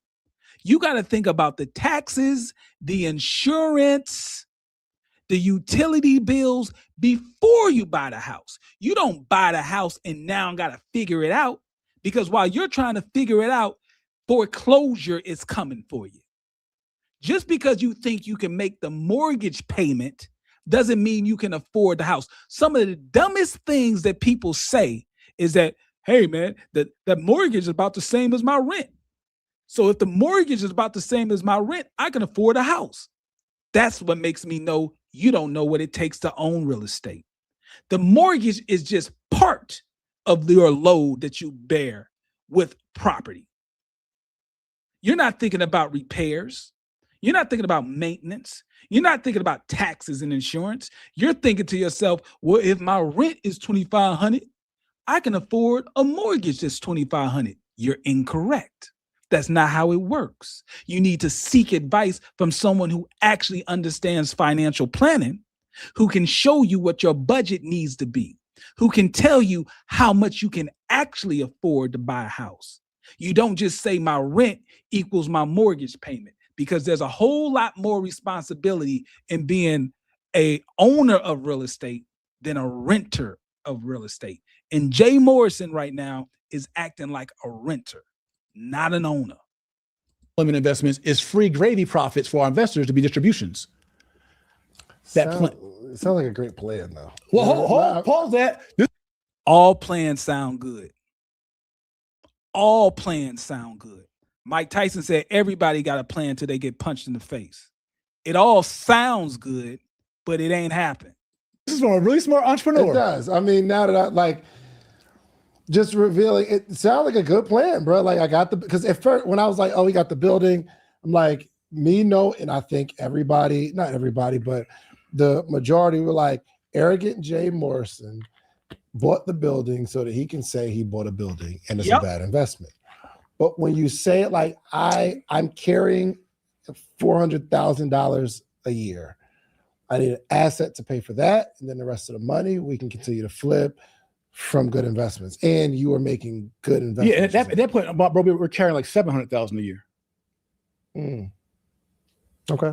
So I'm like, okay, bro, we got a consultants, we got a great business plan. I'm like, okay, from the co-working model, we can charge $99 a month. What is the measurement of a great business plan? And shouts out to the people who gave me super chats, man. I appreciate it, man. Thank you so much, man. I can't start calling names now because I didn't call names before, but I appreciate it, man. It's been a long time since I've done a live stream. You guys begged for this live stream, so now you got it. It's been over 4 hours. We're going to finish this video out. I appreciate each and every one of you, but I got to ask the question. What makes a good business plan? This man claims his business plan was great. The question that I'm asking is, what did the auditor think of your business plan? What did the accountants think of your business plan? See, when you get audited and they're looking through your books, your projections and your business plan becomes a part of the overall audit to see if your business is going to be able to continue and be profitable. So if your business plan is successful, that would mean that your auditors looked at the business plan and said, you know what, Jay, you're right. Even though you're losing millions of dollars every year, the business plan that you have is going to make you profitable. And because the business plan that you have is going to make you profitable in the audit, I'm going to say, I believe this business is going to be okay. But that's not what the auditors did.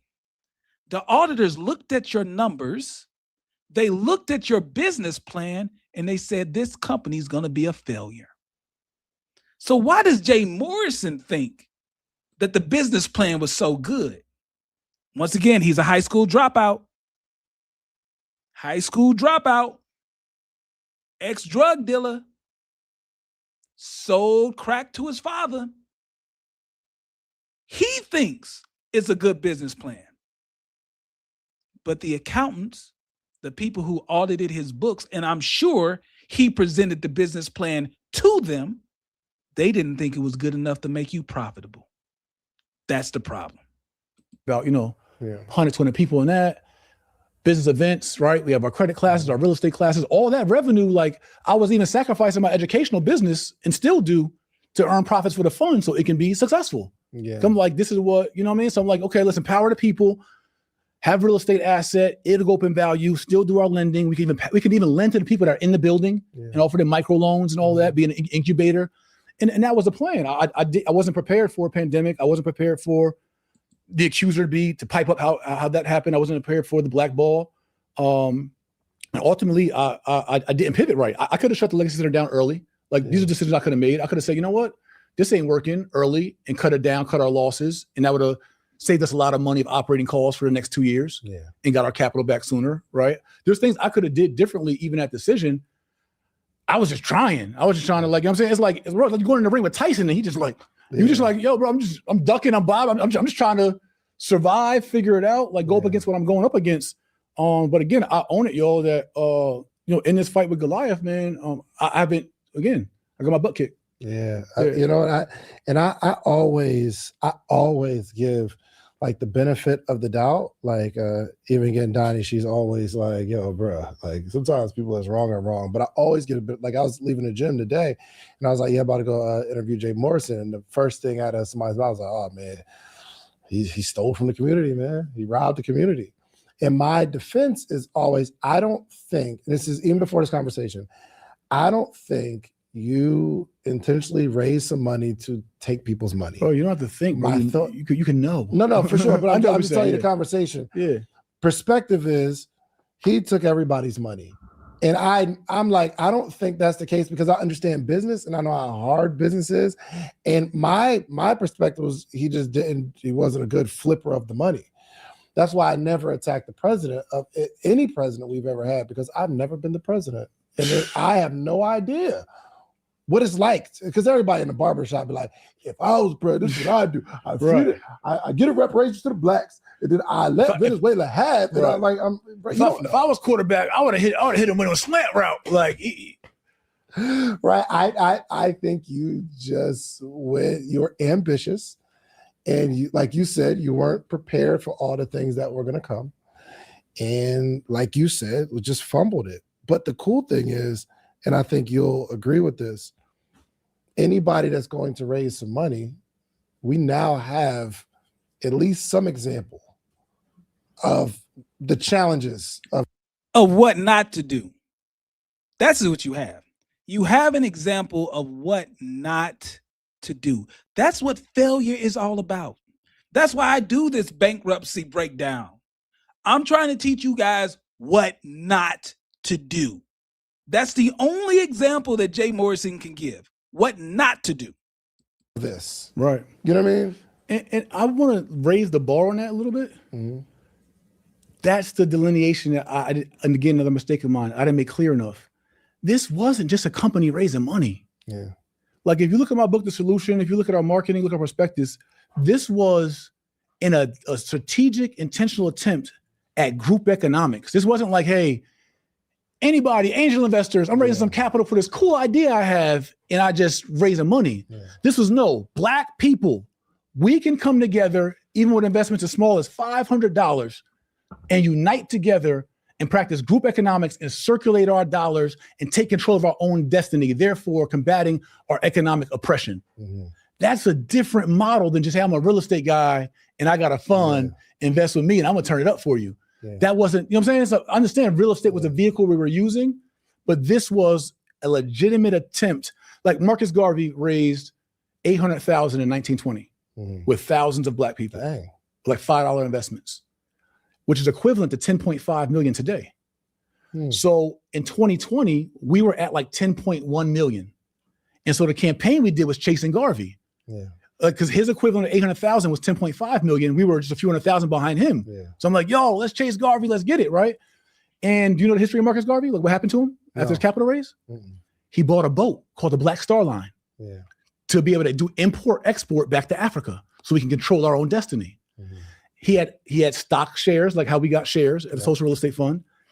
And he also had like a Black Nurses Corp and like all these like Black-owned businesses to control our own destiny. In that, someone said he filled the paperwork wrong out on the Black Star Line. And his claims were, well, we weren't there, but that it was one of his treasurers. And they locked Marcus Garvey up. That's not what happened. That's not what happened. Jay Morrison doesn't even know the history of the man who he's emulating. That's not what happened. What are you talking about? It wasn't just some signature in the paper. Jay Morrison, you need to sit down and just watch a documentary on Marcus Garvey. That's not what happened. The red, black, and the green, the Honorable Marcus Messiah Garvey, the hero, our community hero, like this legendary figure, they locked him up for wire fraud. Wow. And then they expedited him out the country to Europe, or to Jamaica, then to Europe. So they didn't see, this is how dumb. Marcus Garvey chose to go to Europe. He picked there. He went there. He was in jail. When he got out of jail, he went to Jamaica. Didn't stay in Jamaica very long. He left Jamaica, never went to Africa. Never went to Africa. Didn't even visit. Never went to Africa. He went to Europe. He kept saying Africa for the Africans while he was raising money. But then when he had the opportunity to go to Africa, he went to white Europe. And that's where I believe he died. He died in Europe, surrounded by white folks. You got to learn your history. Oh, the guy before, in the organization before TREF, was called the UNIA, United Negro Improvement Association. That was his organization. That was the TREF at the time, United Negro Improvement Association. He raised $800,000 with no social media back in 1920. He brought 20,000 people to Madison Square Garden, black people, in 1920, bro, with no social media. He brought 20,000. And he declared himself the king of Africa. Did you know that as well? Did you know that as well? When he was there at Madison Square Garden with all those people, he declared himself the king of Africa. Out.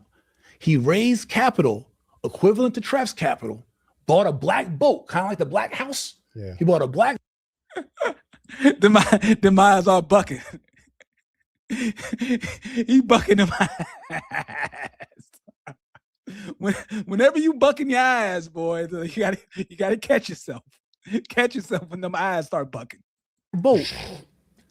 And then from inside his organization was infiltrated, got accused of wire fraud, convicted, and then shipped out. He wasn't accused of wire fraud. It was fraud. He was, I believe, he was selling certificates and stock in an asset that he did not own. He was selling dreams before you were selling dreams. Since then, there's been no effort for anybody to organize our people for that effort.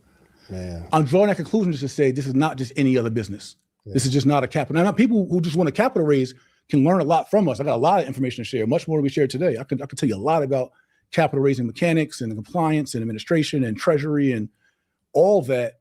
But I did not do a good enough job, I think, in our post-marketing and just throughout this journey, explaining to people what this actually is and what this mission we actually is that we're on, outside of the ins and outs of how difficult it is.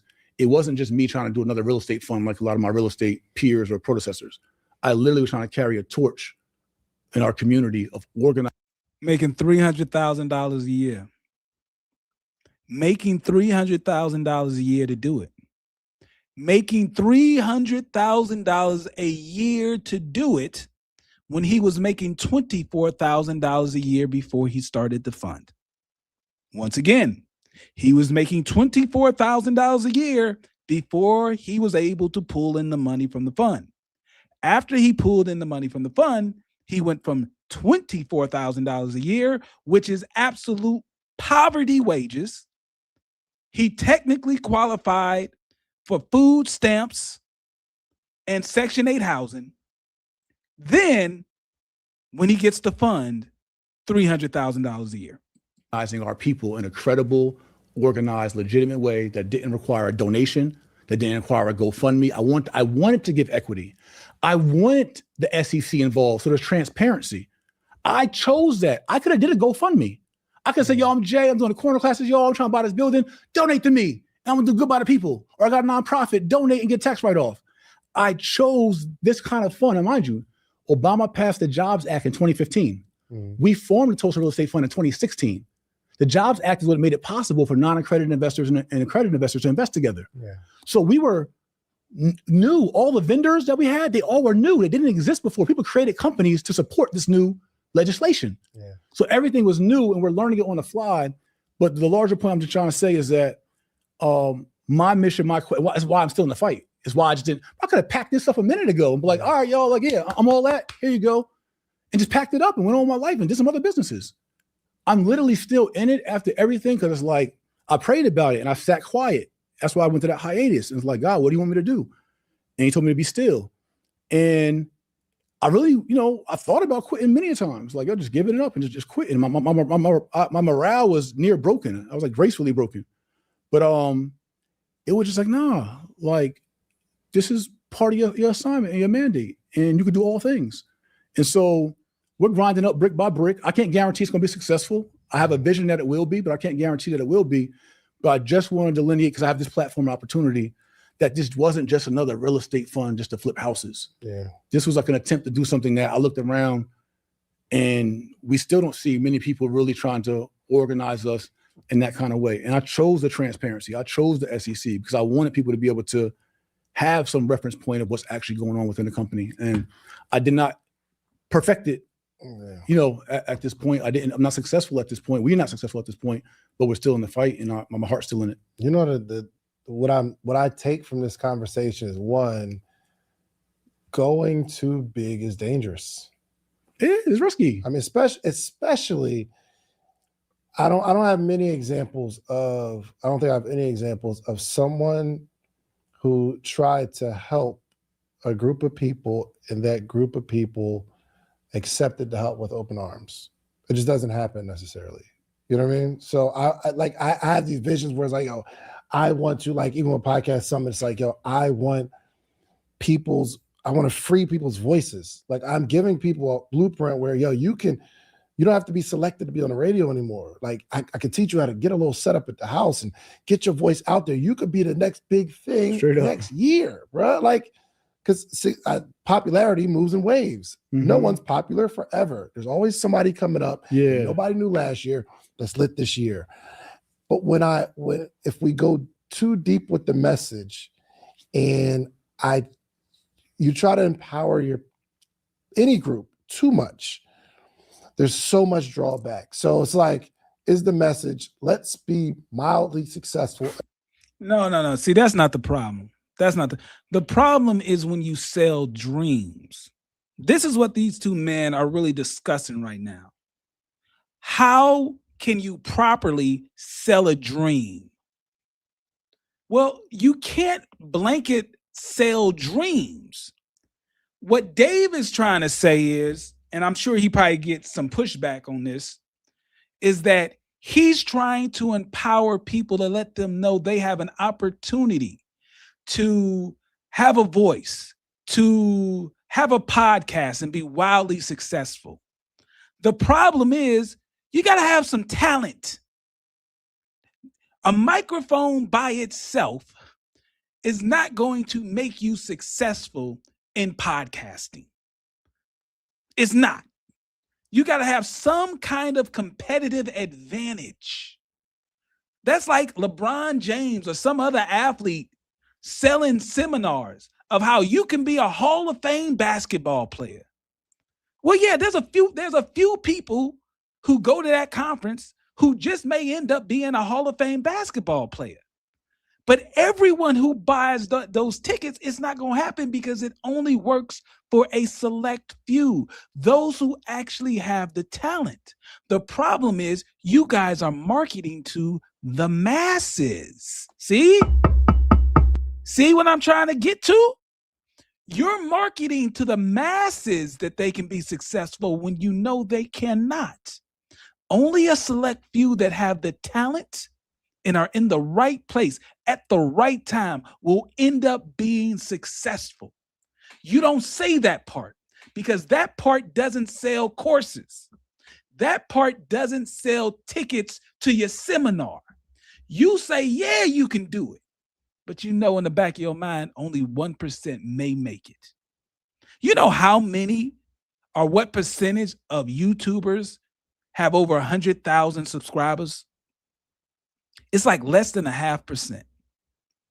Less than 0.5% of people with a YouTube channel gets the silver plaque. I can tell you right now, I'm not that talented. I don't have that much of a competitive advantage. I'm in a space where really nobody was. There was no other actual licensed Black financial advisor who was trying to explain to people why these grifters and the dreams that they're trying to sell you doesn't work. That's why my channel jumped off. Then a lot of other people got into it. And I lost, to be honest, I lost my enthusiasm to do it because there's so many other creators who are good at doing it.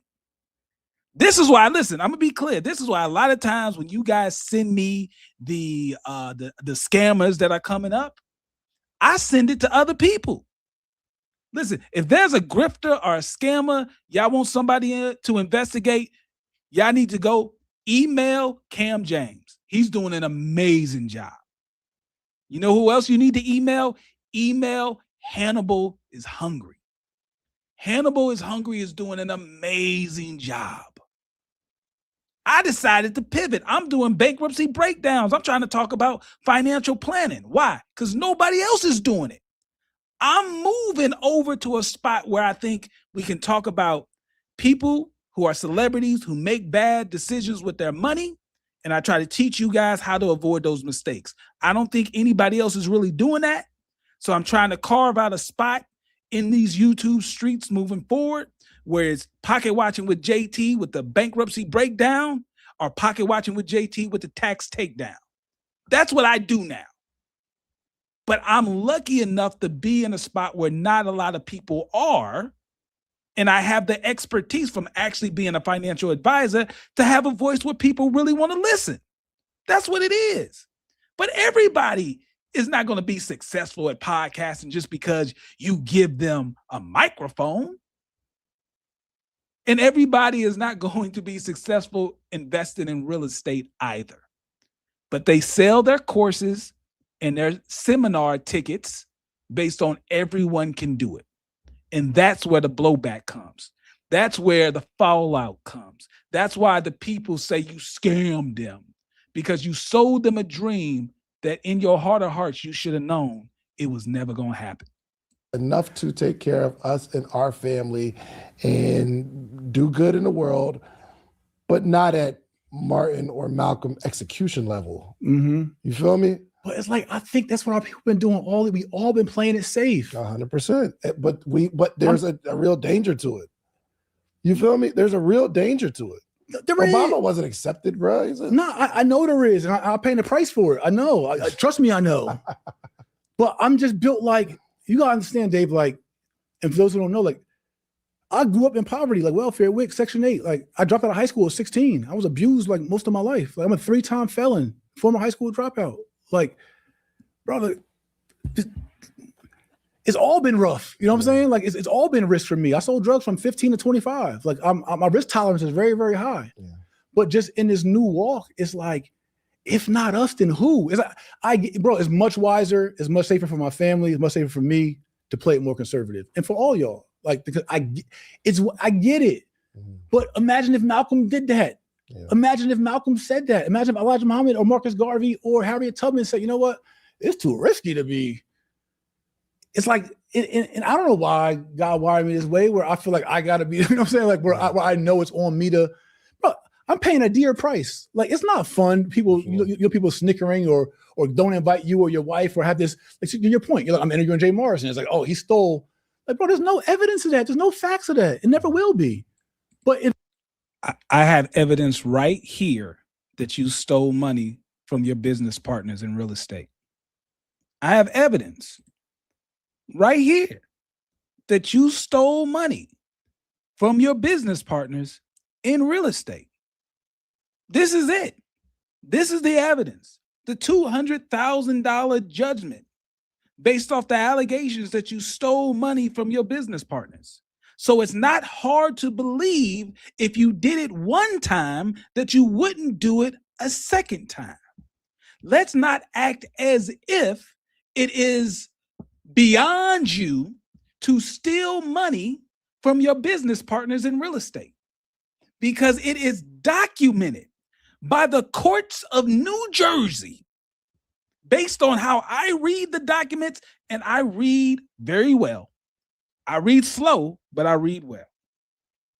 And the documents say that your business partners accuse you of unfair business practices.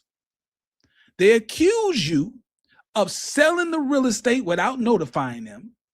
They accuse you of taking the money from the real estate and keeping it all to yourself. And a courtroom in New Jersey apparently agreed because you got a $200,000 judgment against you. So let's not act as if you never did it before. We'd have to be idiots to think, Oh, Jay Morrison wouldn't steal from his business partners in real estate. He just did that one time. He wouldn't do that again. This thing has been created, but if that's the price I got to pay, even if we're not successful, but I moved the needle and got us a little closer, maybe somebody behind me will have a little more confidence and be able to piggyback my moves and actually pull it off. And they get the glory. Before I kind of want a little glory. You wanted all the glory. I want to make the history books. For sure. No, I used to say in my corner classes, if you want to be legendary, do some legendary-ish. Yeah. Because my goal was not to please my father, to be obedient, to school. My goal was to be legendary, to make the history books. 3-time felon, high school dropout. That's what he said. 3-time felon, high school dropout, who was making $500 a week the very year he started the fund. 3-time felon, high school dropout, making $500 a week when he started the fund. That's $24,000 a year. Then he starts the fund, and now he makes on average $300,000 a year. Now putting that on the altar, it's like, yo, all I want to do is serve and just be the best son I could be to my Father on high, Yahweh. That's it. What he calls me to do, I'll do. And if I pay a price and pain in doing it, sure, that's more crowns that's more gems in my crown. Yeah, for sure. You know what I mean? So that's just where I'm at with it. But my point is, bro, if not us, so it might not be you, it might not be your calling or the next entrepreneur, whoever's calling. But if not us, then who? Yeah. If not Obama, then who was gonna do it? You know what I thought, bro? What? Now, I don't believe this, and this is me, and maybe it's like me not having faith in leadership anymore. But I don't think the way the world is designed is designed for a single person or a single entity to save a group of people. I don't think that vision of everybody move back to Africa and there's like a utopia, the way social media is set up, I don't think it's designed in a way that someone can be successful. So easy to be penetrated and just dismantled. And really for me, my vision is morphed, it's changed, it's evolved. Yeah. What I learned in this process is I used to look at my community, my tribe as Black people. I've learned that Black people aren't my tribe. People that hold the spirit of God are my tribe. People who are his people, who are sons and daughters of his, who have an ear to hear his voice and who represent or have his spiritual fruits of the spirit. People who are kind, loving, joy, gentle, meek, kind, right? Though, like that's my tribe. Because not all Black people have that spirit, have that energy. Some of them are worshiping other gods, don't believe in God at all, or don't even have the same moral compass or same values. So I thought just because your skin was dark, that made us we fam. Yeah. But our whole moral compass is different. Yeah, our whole makeup, our whole spirit is different. So yeah, I'm not trying to unify all Black people at this point. What I'm trying to do is, and what God's asked me to do, is help recapture his sons and daughters. Yeah. That's what I'm on. All right. So moving forward, and I can imagine what it's like to have this kind of stain on your name. Yeah. What was it like that first post, bro? The first post back. What was going on in your head? Bro, I was like, rip the Band-Aid off. It was like, bro, I had no marketing campaign. I had no nothing. Bro, it was so much peace, not even being on social media and just not even having to worry about it. But I knew it was time. Like God told me, like, your birthday is like time, October 30th. So like, it's time. And so I just posted the Jordan 4.5 comeback post, like no caption, no nothing. It was just like, yo, man, like, it is what it is. I gotta get something out here. I just gotta do it. And so it was cool ripping the Band-Aid off, man. I had to get back out there. And not for me. It was like, you can't keep hiding your gift. Mm-hmm. You can't keep hiding what you're called to do. Like you needed time to repair. You needed time to mentally recharge, spiritually recharge, to heal. You needed time to try to get some healing and structure within your family. You needed some time to right size the fund and figure out your new business model and figure out, all the things. And it's like, all right, now it's time to get to work. Yeah. Okay. So what is next? What's happening with Jay Morrison right now? All right. So me, You want me or fund? You. Me. All right. So I think the fund we're investing in all of that. Yeah. So as people know, we've been campaigning like brick by brick, man. Like that's what like. It ain't gotta be home runs. I don't gotta do like the biggest real estate deal ever. Because a lot of times you get caught up in social media hype where you gotta have this story, this headline, right? You gotta have this PR campaign. You bought the 30 blocks of home. Now the father was like, yo, just brick by brick, slow grind. Love it. Like just build up foundation. And we've got some good wins that have coming from that. So building up brick by brick, calling on the community. If you have opportunities, send them to us, workwithtref.com. That's TREF. Building up brick by brick. Keeping our costs low, using my relationships, strategic partnerships to do more deals, using my own personal credit and credit lines to get more capital than what we have, and just working the model, right? So as part of the TREF ecosystem, keeping transparency going. We got some audits we got to get out to our partners, and then I'm not even looking to campaign on this, but my book. Okay. My book was. Hold on. You got a copy? I got two things. Not a copy yet.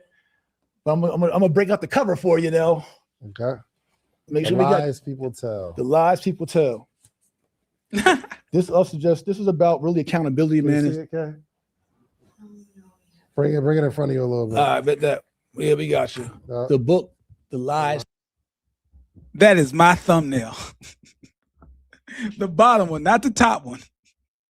I think the top one might even be Hannibal is Hungry. I'm not sure. Hannibal is Hungry has great thumbnails, but the bottom one, where it says millions lost, that is a classic Pocket Watching with JT thumbnail. Hey, Jay, I want my residuals, buddy. I want my residuals. I better have some points on the package on that book. That's my thumbnail. People tell.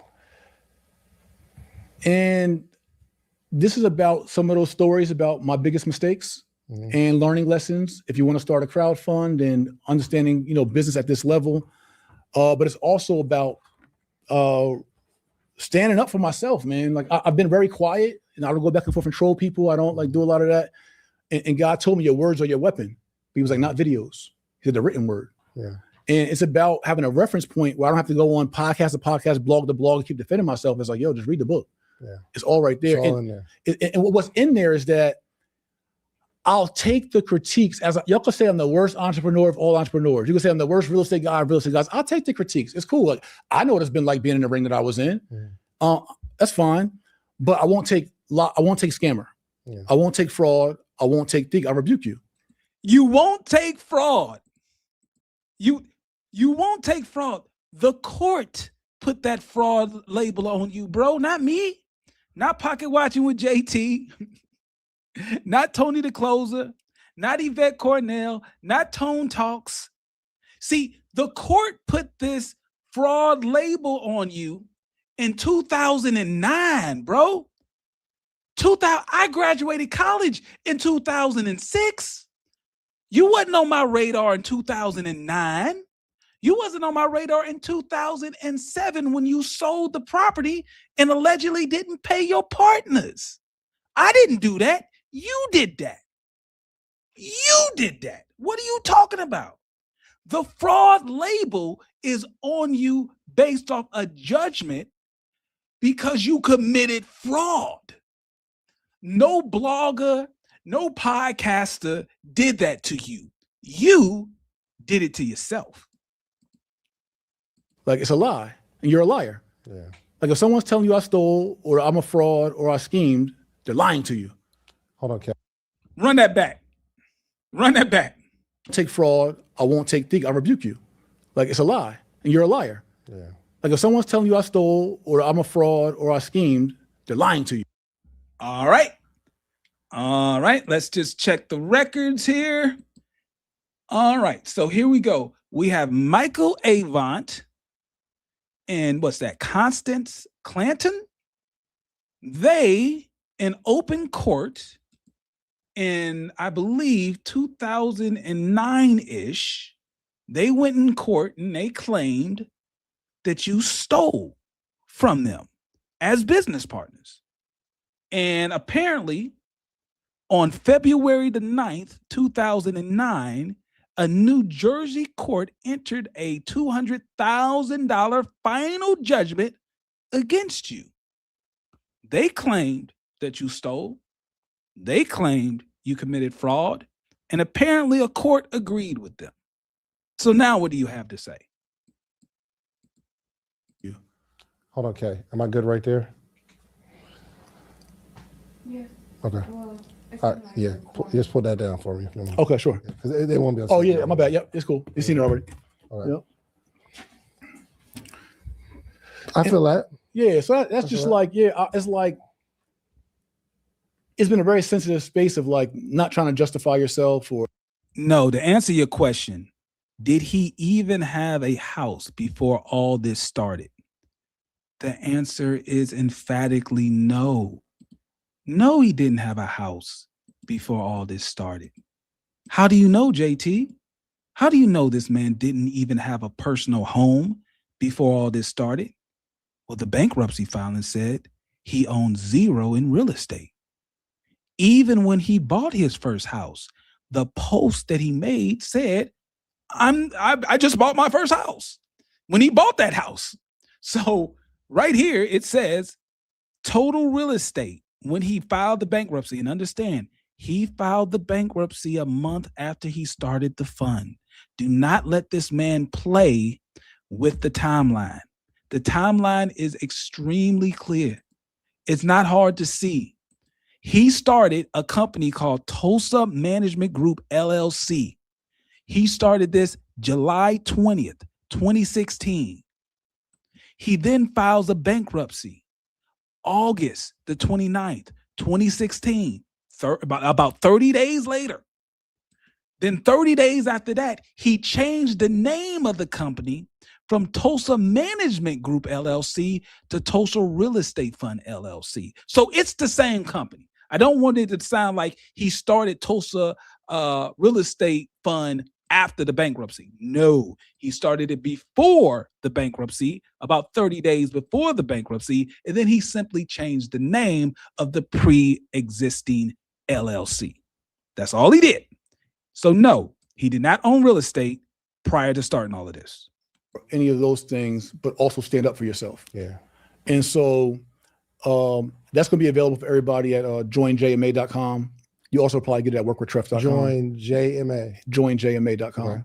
We have I basically opened up as a give back to the community. One of my Treff partners was like, Jay, he's like, I'm rocking with you. He's like, bro, I made more money than this $500 investment just off following your trainings. Yeah. I made thousands more than this $500 investment. I ain't worried about that. But he's like, is there anything you can offer back to us just for sticking it in there with you? You know what I mean? This is on our Treff call December 2nd. He's like, any value you could give us, courses, trainings, anything for just rocking with you. I was like, cool. I was like, I got you. So I took my top wealth mastery course, 13 hours of real estate trainings, professional trainings, 13 hours of business trainings. I'm talking about LLC, corporate formations, corporate veil strategies, hiring, firing, real estate flips, exit. Oh my God, this guy is so full of shit. I'm sorry. Listen to the courses that he's selling. Listen to the course. Now, this is the end of the video. Okay, we're almost done. This is the end of the video. Listen to the courses that he is selling. And you tell me, does he actually have the knowledge to teach the things that he's selling? Listen to the courses. I feel that. Yeah, so that's just like, it's like, it's been a very sensitive space. And so that's going to be available for everybody at joinjma.com. You also probably get it at workwithtreff.com. Joinjma.com. Okay. We have I basically opened up as a give back to the community. One of my Treff partners was like, Jay, he's like, I'm rocking with you. He's like, bro, I made more money than this $500 investment just off following your trainings. Yeah. I made, you know what I mean? This is on our Treff call December 2nd. He's like, any value you could give us, courses, trainings, anything for just rocking with you. I was like, cool. I was like, I got you. So I took my top wealth mastery course. It's top class. 13 hours of real estate trainings, professional trainings. 13 hours of real estate training taught by a man who has lost millions of dollars trying to make money in real estate. Taught by a man who claimed he owned no real estate before the fund. Doesn't seem qualified to teach the class. 13 hours of business trainings. I'm talking about LLC, corporate formations, corporate veil strategies, hiring, firing. Hours of training about LLCs, corporate formations. Didn't this man earlier in the interview explain how he didn't know that an LLC automatically makes you a partnership when you have more than one owner?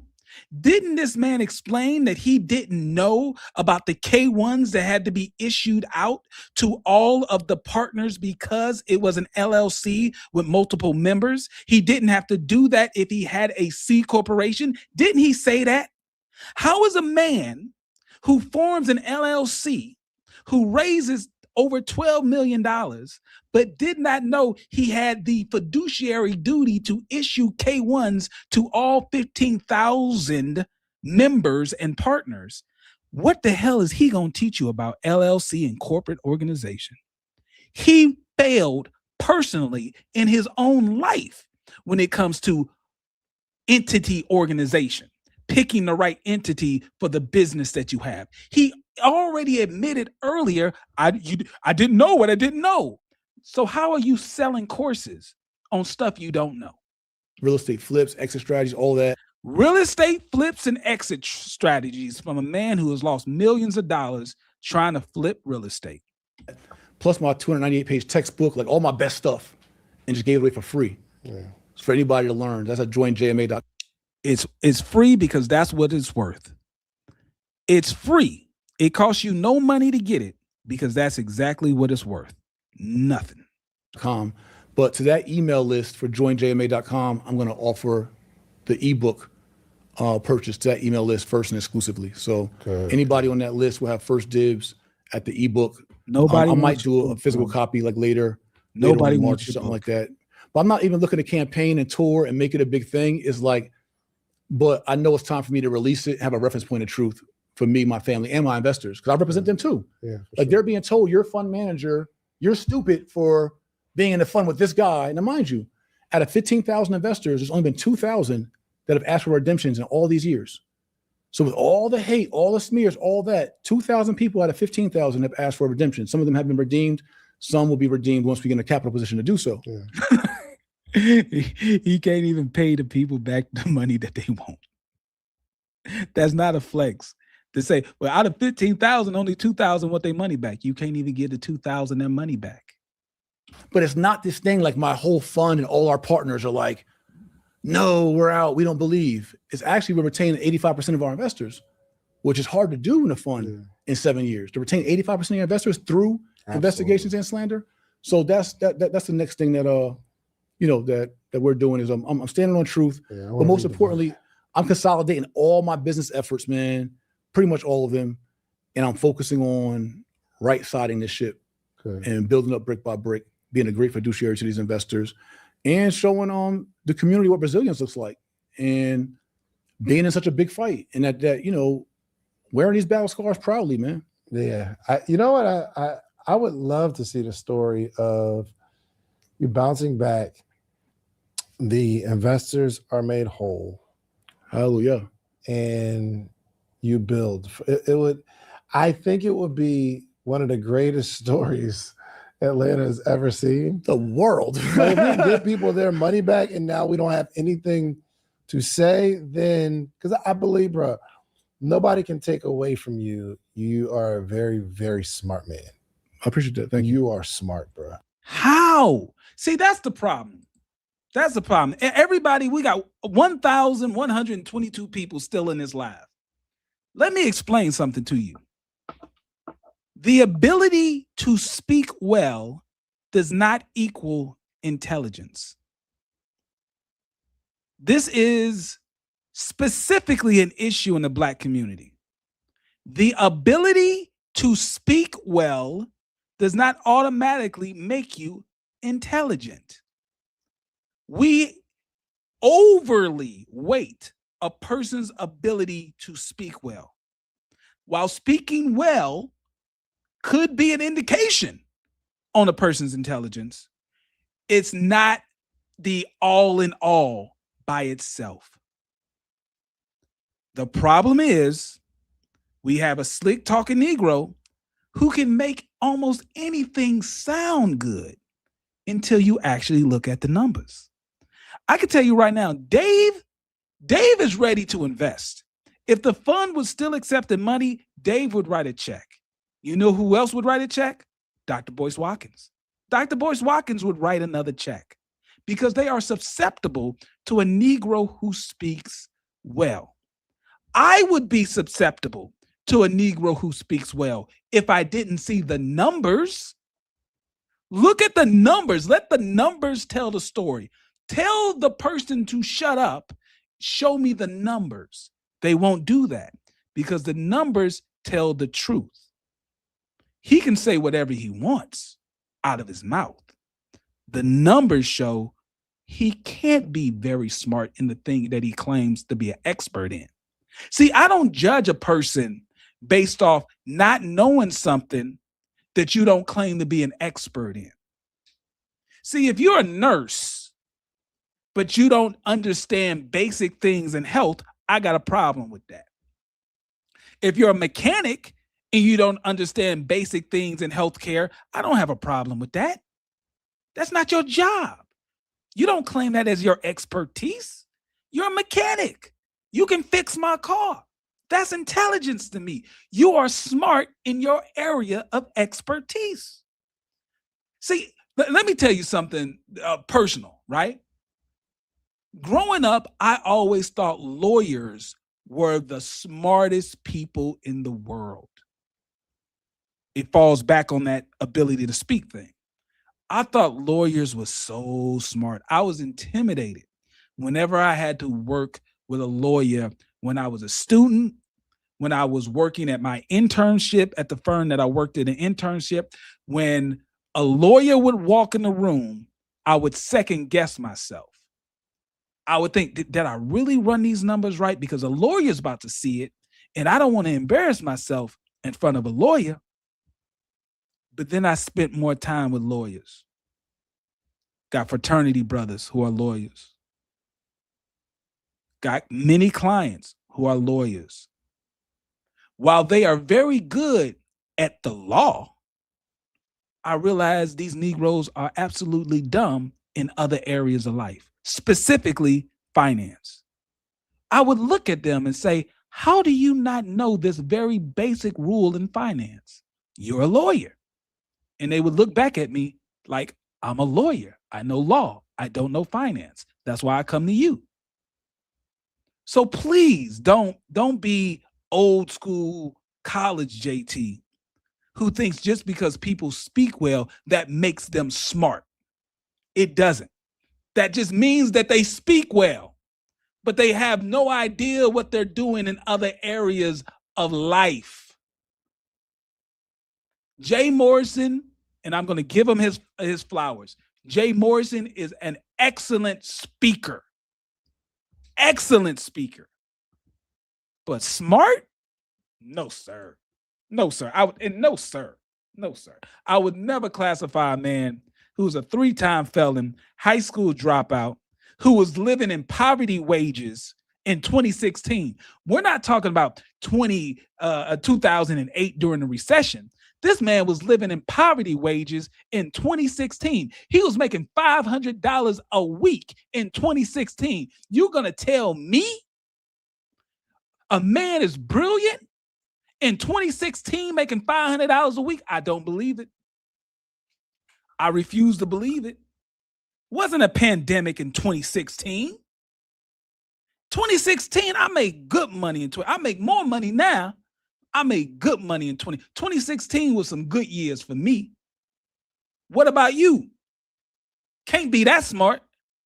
You are broke living in poverty wages, $500 a week in 2016. $24,000. Man, please.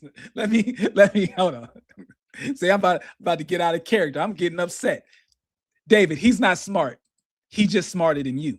There's a difference. Just because someone is smarter than you doesn't make them smart. I think your ability to learn something is incredible. Your recall of like information is something that I envy. I don't have it. like I can learn, but I don't retain well.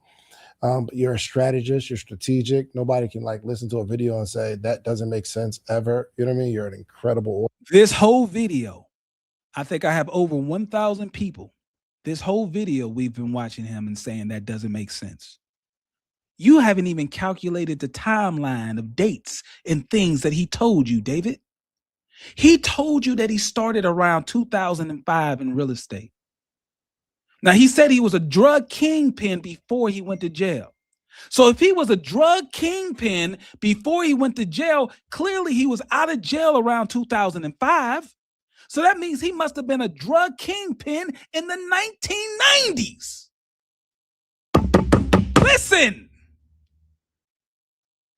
If he got out of jail and started in real estate in 2005, but he was a drug kingpin before he went to jail, that means in the 1990s, he's a drug kingpin. Jay Morrison ain't that much older than me, but he's a drug kingpin in the 1990s. Okay. Drug kingpin in the 1990s. Let's move on to the next fairy tale.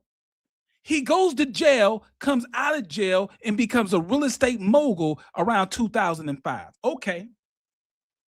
Then he says in 2012, he was living in a foreclosed home. Living in a foreclosed home in 2012, how could that be? The bankruptcy says that you made zero money in 2012. Okay. Then you were making $500 a week in 2016. When were you the multimillionaire in real estate? When did that happen? You had a judgment against you for $200,000 for allegedly committing fraud in 2009. If you were a multimillionaire in 2009, you would have settled with them outside of court and never let that judgment be on your name.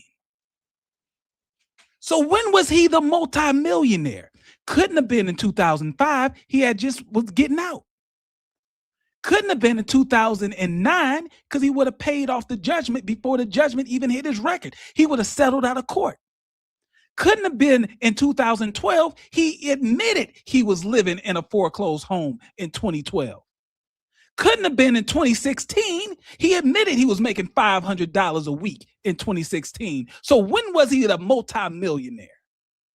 Everything he says makes sense. Thank you. So I would love to see this story. It would be one of the greatest stories.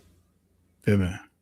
It would be one of the greatest stories ever told. You know, go ahead. No, I'm just saying, like, I just see, but I do see, even if that happens, there will be a group of people that will always throw stones regardless. Yeah. So what are you going to do? Yeah. I mean, they're going to say it took them long enough. Yeah. You know what I'm saying?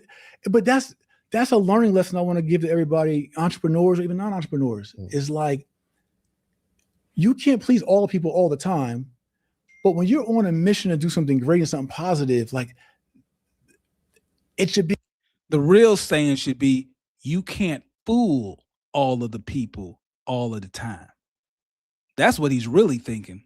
You can't fool all of the people all the time. Expected. That's par for the course. Yeah. If you don't, I mean, urban culture, if you ain't got haters, you ain't popping. Yeah. It's like, if you're not pushing, mind you, we know that I'm pushing the envelope. Mm-hmm. Like, bro, you jumped out there to raise capital with 15,000 Black people from 22 countries and go fight Goliath. Like, so, however, I want people to be encouraged and not feel dismayed about their big, bodacious ideas. Right? Like, bro, like the Wright brothers crashed so many planes before they got it right. Thomas Edison and the light bulb. If you really go into business, if you look at the story of FedEx, and you look at the story of even Airbnb, you look at a lot of these companies, bro, they were losing hundreds of millions, 15 million, 30 million. Like, that's part of entrepreneurship, right? Is getting up and trying. We have this microcosm and vacuum in the Black community that if you get a couple of dollars, it got to be successful. Yeah. Goldman Sachs said 40% of hedge funds fail after 5 years. Yeah, 40% with hundreds of millions. So I don't want everybody to take this and see me get beat up or see me do it wrong, or however you want to word it, and you be dismayed about your big, bodacious, hairy goals, or what God put on your heart to do. Like, bro, we gotta chase, we gotta try, we gotta strive, we gotta push the envelope. So for me, it was like, I never was a fund manager before I was a fund manager. Yeah. But you have to try, and you gotta literally be obedient to whatever you're called to do. And for me in this journey, I low key, kind of high key, believe in some way it's an uphill battle for us. Yeah. But I believe in some way we will be successful. And I believe that the greatest part about us having resurgence, redemption, recovery, all that, is that it's not for my arrogance or for my glory. Yeah. But I'll tell you flat out that the only reason why I'm sitting here, the only reason why I have this much joy on my heart, or much peace on my face, or much wholeness, because I was literally fractured, is because of my God Yahweh and my commitment to obedience, my commitment to doing things His way and His will, and me being empty, dying to myself and being empty, and letting Him order my steps. And I believe in ordering those steps, He's going to use this story to be a glory in Him, and for Him to be magnified. I truly believe it. I love it. Jay, man, I appreciate you coming through, bro. This is a very, very important. All right, that's it. I don't know what they say after this, but that's enough. Clearly, the man is rebranding.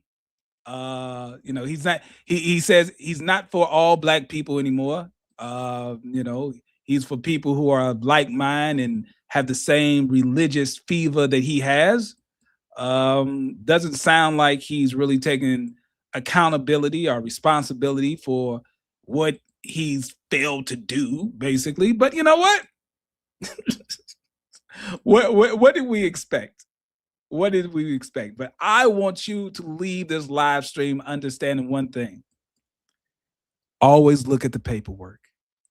Do not let anyone sell you on the hype. There are more than just one Jay Morrison in the world. There are many, many people who are focused on what they can do to separate you from your money. And they're going to try extremely hard to take the money that's in your pocket and put it in their pocket, regardless of what it takes and what they have to do. So listen, I'm focused on these celebrity bankruptcy breakdowns. It's just lucky enough that Jay Morrison meets both the grifter label and the bankruptcy breakdown label. I'm going to be dropping videos every Saturday morning.